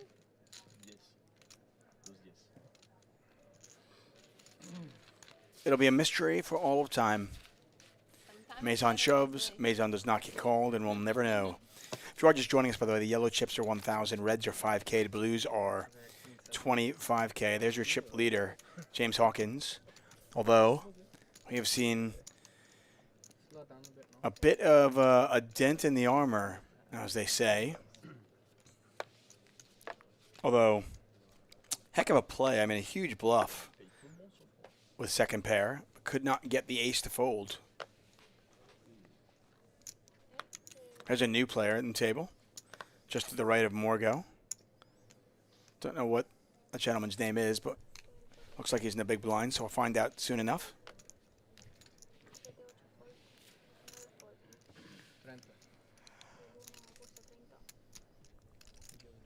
Hawkins on the button. How much of a challenge, David, do you think it is just playing the length of sessions that people play in these big tournaments? I think it depends on who you are. Yeah, tell us more. Well, they've been playing now. Yeah. They started playing at like 5 o'clock on the second day of playing. So And yeah, not just that. I mean, yeah, for all these players, they had a full day of play before that, where they were thinking about the game. You know, tomorrow's even more so. The players that do make it day 3, when you go home after playing, after you bag, you don't just like turn your brain off and just go to bed. A lot of times, this is a very good point. We don't talk about this very often. Well, we don't. yeah, no, I mean, I can give you the experience from playing like the World Series of Poker main event, but I think it's the same for any of these tournaments where you play multiple days. You're highly focused, and your brain is, you know, operating at a high level in the sense of it's just working and working and working. Queens for vowels. Just a few hands after I picked up kings. You go home, and it's difficult for a lot of people to just turn your brain off and just go to bed. So a lot of people, you're still thinking about the hands. You're still thinking about the lines. You're thinking about the what-ifs. Yeah. What if I played this hand differently? Ooh, I wonder what this guy's going to do. Ooh, how much money am I playing for tomorrow? You know, oh, I'm going in with third in chips. What's my strategy going to be? And it's just hard to turn off. So, you know, I've talked to a lot of people about this, and I can tell you, like, you know, while there might be 9 hours between when the session ends and the next session, or even 10 hours, you might only get 5 hours of sleep. And that's really difficult. I mean, 9-10 hours is really not very long anyway, is it? No. Because you got to get home, do all your nighttime stuff. Then the next day you're going to have to get up, go do your morning stuff, get alert, get ready to play. And then, as you said, your sleep can so easily be disrupted. It's definitely a challenge. Which is why you see, you know, young people generally doing better in longer tournaments. Generally. Yeah. Not always, but generally. Yeah, I remember, I mean, later on in his life, before Doyle Brunson passed away, he would talk about these tournaments, just saying the grind was just, he couldn't sit down for that long. My dad has said that as well. You know, my dad is now 80 years old, and he said even a few years ago, he's like, I can't sit down and focus for 10, 11 hours. Yeah. He's like, I just don't have that in me. So I get it. Hawkins not slowing down, putting max pressure on Vols. And now this is a little bit of metagame now, because Vols has got to be thinking, well, would this guy bluff me again? I just called him down. Would he really bluff me again? Now the bet size was small enough that I don't think Vols is going to go anywhere with queens. Oh, it's definitely not. But like the question really is if he raises, isn't it? I mean, like Hawkins' range is just Hawkins' range from the cutoff is like what? Everything. 50-60% of hands. Yeah. So like the vast majority of the time, he has a one-pair hand. Yeah, he does raise. Yeah, exactly what I would have done, David Chapman. So it's 200,000 back over to Hawkins, and Hawkins, by the way, does have a lot of equity. He can catch a 9, a 4, an 8, or a 7. You can see here 30% equity, and there's the call. And suddenly, Vols is now in the midst of a monster pot with one pair. Both these players have one pair. 670,000 in there, and there's a 10 on the river. Could Hawkins use that? Can he rep the 10?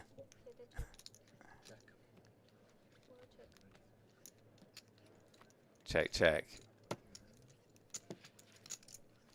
What an amazing check back. I don't think he was ever getting that through. It's clear to me after each and every hand that Hawkins is obviously one of those UK wizards. I don't think there's any doubt about that. Vol's a great player in his own right. That Well, was well played. Vol's just had really nice timing. Yeah, really well played by both those players.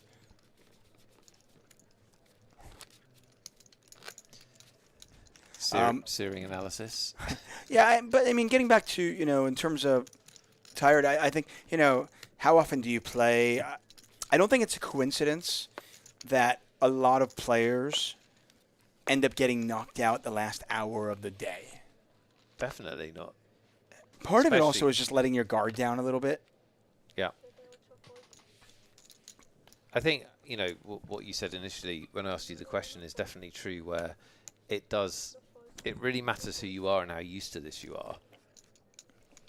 If you do this for a living, you obviously have a massive edge on people that just have day jobs, play occasionally online, and then come to one of these events and try and play 3 hours straight live. It's clearly much harder.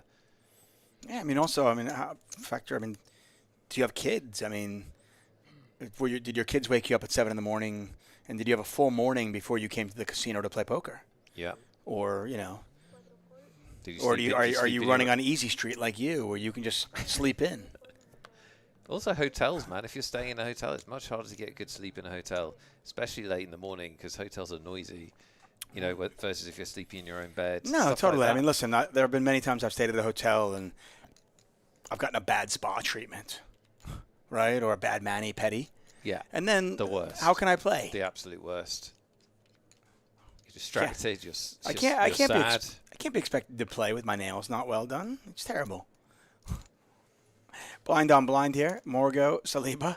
No, we jest. But yeah, I mean, endurance is certainly part of it, and it's one of the reasons why. Morgo might shove here.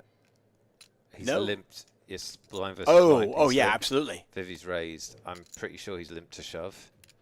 I think that's the play. Yeah, we're obviously joking around, but I think it's one of the reasons why you see poker players today. I mean, look at some poker players today, Jason Kuhn and the like. They're in shape. Yeah, I really disagree with it. It's not what poker's about. Yeah, in goes the money. Vivi's just going to fold, obviously. Yeah, that's frustrating for Vivi.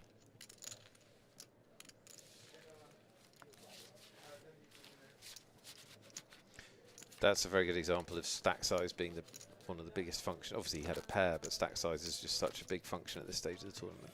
Well, he knew he had a really good stack to limp shove with. That's what I'm saying. I've seen players do that where they limp and shove and they don't realize that their opponent's actually committed now. And now, yeah, they've got sixes and their opponent's got some random queen nine, and you're like, just, right.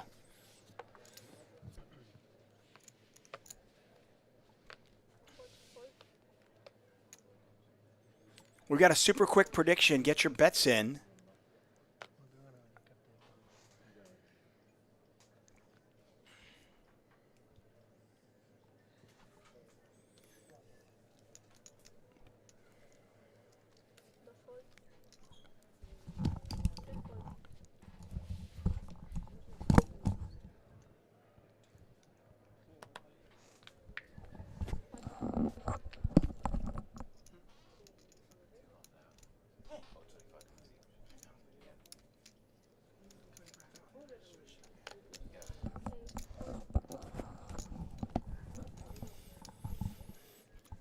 So I'm trying to figure out how many Twitch points I have. Is the number down there, does that mean I have 24,000 Twitch points? Yes, it Ooh. does. You got 24,000 Twitch points. Why have you never been on the Poker Wheel of Justice? I am going to be in the Poker Wheel of Justice. Are you kidding me? Vowels picks up. Vowels is on fire right now. Oh. Dude is on absolute fire. Yeah, and Vivi's not. Not on fire. Well, she's just run into hands a couple of times. Now, how does she play this flush draw? I don't think she needs to necessarily play it really fast. I mean, she has ace high. She beats a lot of what Vowels has. There's no flush draw. The graphics just correct. Oh, thank you. Okay. That changes everything. That does change everything.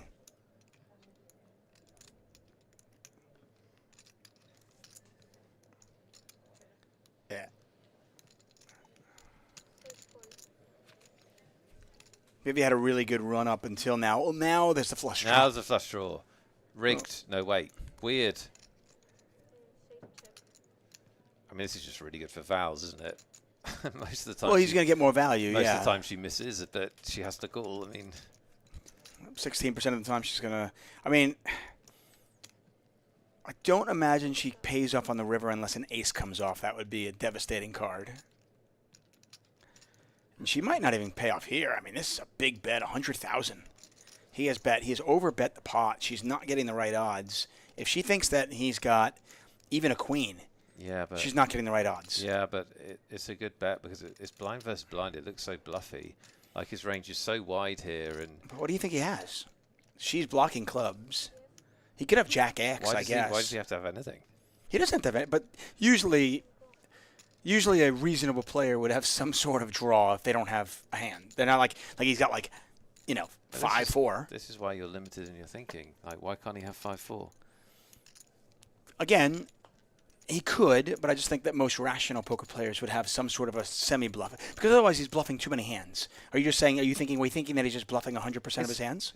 Well, no. But it's blind versus blind. Right. He can have an awful lot of hands. Oh, and she lays it down. No, wow. she lets it go. Like I said, played, Vivi. Listen, at the end of the day, could he have 5-4? He could, I think. But when you start thinking of all the possibilities of what hands he might have in that spot, I think it's far more likely that he's either got a pair or he's got some sort of a big draw. We block him from having clubs, so now we start thinking, okay, what kind of big draw does he have? And am I getting the right price in this spot against all the range of hands? And probably not. I'm out of position. Also, if a club comes off, am I going to get paid? Because I'm out of position. Yeah, sure. It's a nice laydown, I think, from her. It's a really nice laydown. Listen, are you leaving or what? yeah, the chat has been screaming for Easty. Relentless. Relentless screaming for Easty. From all those accounts, Easty 1997, Easty 1994. Easty's mom, 6144. Easty met dad, I met 81. Easty once. Yeah. All those accounts have been screaming for Easty. Josh Manley in the chat screaming for Easty. He's my Yeah. favourite colleague. He's Yep, saying here. you can see it. I will scream to have Easty. Yeah. We hear you, Josh. Yes. And others. We hear you. So I'll step out for about 30 minutes. Okay. And I'll give the people what they want. Okay. You stepping out. Yes, me stepping out, Easty stepping in. We've got an all-in, though. Before we do that, let's see this all-in. Salvador all-in for his tournament life. We're down to 44 players. They're dropping like flies, Nick. They actually are, because we're going to play, the players are going to play, we're only on air for another 2 and a bit levels, but the players are going to play another 5. Yeah, the tournament might end tonight without us here. No. Congratulations, James Hawkins. Well done. For the record, by the way, 1 in 5 players now will make the final table. King 6-4. Salvador needs help. Val's is on fire since we sat down. I mean, the guy can't lose a hand. Josh, if you're going to log on to the stream, could you at least pay attention? Literally said, so we're in the money. What? What are you doing? She's been in the money for an hour and a half. Salvador needs to hit, or this ride is over. And a queen or a 6 on the river there. I'm sorry, queen or 10, and there's a 10. Game. 10 of hearts on the river, and Salvador does double up to 336,000. Small dent to Val's stack, who's still very healthy on just under 1.1 million, but Salvador's still in, and we're still down to 44. I'm going to step out. We'll leave Easty in there, and I'll be back in a little bit. Bye, David. Miss you already. David Tuckman, ladies and germs.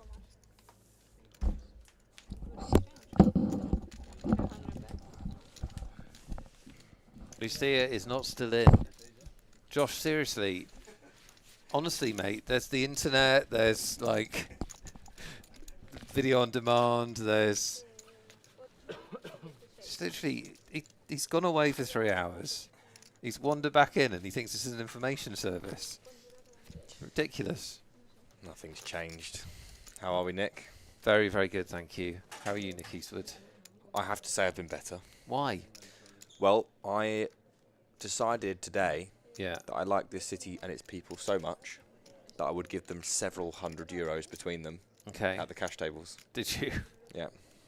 You said share this. Yes. Go I want you forth. all to have a good night. Go home to your families and say Nick Eastwood says hello. Yes. Tell him I provided dinner this evening because I Okay. provided many a dinner to many a Spanish player this evening. You're very welcome all. How are we? That's bad. Well, we're having a good time. We've seen some very entertaining poker, notably from James Hawkins, but obviously we're also rooting for Vivi. Now, what do you think about my brilliant idea, which everyone's saying is brilliant, which is that Vivian Saliba rebrands to just Vivi?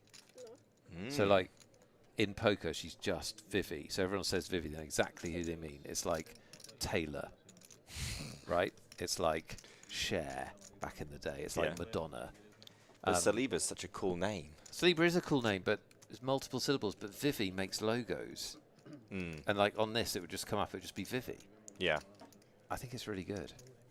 I think she's somewhat, you know, the Vivi Saliba, it kind of just rolls off the tongue in a way. I think she'll probably keep it. I mean, I'm not saying I disagree with you. Well, I'm just saying I probably disagree with you. yeah, well, I'm workshopping it, and I'm going to take her a PowerPoint later. Okay, fair enough.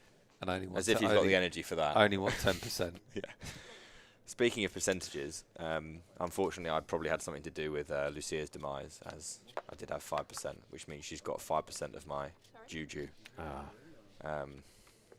But although she gets up in these tournaments. Like, she's cashed a lot of time. I mean, have you seen how good she runs? Yeah. Like, I would take 5% of her. Yeah, sure. I know. That's why I was at breakfast and I just was like, Vivi? Lucia? Like, trying to get a fist bump 5%, you know? Yeah. And I did manage to secure it. So that will reduce my arrears today to only €600. Okay. And then I had a Mission Impossible on the way up here. Right. Because they wouldn't let me through the door because I'm a complete nobody. So I was like, I need to go and commentate. No, here's impossible. It's impossible. We've been stopped like about 4 times. No one's told them there's a commentary position in the back of the casino. This is. I did. We're lifting the velvet curtain or whatever here, viewers. No one's told them in the casino that people are commentating back in their offices, and so we keep getting stopped. I felt like an intruder. Yeah. And you know, after you've done off €700. Yeah. I have to say, it's rather miffing to be blockaded from the doorway. Only for staff, apparently. I thought I mattered, and I learnt that I didn't today, and that is a harsh reality. The pin is this is a live event happening in Barcelona, but with a 15-minute delay, so that obviously people can't cheat by seeing the whole cards and so on. So, Sellers and Vals, a couple of locals. Button versus Big Blind here. Val's going to go for a seed bet on a board that should favour overall his range, obviously. Sellers defended the 9-7, does have a pair and backdoor, but does decide. Hang on, have I got this all wrong? Sellers was in the Big Blind. Did he check raise or something? Oh, I got the graphics right here. No, I think you're good. Okay. Something happened. Things a Spanish happened. player won a pot. Yeah. And, you know. You've come in hot. The chat love you. You're getting a lot of praise for your analysis so far. Absolutely. I mean, I was talking to you about, you know, how the problem aggrieved is I felt. you're wrapped up in your own misery. Yes, exactly. Well, that's often the case. I know, and you need to get beyond that. Yeah. Someone asked me what my best main event hand was. It was pocket nines. As you guys will know, or maybe some of you may know, actually. In fact, probably the minority of you will know. So it keeps going downhill. Yeah. Is that I do vlog these events. I record my hands at the table. And I played for 6 to 7 hours on day one. And I write, obviously, my hands down. And then, make the vlog at the end. I wrote one hand down. It was pocket nines. I 3-bet the small blind, 3-bet the flop, and I won the pot. Other than that, that is the only hand I have from 7 hours of play in the main. So I'll have to say pocket nines, Josh, in the answer to your question. 10-9. So I'm going to watch this hand from the start. How about that? Should I try that? Okay, let's try that. I'll watch this hand from the start. Now, have you seen any of the poker stylings of James Hawkins? I've seen absolutely nothing of Mr. Hawkins. He's just jammed it in. Yeah. Fair enough. He's been doing a variety of things. Okay. The vast majority of them have worked very well. Okay. At one point, he had 2 million chips. Right. Back when 2 million was a lot of money. And now he's got 1.5. It's still, it's still a lot of money. Okay. He had about 180 big blinds about an hour and a half ago. Interesting. It's a lot of big blinds. He's a very gregarious, splashy player. He's been bringing us a lot of entertainment. Depending on the table you get, that can either be very good or very bad. It's I wonder whether he has another gear. Would you say he has more than one gear? We haven't seen it yet. Okay. But then he's had big chips for a long time. Okay. If he went down to 30 big blinds, it'd be interesting to see whether he's still just going to jam in and gamble. But Fritz, Queen Jack suited. I'm going to endeavour to watch a hand from start to finish and show that I am. Okay. Even though it is late. Yeah. And you're suffering from personal trauma. Exactly. Well, always. There's always some sort of trauma in my life. Queen Jack suited, though. Pretty reasonable jam. How many big blinds is this, please? Some big blinds have been jammed. I think we're playing 8-16. Okay. So this seems pretty reasonable. Is that correct? It seems about 10 or 11 bigs. Have I made that up? Making things up is fine. I can work with made up things. Unbelievably bad memory for blind levels.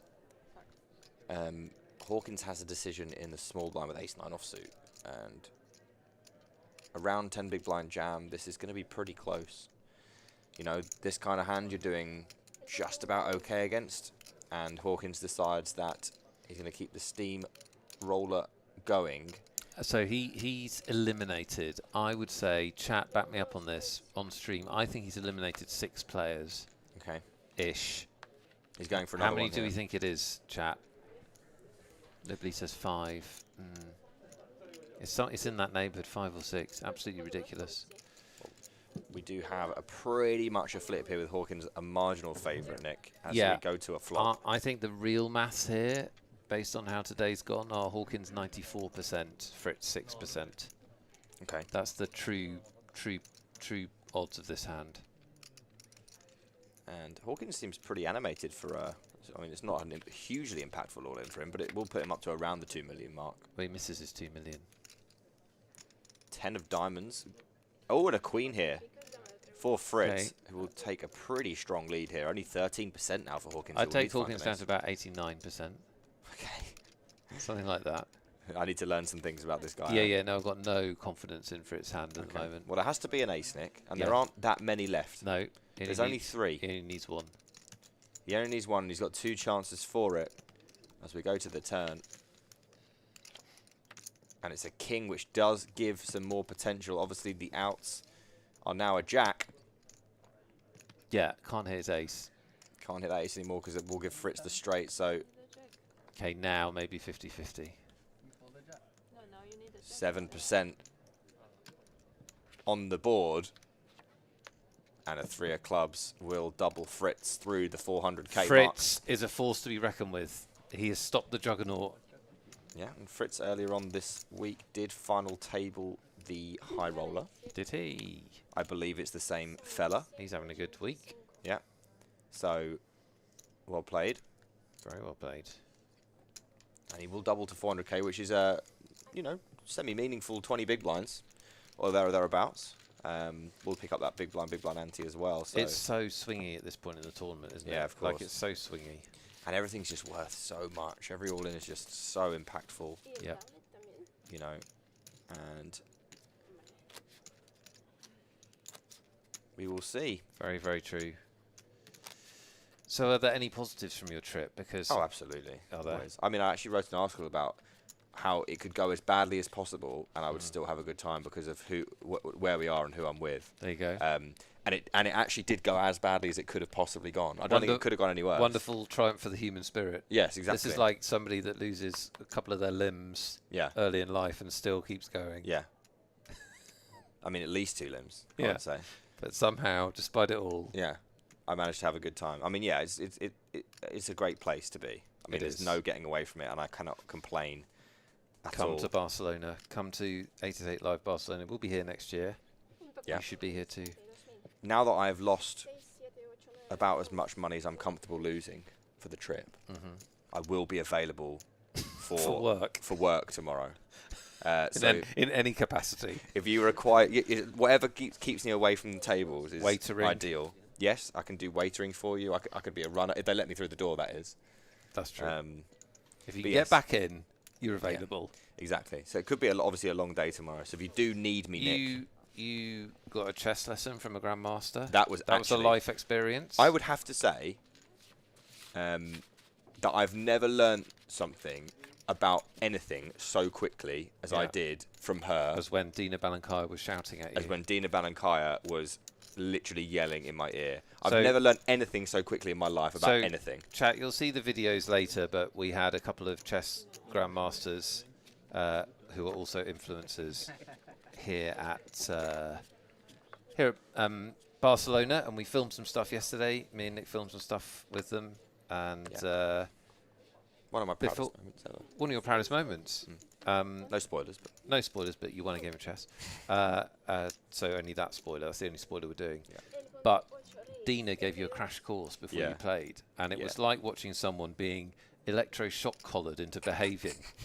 yeah. She literally just screamed chess instructions at you for 3 minutes. Yeah, and it was quite an experience. I mean, I think that's how I learn. Don't you think you're missing a trick here? You need to find the equivalent to Dina in poker.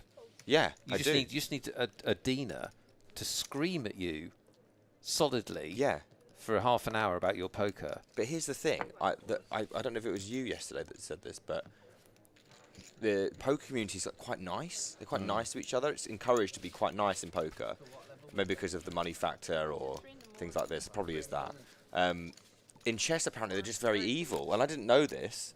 And then Dina was just like, I mean, it was abhorrent. Yeah. I was beside myself, but then when the 3 minutes was up, You knew things. I'd learned things. Learned chess. Learned more than I've ever learned. You know when Trinity downloads stuff in the Matrix? It was like that. It was, wasn't She it? stopped screaming, you went, I know chess. Yes, literally. Yeah. Yeah, that is exactly what happened. And then you beat Aaron Baroni easily. Yes, it was incredibly easy because you downloaded chess. Yeah, exactly. So if I could find someone to shout at me about poker, because everyone's just too nice to me. So it's quite interesting, isn't it? Because chess is... So they would say things in chess that in poker would be seen as a massive insult. Yes. Because they see everything as just totally objective. Yes, exactly. So they'll just say things like, you're bad. Yes. They'll say things like, you're much worse than this person. Yes. Because it's just completely objective. It's not a matter for debate. Yeah. Whereas poker, no one, like, until someone's played a lot or has been really exposed a lot, it's not totally clear who's good and who's not. No, and there's no real objective answers that often because, you know, any slight deviation from any player makes everything completely different, and you can never know what that exactly looks like. So it's an obviously very much more random game than chess, and I was enjoying it so much that I was actually taunting more shouting from her. Like when we first started the game, I knowingly picked up the wrong piece just to see what she would say, and it was sort of like a shriek. Do you think there's a deep-seated character thing going on here where actually you want to be told what to do? Absolutely. Right. Yes. I think I just respond well to it. I mean, I just think. No, do you see, Josh? I understand that Josh likes banter and you two banter, but Josh is the exact wrong type of character. Yeah. Too gentle. You can't. It's very hard until you see the video. It's very hard to get across just how aggressive she was being. I've never been spoken to in this manner in my life. Right. Never. No. Not even when I poured fish water over, like from a goldfish bowl onto my mum's like roast dinner. Not when even when I was 8.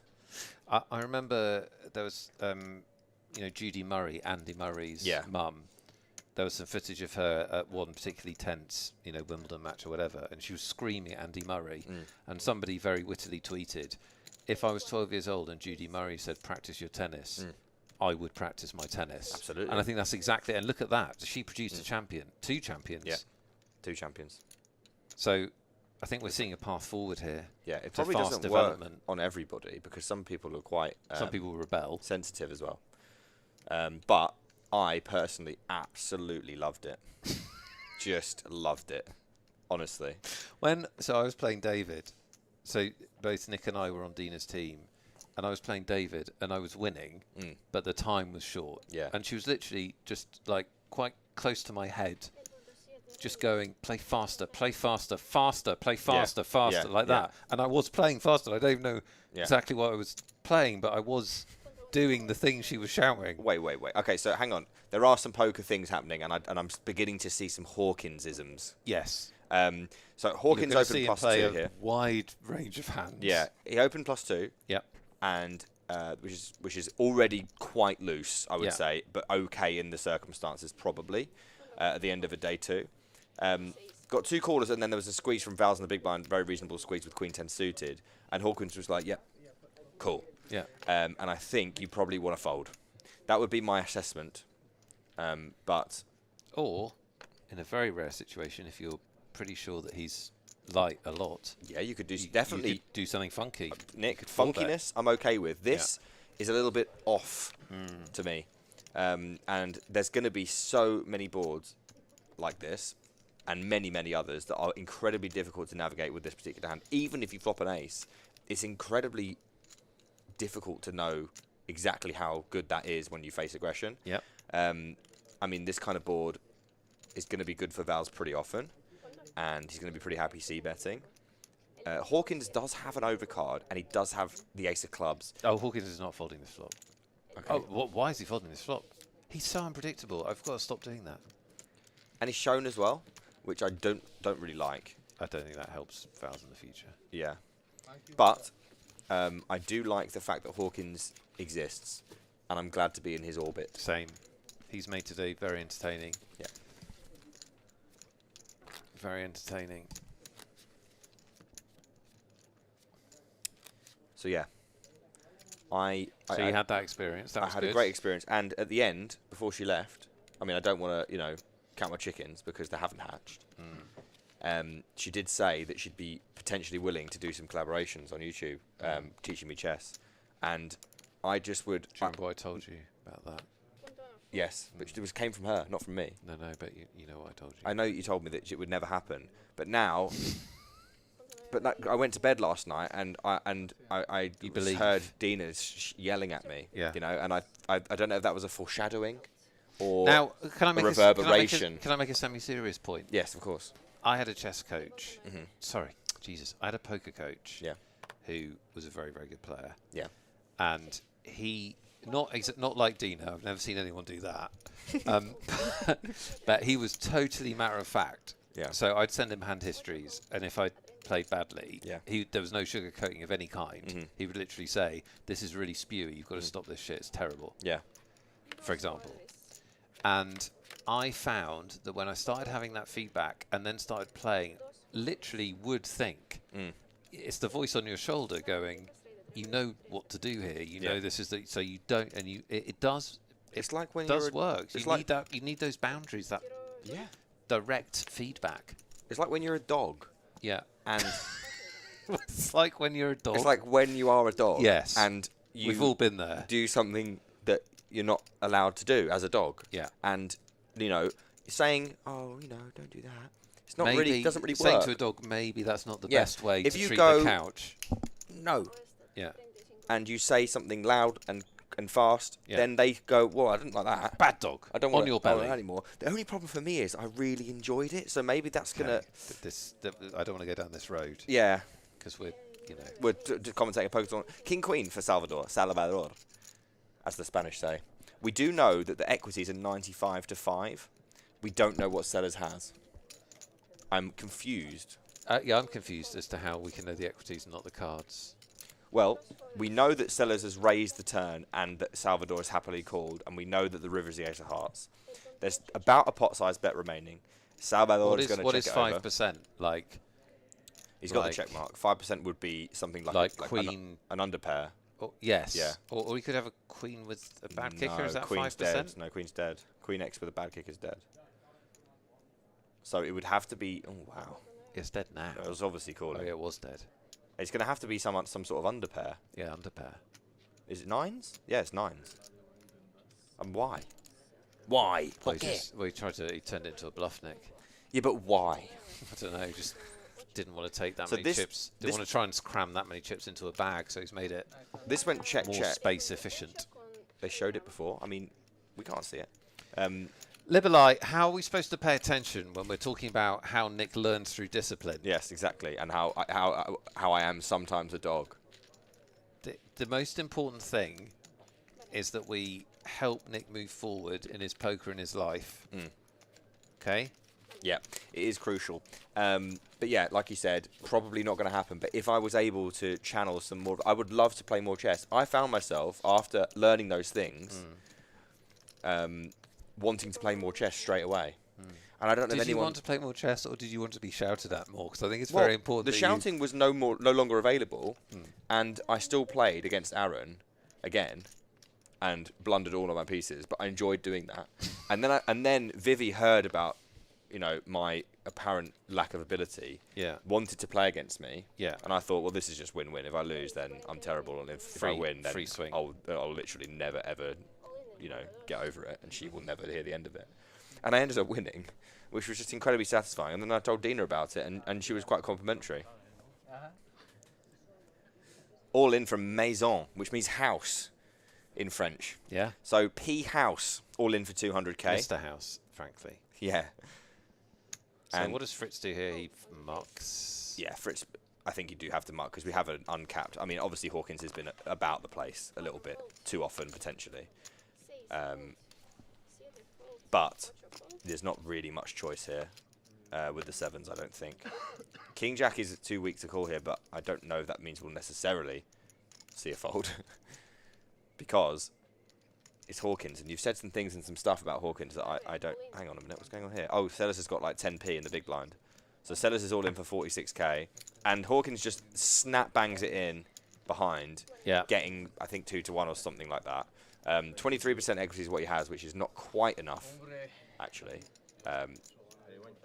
Is dominated by P House's Ace-Jack of Hearts. I like the 5-deuce. I'm also a big fan of the 5-deuce. Has got 29% equity here. I mean, that was not to love. Yeah, I mean, I don't think there's anything. Can't see anything. Who do I think will win, him? Yeah. Let's have a look. I hope not. You rooting for Let's a 5 have or a a look. deuce? It's fun, isn't it? It is quite enjoyable. Hawkins has had an unbelievable run in these all-ins, but he lost the last one, and if he loses this one, I think I'm going to be on tilt watch a little bit. I think we're already approaching that stage, Nick, potentially. Oh, a queen high board. Changes nothing. Well, what it does do is give Sellers... Sellers got 2 live suits at the start of this hand. Sellers does have the Duck of Spades, which is not completely and totally irrelevant, Nick. No. In terms of equities. And the Keeps 5 him- that do keeps still him live. at 28%. Yeah. See? You see? People Not completely and scoffed. totally irrelevant. People And scoffed. a little 4 ball will also do it. So 5 deuce 4 spade will keep Sellers in the mix. Perks him up as well, that turn card.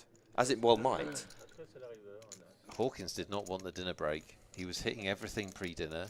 He's had some carbs. They've slowed him down. He's now not winning these all-ins. Well, he needs serious help. It has to be an offsuit jack.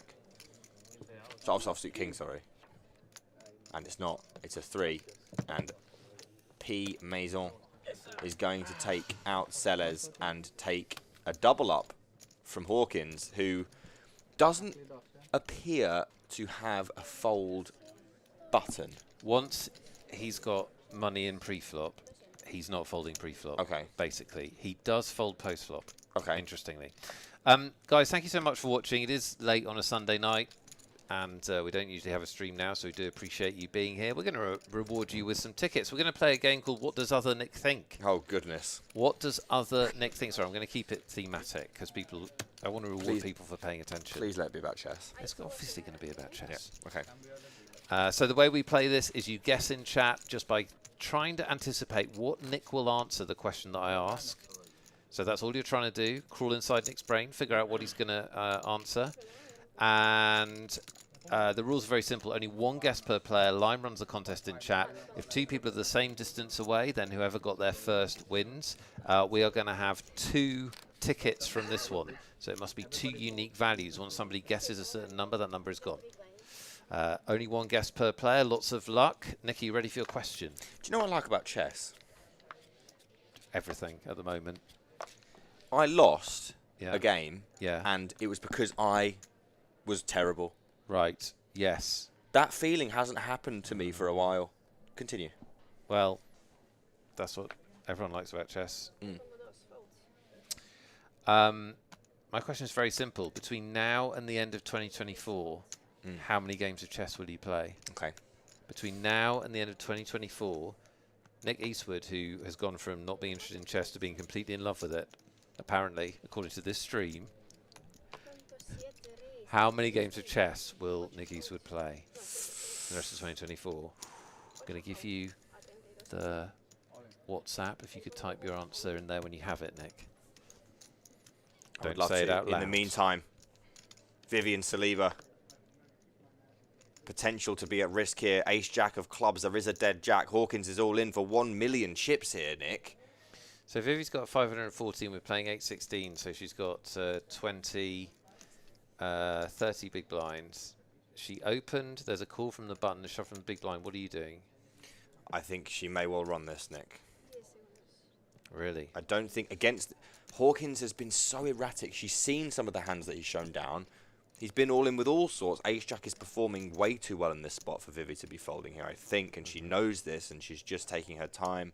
Obviously still has a player behind, but shouldn't be overly concerned with that. We're talking about Hawkins here, Nick. Yep. I think this is a spot that you take to try and make your move in this tournament. I think it's a high enough equity spot. You can absolutely have, you know, Jack 10, King Jack, Ace 5, Yeah, Ace absolutely. 7. He can have all kinds of stuff like this. And she knows that he's just lost about 3 all-ins back-to-back. Well, I said tilt watch. Yeah, exactly. And she is paying attention, obviously. One of the best players left in the field for sure, obviously, as we all know. And I think she's just wondering whether this is a high enough equity spot. Has she got enough equity against Hawkins' range, offered enough to make this profitable? Does that outweigh her edge that she will feel she has on this table? And I think the answer she will come to is yes. And we will obviously be wishing her the best of luck if that's the case. Well, we know she's going to be flipping, which is like She's all in. not going to be thrilled that she's flipping here. Well, she's obviously. actually not flipping because Salvador's going to fold the Jack of Diamonds behind. But we don't know that. She doesn't know that. Well, it will favour now Hawkins a little bit more. 2 overcards. Good luck, Vivi. And live suits. Good luck, Vivian Saliba. We're all with you. 1.14 million in the pot. Not an insignificant amount of chips, Nick. If she can hold here, she'll That's be a feeling huge good. pot. Well, if she gets there here, she'll be feeling really, really, really good. Best of luck. We're off to a flop. 3 of clubs out there is a good start in the window. Oh, but a 5. Oh, jeez. A 5 is going to give Hawkins an absolutely gigantic lead now, and only 5%. It will have to be runners. It will have to be 4 deuce. That's not what we wanted. It will have to be clubs. But I'm going to be sad now.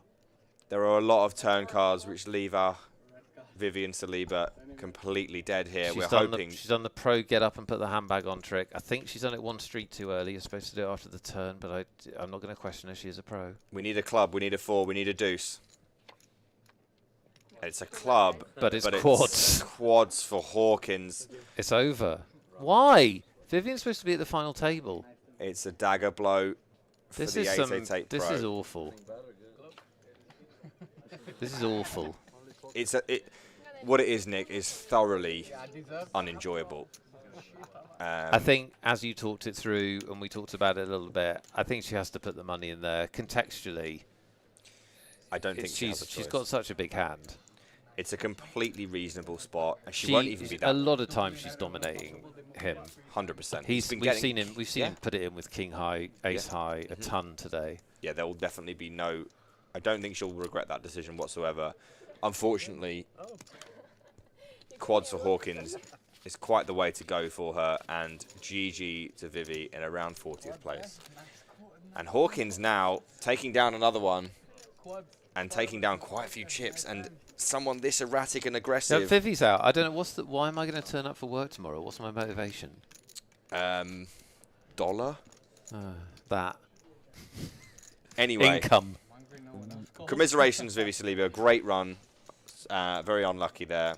And we are now going to provide, or I am going to provide you an answer.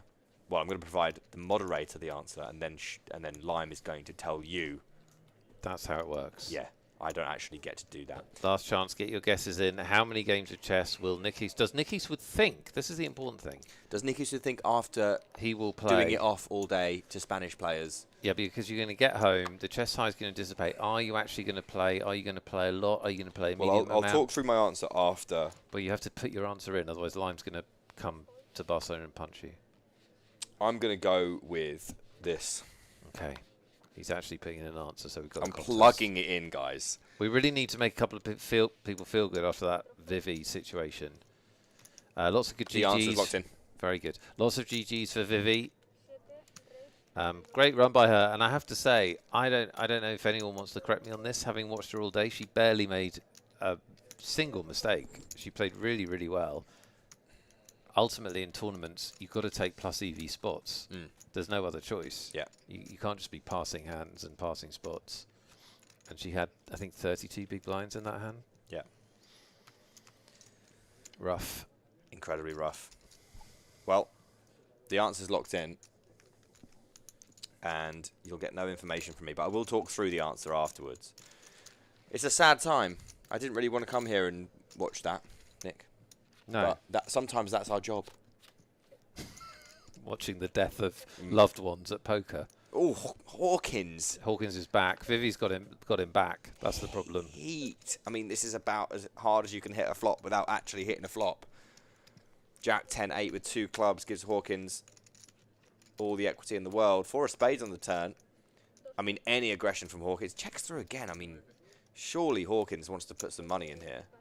Oh, I have no idea what's going on. Look, guys, I'm telling you, this one's not me. This one's not on me. I was given turn cards. I was given checks. Wait, hang on a minute. The board's changed. Guys, I'm not going to lie. It's either very late or... Okay, right. You know what, Nick? I don't know what's going on. Jack 8-4-10, 2 clubs. Yes. So I think the flop and the turn have changed, which would make sense as to why Hawkins didn't bet the flop. Yeah, sorry, this is the second time this happened. Apologies, I think we had a couple of graphical glitches tonight. Bit weird. Well, but the other players were so far away from those 4 cards that it didn't really matter whether on the flop or on the turn. Hawkins is winning that hand with King 9 of clubs. Ooh, excuse me. So, again, more chips the way of the Hawk. Can we call him the Hawk, or is that really... I think that's good. Is insensitive? Well, I think he'll like it, won't he? Wouldn't you like to be called the Hawk? I would love to be called the Hawk. I think he'll like it. I don't think I'm threatening enough to be a Hawk. No, but I feel like, you know, he probably isn't in real life, but... Because he's picking people off like a hawk, you know? I'm taking it. No, I like it. Coined. The Hawk. Strikes again, unfortunately, for us. The biased members of the commentary booth here at 888 Poker live in Barcelona. Igor says Hawkins is winning all the hands. Well, he is. I've heard, it's not a personal experience, but I've heard if you do that, it's actually quite useful. Winning all the hands. He's definitely enjoyed it. It was a moment there where it looked like he was beginning to struggle a little bit. Well, he just needs to not play pots against Vals. Yeah. Because he beats everyone else. I know Fritz won a smaller pot, but Vals has beaten him like 2 decent-sized pots. If he avoids Vals, he'll go to the final table with 8 million chips. Well, the Hawkins opens up the button. Fritz jams the big blind with a6 offsuit, which seems pretty damn reasonable. And the Hawk could potentially look to strike again here, but doesn't. Lays it down. Will wait for another day and another prey. That was good. I'm really going with another this. day and another prey. I'm really You're going doubling with this. down. Yeah. I think I'm here for a short time. I'm going to leave the gift to my gift to the people. Is yeah, the exactly. Hawk. You have to make an impact in this world with the time you have. I'm just seeing if anyone knows about these graphical glitches. Apologies, everyone, because definitely the board has changed. It's all good. We can work with it. Look, they're just testing us, Nick. See if we're paying attention. Yeah. Which we definitely are. We really, we're really definitely are. not just thinking about nicknames and chess. Yeah.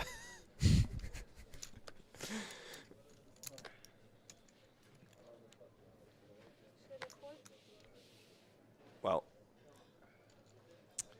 there's still some time left here today for the Hawk to strike once more. Jack 10 offsuit here for Salvador, as the locals would say. And pocket 8s for Hawkins, just snap jams it in there, and pocket 9s behind for P. Maiden. So this is a very similar spot to Vivi's, actually. This is a horror spot for Maison, who, how many big blinds do we actually have? We have about 20-ish. Are we still on 816? No, I think we're up. We got a raise to 40k.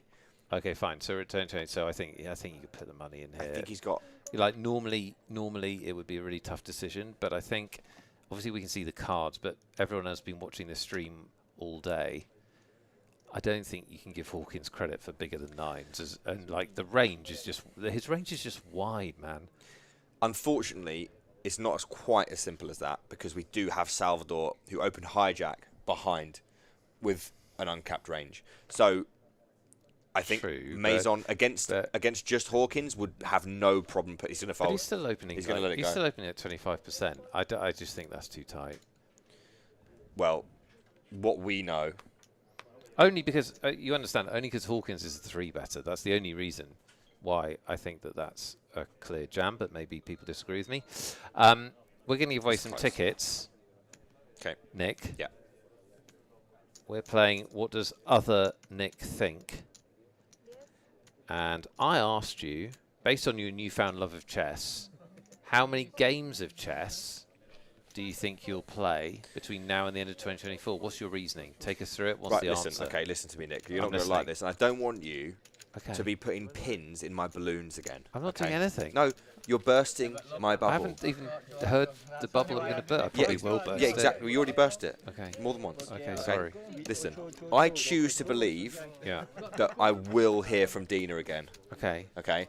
And as a result, I've based my answer on the fact that at some point I'll get some more nuggets of information from Dina, which will motivate me to play. I'm not going to burst your Dina bubble, but I just want you to know that there is a tremendous amount of information on chess out there. Yes, but I don't think I want to learn in the other way. Okay, fine. So on that basis, I reckon if there was any sort of development there... Imagine if someone contacted you and said, can I book a series of 6-minute lessons which consist of you screaming at me, which I'll record and play back during the week? I want 10 weeks. Yeah. I only want 6 minutes a time. Yeah. You're just going to scream relentless chess advice at me. Yes. I think I'd be a sick player. Okay. Anyway, so on that basis, and obviously with my current workload and trips to come, I think I will squeeze in exactly 188 games of chess. 188 games of chess is how many games of chess Nick Eastwood thinks Nick Eastwood will play between now and the end of 2024. I'm here to announce you have got it bang on, Nick Eastwood. Yeah. Here's the really weird thing. Loads of people were really close to your guess. Really? / answer. So people, you're obviously simpatico. Second time I've used that word. Tokyo Goo, come on down. Claim your ticket. You got it exactly right on 188. Geezer wins all my tickets. Well, he's very good at knowing your brain. That's a really bad place to be. The second place goes to Identify Caval. Identify Caval. I can't read, just too late. Identify Caval, you win the second ticket. Congratulations. Honourable mention to Saquon 26. It was also very, very close, but a bit late. It's a shame it's not my stream because I like to say, you know what? It's Saquon. It's a play on Saquon, and I just leave it out and leave it dangling there. What's the play on Saquon? Just on my stream, Saquon wins a lot of tickets. Oh, right. It's something I like to say when he wins. I see. Well, he hasn't won. No. Yeah. But yes. There we go. An in-joke for the Easties. Yeah, because we have fun on my stream, guys, that when we give away tickets. Like, everyone enjoys it, and Saquon wins a lot of tickets, so we have a little line for him when he wins. That's how much I love Saquon. Congratulations, winners. I think we've got a couple of tickets left, which we'll be giving away before the end of the stream. Pocket 8s for Hawkins, and Fritz with a clear jam, pocket jacks, around 20 big blinds. Hawkins is never folding this hand. And... any other hand, you'd think, yeah, 18%. But the Hawk with pocket 8s at 888 live. What do we think, Nick? He's absolutely putting the money in, and he's probably not even going to think too hard about it. The Hawk. What? Yeah, he called. I thought he mucked his hand. He didn't. Oh, he's not frustrated. Happy. He's frustrated. Well, the thing is, he's still got over $1 million if this goes wrong. The Hawk targets his prey. He's starting his descent to the flop. This would be a brutal one. Fritz, obviously patient on the short stack. He's got his money in good. Is there an 8? at 888 Live for the Hawk. Fritz commanding lead right now, but Hawkins has got out of worse. The suits are covered, Nick. No flushes available Now, for Hawkins. a lot of the time today when he's tried to get out of these things, he's hit a king. That's not going to work this time. That's See? definitely There it not is. gonna work. Oh, Ooh, that pretty is- much locks it up. It's going to need to go running 8-8 here. I've seen some stuff with this hand before, Nick. I've never seen this before. If we see this, I was going to say we'll be probably immortalised in poker history because that doesn't happen very often. The and Hawk unfortunately, has a wing clipped. yes. Speaking of which, Nick Eastwood, your time with us is over. Oh, okay. Yeah. I do feel clipped. Yeah. But you'll come back tomorrow. I would love to, guys. Look, Yeah. if you need anything from me, just keep me away from that cash table, guys. Please. David, you probably missed it, but Nick was saying that he's lost the amount of money he's losing on this trip, so he's available for work. If we need someone to bring drinks, I'm a runner. yeah, I'm also here to give players nicknames. yeah. Nick Eastwood, everybody. If you're not doing it already, follow his Twitch stream. He'll be back streaming at the end of 888 Barcelona, I'm sure. Yes. And he'll almost certainly be back with us for the final table tomorrow at some point, won't you? I would love that so much. You'll definitely come back. If I'm allowed. You are allowed. Okay, guys. Thanks for that, Nick. Thanks it for was having fun. me. See you tomorrow. Definitely. See you tomorrow, guys. Thanks for having me.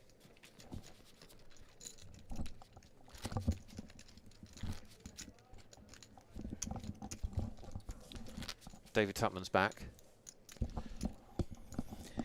It's good to know. We've got Easty helping us out. Just helping us with out, whatever. Commentary, coffee, Change of shirt. nicknames, change of shirt, massage. I've got, listen, I've got a few euros burning a hole in my pocket. He'll work for tips, right? Yeah. So he says. It's amazing. Good to know. Good to know. I like the Laud and Things question, or the Easty, the other Nick His new things. passion. Yeah, I like that. His new passion. I mean, listen, he's beaten Viv. Mm-hmm. He's beaten Aaron Baroni. Who's next? And the question is, how many months will it take until he's better than you? Now, are you aware of what happened when you went away? Yes. I saw it in real time.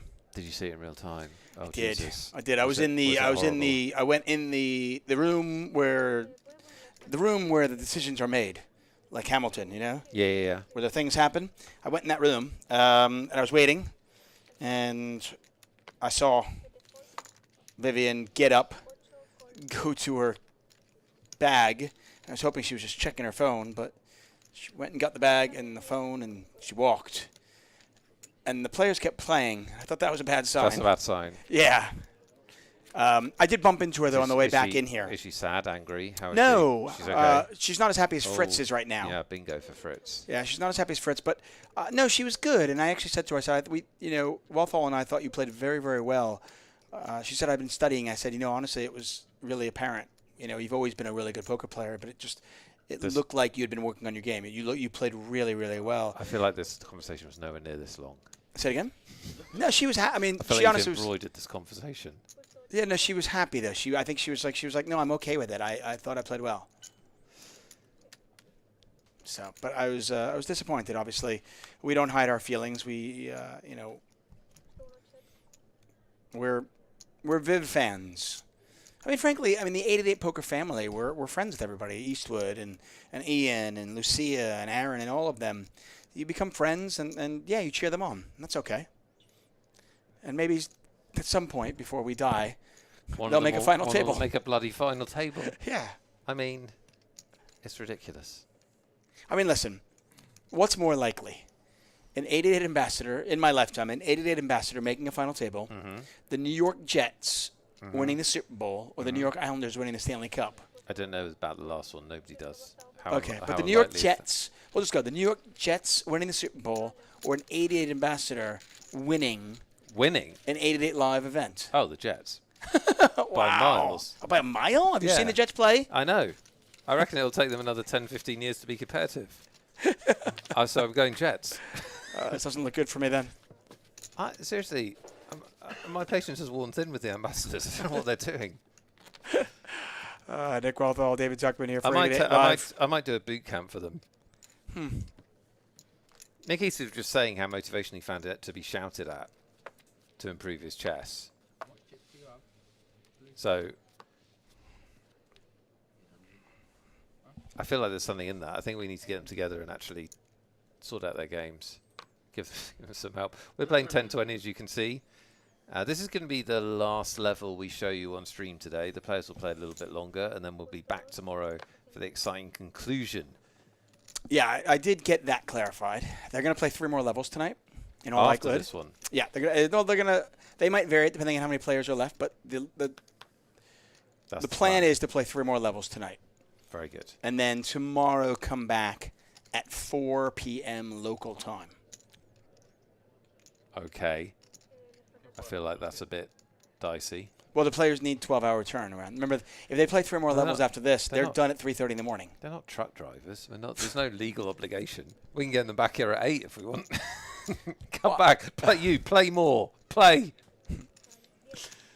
There are some tournament series where they say they need a 12-hour turnaround between. And generally, that's just like the standard. Like they try to give you 12 hours. Like truck drivers. Yeah, that's only fair. King Queen versus Ace Queen here. Yeah, Val's but I think they're going to finish tonight at 3:30 in the morning, and then come back tomorrow at 4 to play, which means we would stream at 4:15. Okay. Set your watches. Cancel your work. Be here on stream. All right, that's 14:15 or 2:15 p.m. GMT time. Then we'll stream until we have a champion. That is the plan. And hopefully we can get Baroni in here. We can get Easty in here for a little bit, little snippets. Do we have any tickets to give away still, or are we done? Yeah, we've got 2 left to give away. You before we go off saved them there. for me? Of course. That's sweet. We're going to do a keyword in a little bit, and you're going to pick the keyword, David. Oh, okay. I don't get to ask you a question. Oh, you can do that if you want. I don't mind. Depends how much you want Lime to work at this late stage. Lime, do you want to work? Or no? Do you want to work?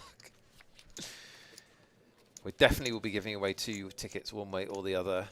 Thank you for your support on this Sunday night. Unusual time for us to stream on this channel, so we do appreciate you being here.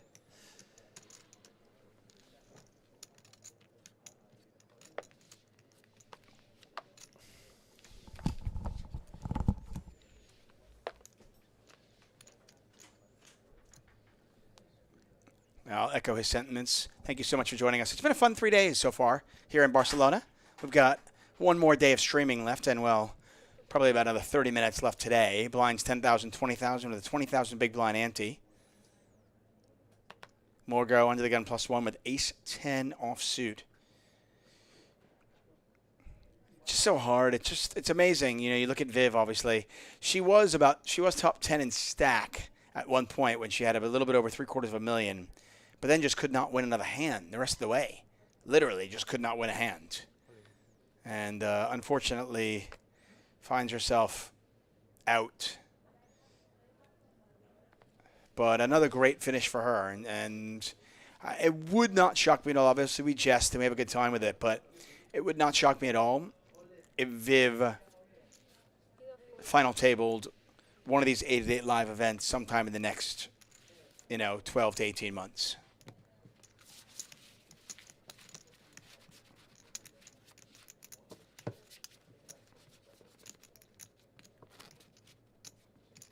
Lime says she's working now, so yes, I can work. Well, I know you're working now, Lime. You do an amazing job for us, but I guess the question was, how hard do you want to work?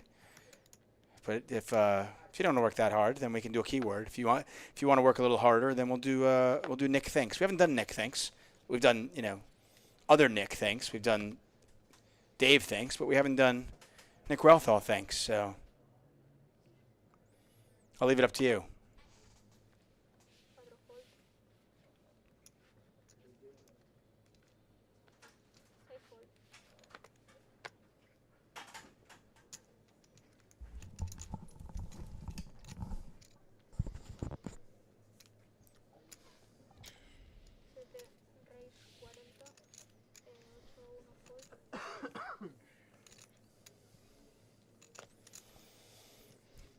Lime is happy to do whatever we want. Okay. So we're going to do Nick Thinks. You let me know when to do it, Mr. Mayor. We've got about, I'll just let you know. About half an hour left? Yes, exactly. Very good. Really entertaining stream, I think, today. Yeah, for sure. Some splashy fun. You never know what you're going to get, do you, with a live poker table, but this has been a lot of fun. Honestly, between Hawkins and company and then Viv in there, and listen, the orbit of Baroni was just amazing. That one, 6 hands of Baroni. It'll never die in our memories. There, Donnie says, I can't do maths right now. Good news, you don't have to do math. Just got to type a number in.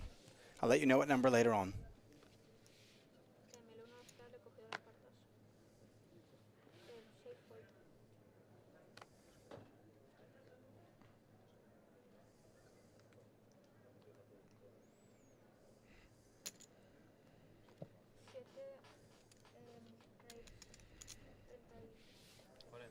Raise here from Vols. Up to 1.16 million.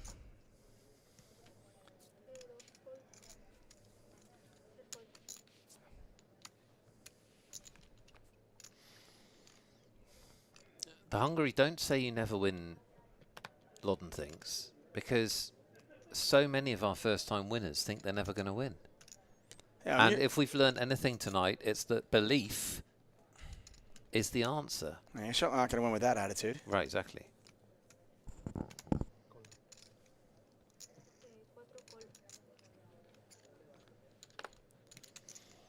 More go. Going to defend his big blind, and I think that's certainly reasonable with Queen 7 suited. This is an above-average flop for Vols. So Vals has run like really, really nicely since he came to this table. I mean, are you kidding me? I think he came with about 300,000. He's been like doubled up. He wasn't hit even in the another big tournament. pot. They just let him. They were like, fine, you can have a chip. And suddenly, next thing you know, you're flopping straights and having people punt off to you. Happy days. Yeah, unfortunately, he's in a hand against somebody who doesn't tend to punt. Look at that MVP. Look at that 888 poker star. I love it.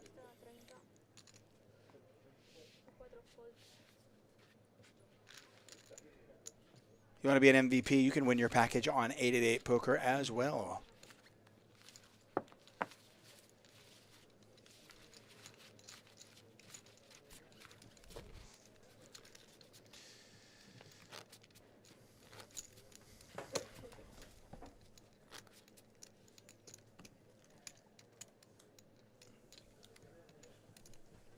Take a look at our chip count here. James Hawkins has kind of weathered the storm well. Now, he's down about 1 million from where he was, but and you know, certainly he's probably not feeling great. But if you can somehow step back and kind of look at it and go, okay, well, listen, you know, if you told me at the end of day 2 I would be, you know, top 5, top 6 in stacks, I'd be very, very happy. And he's done a pretty good job of kind of, you know, weathering the storm and not just like losing it all. Vols, on the other hand, is just having a good couple of hours. like my gosh, just amazing how hot people can get in the short term. Like, Well, Fuentes has got a hand. Variance is a crazy thing. When you zoom out, it all looks flat, but when you zoom in, it looks like chaos. Yeah, The runs that you have. that's well said. Ooh, look at this flop. Flush draw in the overs for Fuentes. This is a check jam if ever I've seen one, David Tuckman. It certainly looks like that. Check jam all day, every day. Sorry, I might be getting a bit tired. Vols checked it back. Oh, you can't check. It's much harder to check jam if they check it back. Much harder. I know. How do I check jam if you're going to do that? Very, very difficult.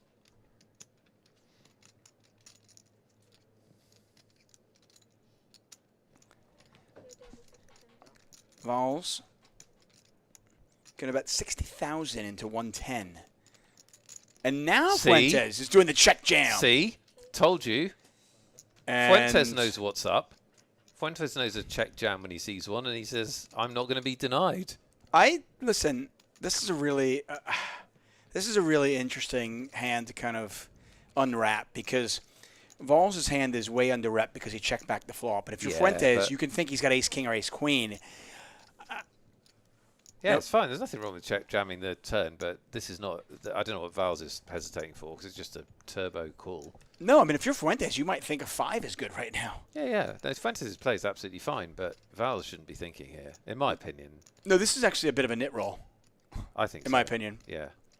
For those of you wondering, slow rolls are after the hand is over. Nit rolls are when you should just call. He does call. Eventually, we knew he was going to call. Yeah. There's never a world where he's going to fold. It was borderline, that wasn't it? It was borderline. Looking for a club. Give that man a club. Nit rolls should be punished. It's harder to hit when you only got one shot at it, and he's not standing up now. Ooh. That I loved his play. I don't love him not standing up. He is. I think it just screams to his inexperience. He just doesn't know. Now's the time to make it look like you're definitely out. Yeah. There's a lot of 6s out there. Unlucky Fuentes did absolutely nothing wrong, in my opinion. No, listen. You wanted to check. You wanted to check jam on the flop. Check jam on the turn. Certainly acceptable. I think it's a bit more spewy on the turn, but a lot of the time there, Val's has not very much. A lot of the time he has ace 10 or. That's what whatever. I mean. I don't think it's spewy. I mean, what about times where Val's checks back the flop with ace king or ace queen or ace jack, and then just is like, oh shoot, okay, I guess he's got ace or whatever. Yeah, he's got 5. Yeah. I mean, like he's just in a situation where he's like, you know what? I think I have the best hand. I don't think you have anything. I want the hand to be over right now. David Tutman. Yes. We got 2 tickets to give away.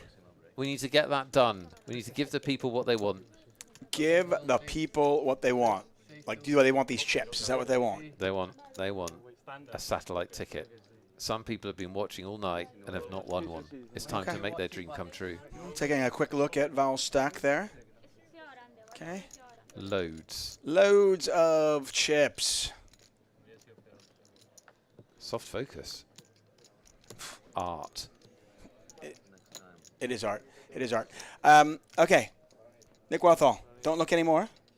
You've had a quick glance.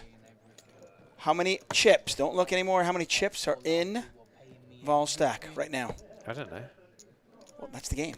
We're playing Nick Thinks. But it's going to put it on the screen. No. How many actual chips? How many physical actual chips? Betting discs. And how many betting discs are in Val's stack? We saw it for a second. You're not looking anymore. No, I'm not looking anymore. So how many actual chips are in Val's stack? Okay. These 2 tickets go to the winner. How many actual chips are in Val's stack? Again, this is according to Nick. How many betting Physical discs? chips, yes. How many physical, actual betting chips are in his stack? Asked and answered. There we go. Look at that. I put literally no thought into that, so good luck, everyone. I mean, you got a quick glance at it. It's like, oh, okay. I'm looking now, and I think I'm wrong. Well, there you go. See, it's a fun game. I went with my gut. All right, people, I can't be criticised for that.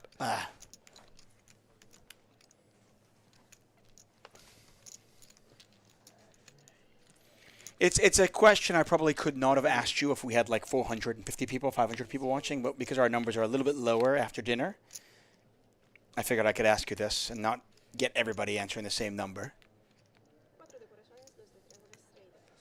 Fritz, well, not on the Fritz, is he? It's a king. Why does everybody keep checking back top pair? Did I miss the memo in poker? Where you're supposed to check back top pair a lot. Yeah, it's just a tiny bit overdone, isn't it, at the moment? Well, not if you're going to induce every single time. I mean, if all you need to do to get somebody to bet with like 5% equity is check it once, then you check it.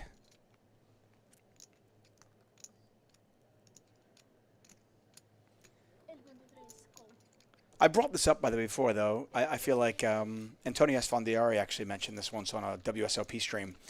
And he just said, he goes, this checking back when you've got a good but not fantastic hand thing,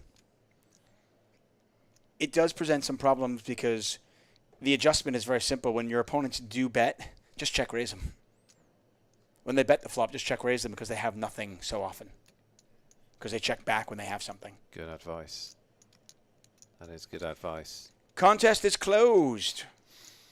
Last chance to dance. Lots more giveaways tomorrow, of course. Hope you can join us for the final table. If you can't join us, you need to cancel some stuff. Yeah. Because why wouldn't you want to watch a final table with us? It's awesome. We're going to have great guests, pro guests, giveaways, free roll. You can win lots of seats. You're going to watch some great poker. We're going to give people nicknames. Let's not lie. David's going to bang on about their clothes. It's going to be amazing. Mondays are miserable.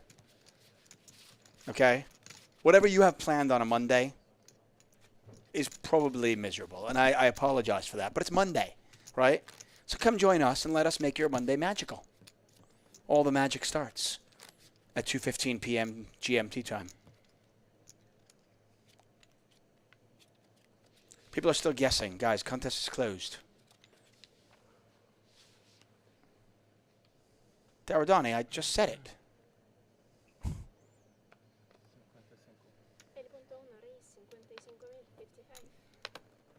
I think the chat is tired as well. It's okay. I get it, guys. We've been here for a while. Yeah, we put in a big shift today, people. Yeah. We can be proud of ourselves as a team. We've kept our standards low but consistent. And that's what counts. And we didn't give up. I believe in myself. I believe in myself, continually achieving low standards.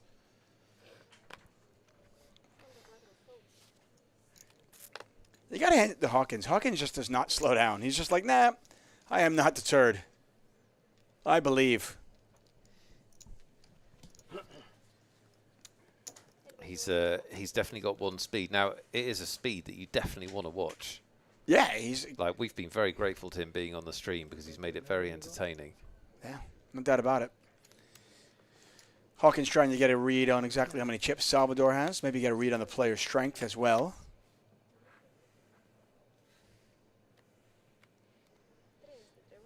And it was like earlier on Hawkins couldn't miss, and now Hawkins can't hit, and his opponents keep hitting.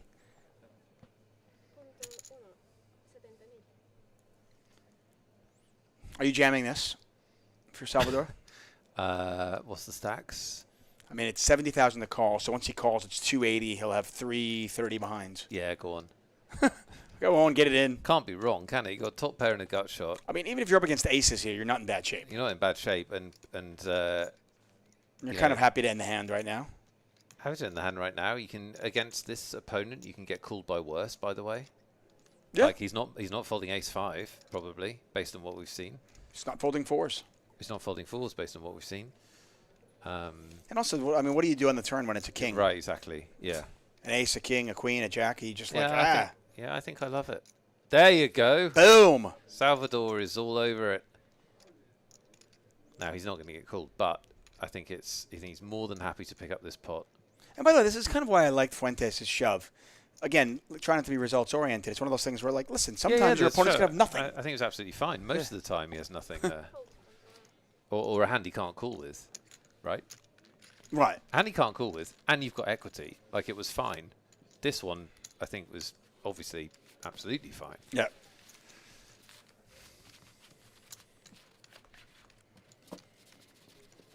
Should we give away some tickets, David? Let's do it.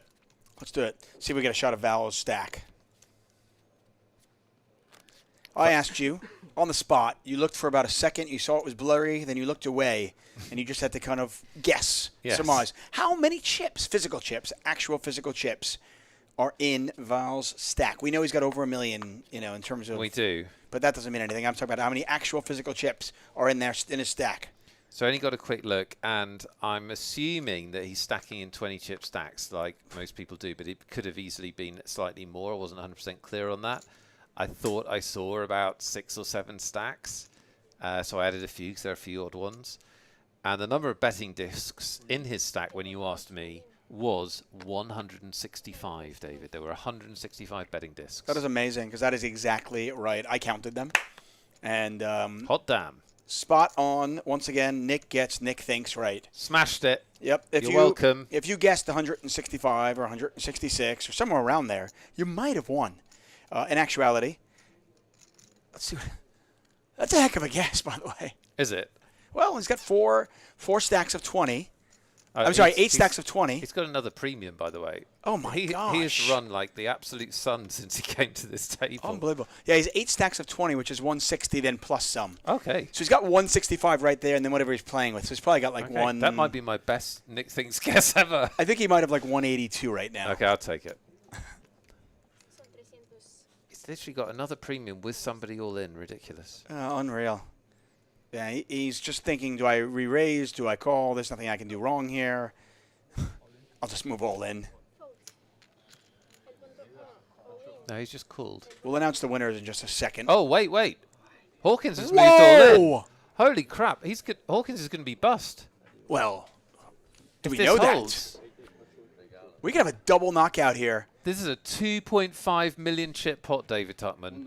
A 2.5 million chip pot. Wow. So a raise under the gun and a call from Vals. Hawkins moves all in. Vals makes the call. And it's queens versus nines versus eights.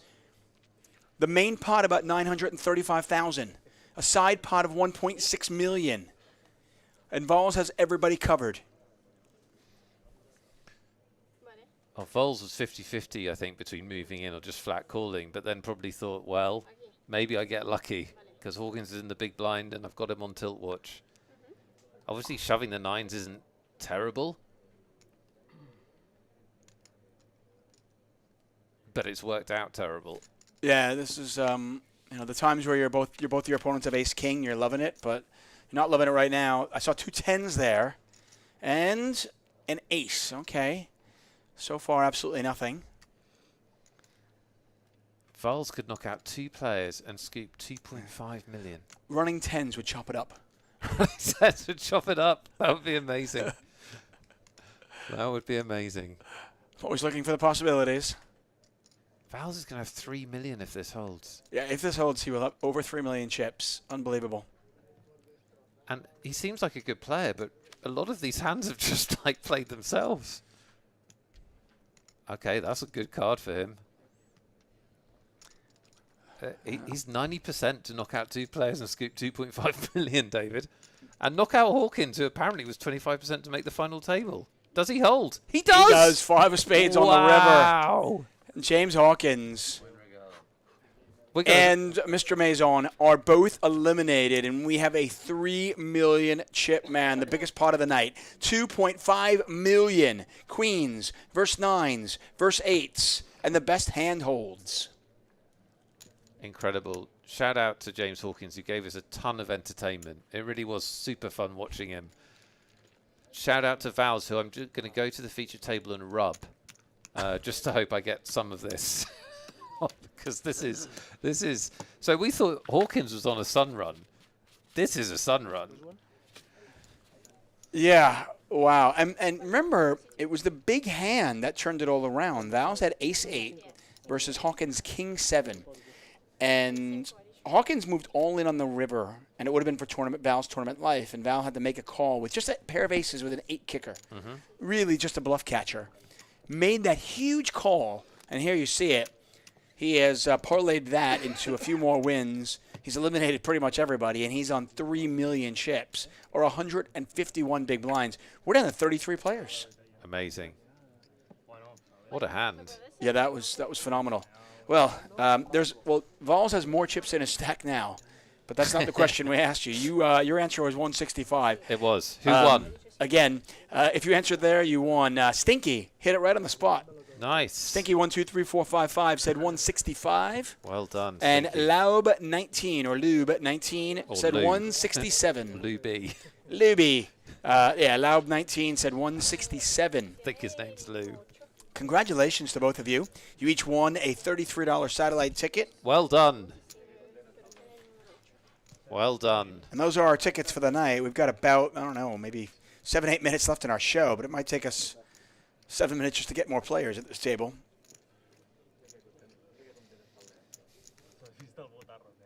Yeah, lots more tickets tomorrow. At least 10 tomorrow. We quite often blackmail them into giving us a few more as well, but we've definitely got 10 tickets for tomorrow. And, of course, the free roll, well, there'll be 20 more seats up for grabs. Do you have blackmail info? Well, you just usually shout at them, don't you? You just shout, give me some more tickets, and they do. So I don't know what you've got on the I ace thought X. maybe you had something on them. Oh. Which would That you could explain why you use. still have this job. That's fair. That's absolutely fair.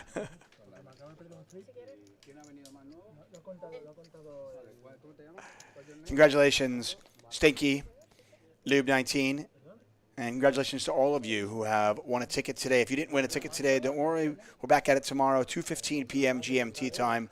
More ticket giveaways, another free roll for you. What we want is we want all of you. That's right, all, whatever, a couple hundred of you. We want you all to play in the XL Spring Series main event. I would love nothing more than one of you, our chat community, to win the 100,000 bounty. That would be awesome.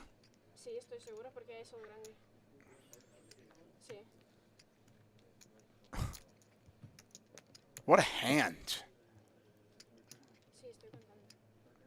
By the way, if you're Val, against a different player, there's an all-in, there's a call, and then somebody moves all in behind you. I don't know if you're folding queens, but you're not loving it. Yeah, I think you're putting the money in though, aren't you? But you don't love it at all. Love it. Like, I'll put it this way, if Viv shoved over the top there, like, she doesn't have jacks. Like, maybe she has ace-king suited. Yeah, I mean, it's the same old thing, isn't it? There's more combos of ace-king. Right, I don't even know if she's doing it with ace-king flat, though. I mean, like I was saying, it's just when you get an all-in and then you call the all-in, that call is a really strong call. Sorry, what's this? Sorry, you've confused me. What sequence are you saying? I thought you were saying what we saw in the hand. What we saw in the hand, it was Hawkins moved all in from the big blind.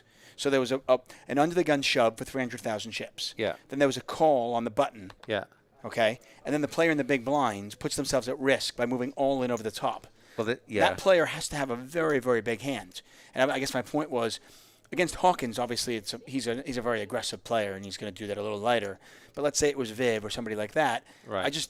I don't know if queens are a slam dunk call. I mean, you're hating it. Like, the range is like aces, kings, and ace king suited. Well, you only flattered the all in, didn't you? Yeah, but what are you flatting it with? Don't you flat it with hands that you would call with, but you?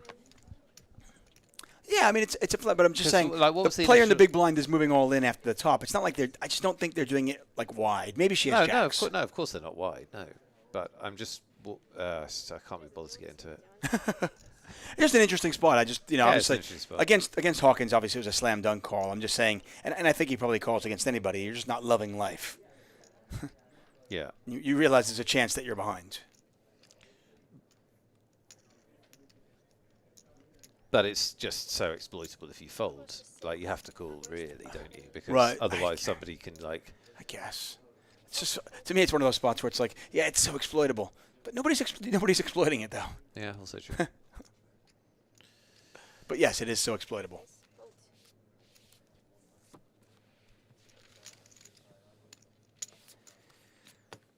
Stan May asking where Andy PCX is, our slot champion, the slot streamer. He was eliminated earlier on. One of Hawkins' many casualties. Yes.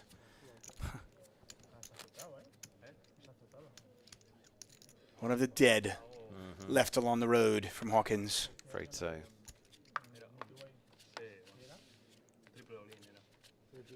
Libley, have a good night to you as well. We'll see you tomorrow.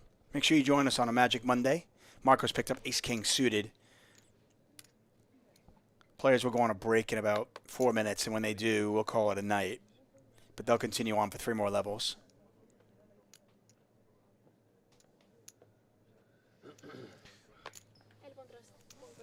Yeah, what do you think we get down to? We've got 33 players. Do you think they get down to the final tonight? No, If probably not, like, not, if but not, like 14, 15. 14, 15, something like that. I would take the under on 16, for sure. Good night, Libelay.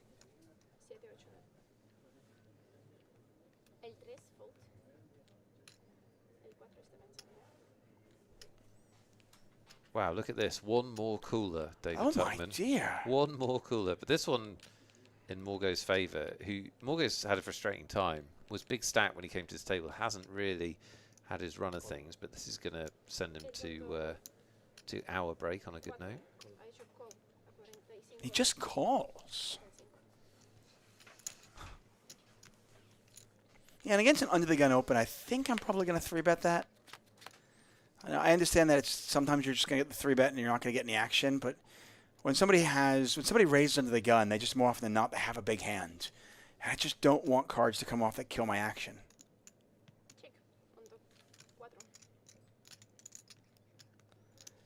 I mean, also keep in mind that Morgo started this hand with like, what, 11 big blinds? Isn't checking back here fine? Oh, absolutely. Because Morgo can just shove. There's 155k in the pot. Morgo can just shove all his one-pair hands, all his draws, and like, so you're bet calling with ace-king, I suppose, but I don't know. Well, I'm probably bet folding, to be honest. I mean, if you're betting, I think you're bet folding. But yeah, I tend to agree with you. I think checking that back is probably better. Because you have showdown value, and you just don't create the opportunity for them to shove with the stack he has, because he's got a perfect stack to do it with. I mean, when Morgo just has a hand like 7-5, he can jam this. That's what I mean. And you don't get to realize your equity. Exactly. Turns out in this spot he has very little equity. Well, in this particular situation, he's in trouble. Yeah, I'm not 100% sure about the small raise here because, yeah, I don't know, because he's obviously committed, isn't he? I mean, he's not small check raise folding with half a pot size bet back. So I think shoving there was actually better if he wanted to play it that way, because at least then it looks like he can have a draw some of the time. He made a small check raise, but only left himself half a pot bet back. So, yeah, like, I don't know what the advantage of that is. I think I'd be more apt to slow play that hand pre-flop also if it was a late position open, as opposed to an under the gun. When somebody raises under the gun, they usually, they should have a bigger hand, and you only have like 11 bigs. Like, they're not going to fold any of their like top 15% hands.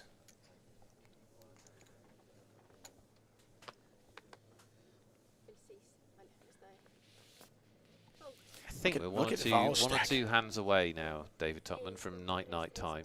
Night. Any final thoughts? What have you learned today? I mean, what do you take I've learned to aways? believe in myself. There you go. Yeah. What a beautiful lesson. I mean, life is a Pixar movie. There you go. No, it's been a fun Take day, that thought to honestly. bed, everyone.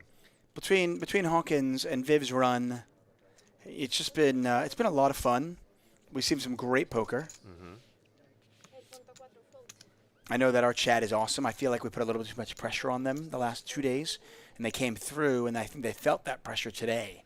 I have faith in them tomorrow. I think tomorrow is going to be a big day. A lot of seats going to be won. Yeah, I think we might get 3 chatters to win a seat tomorrow.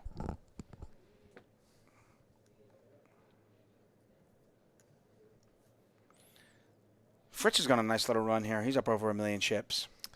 Yeah, so Fritz, we were hearing from...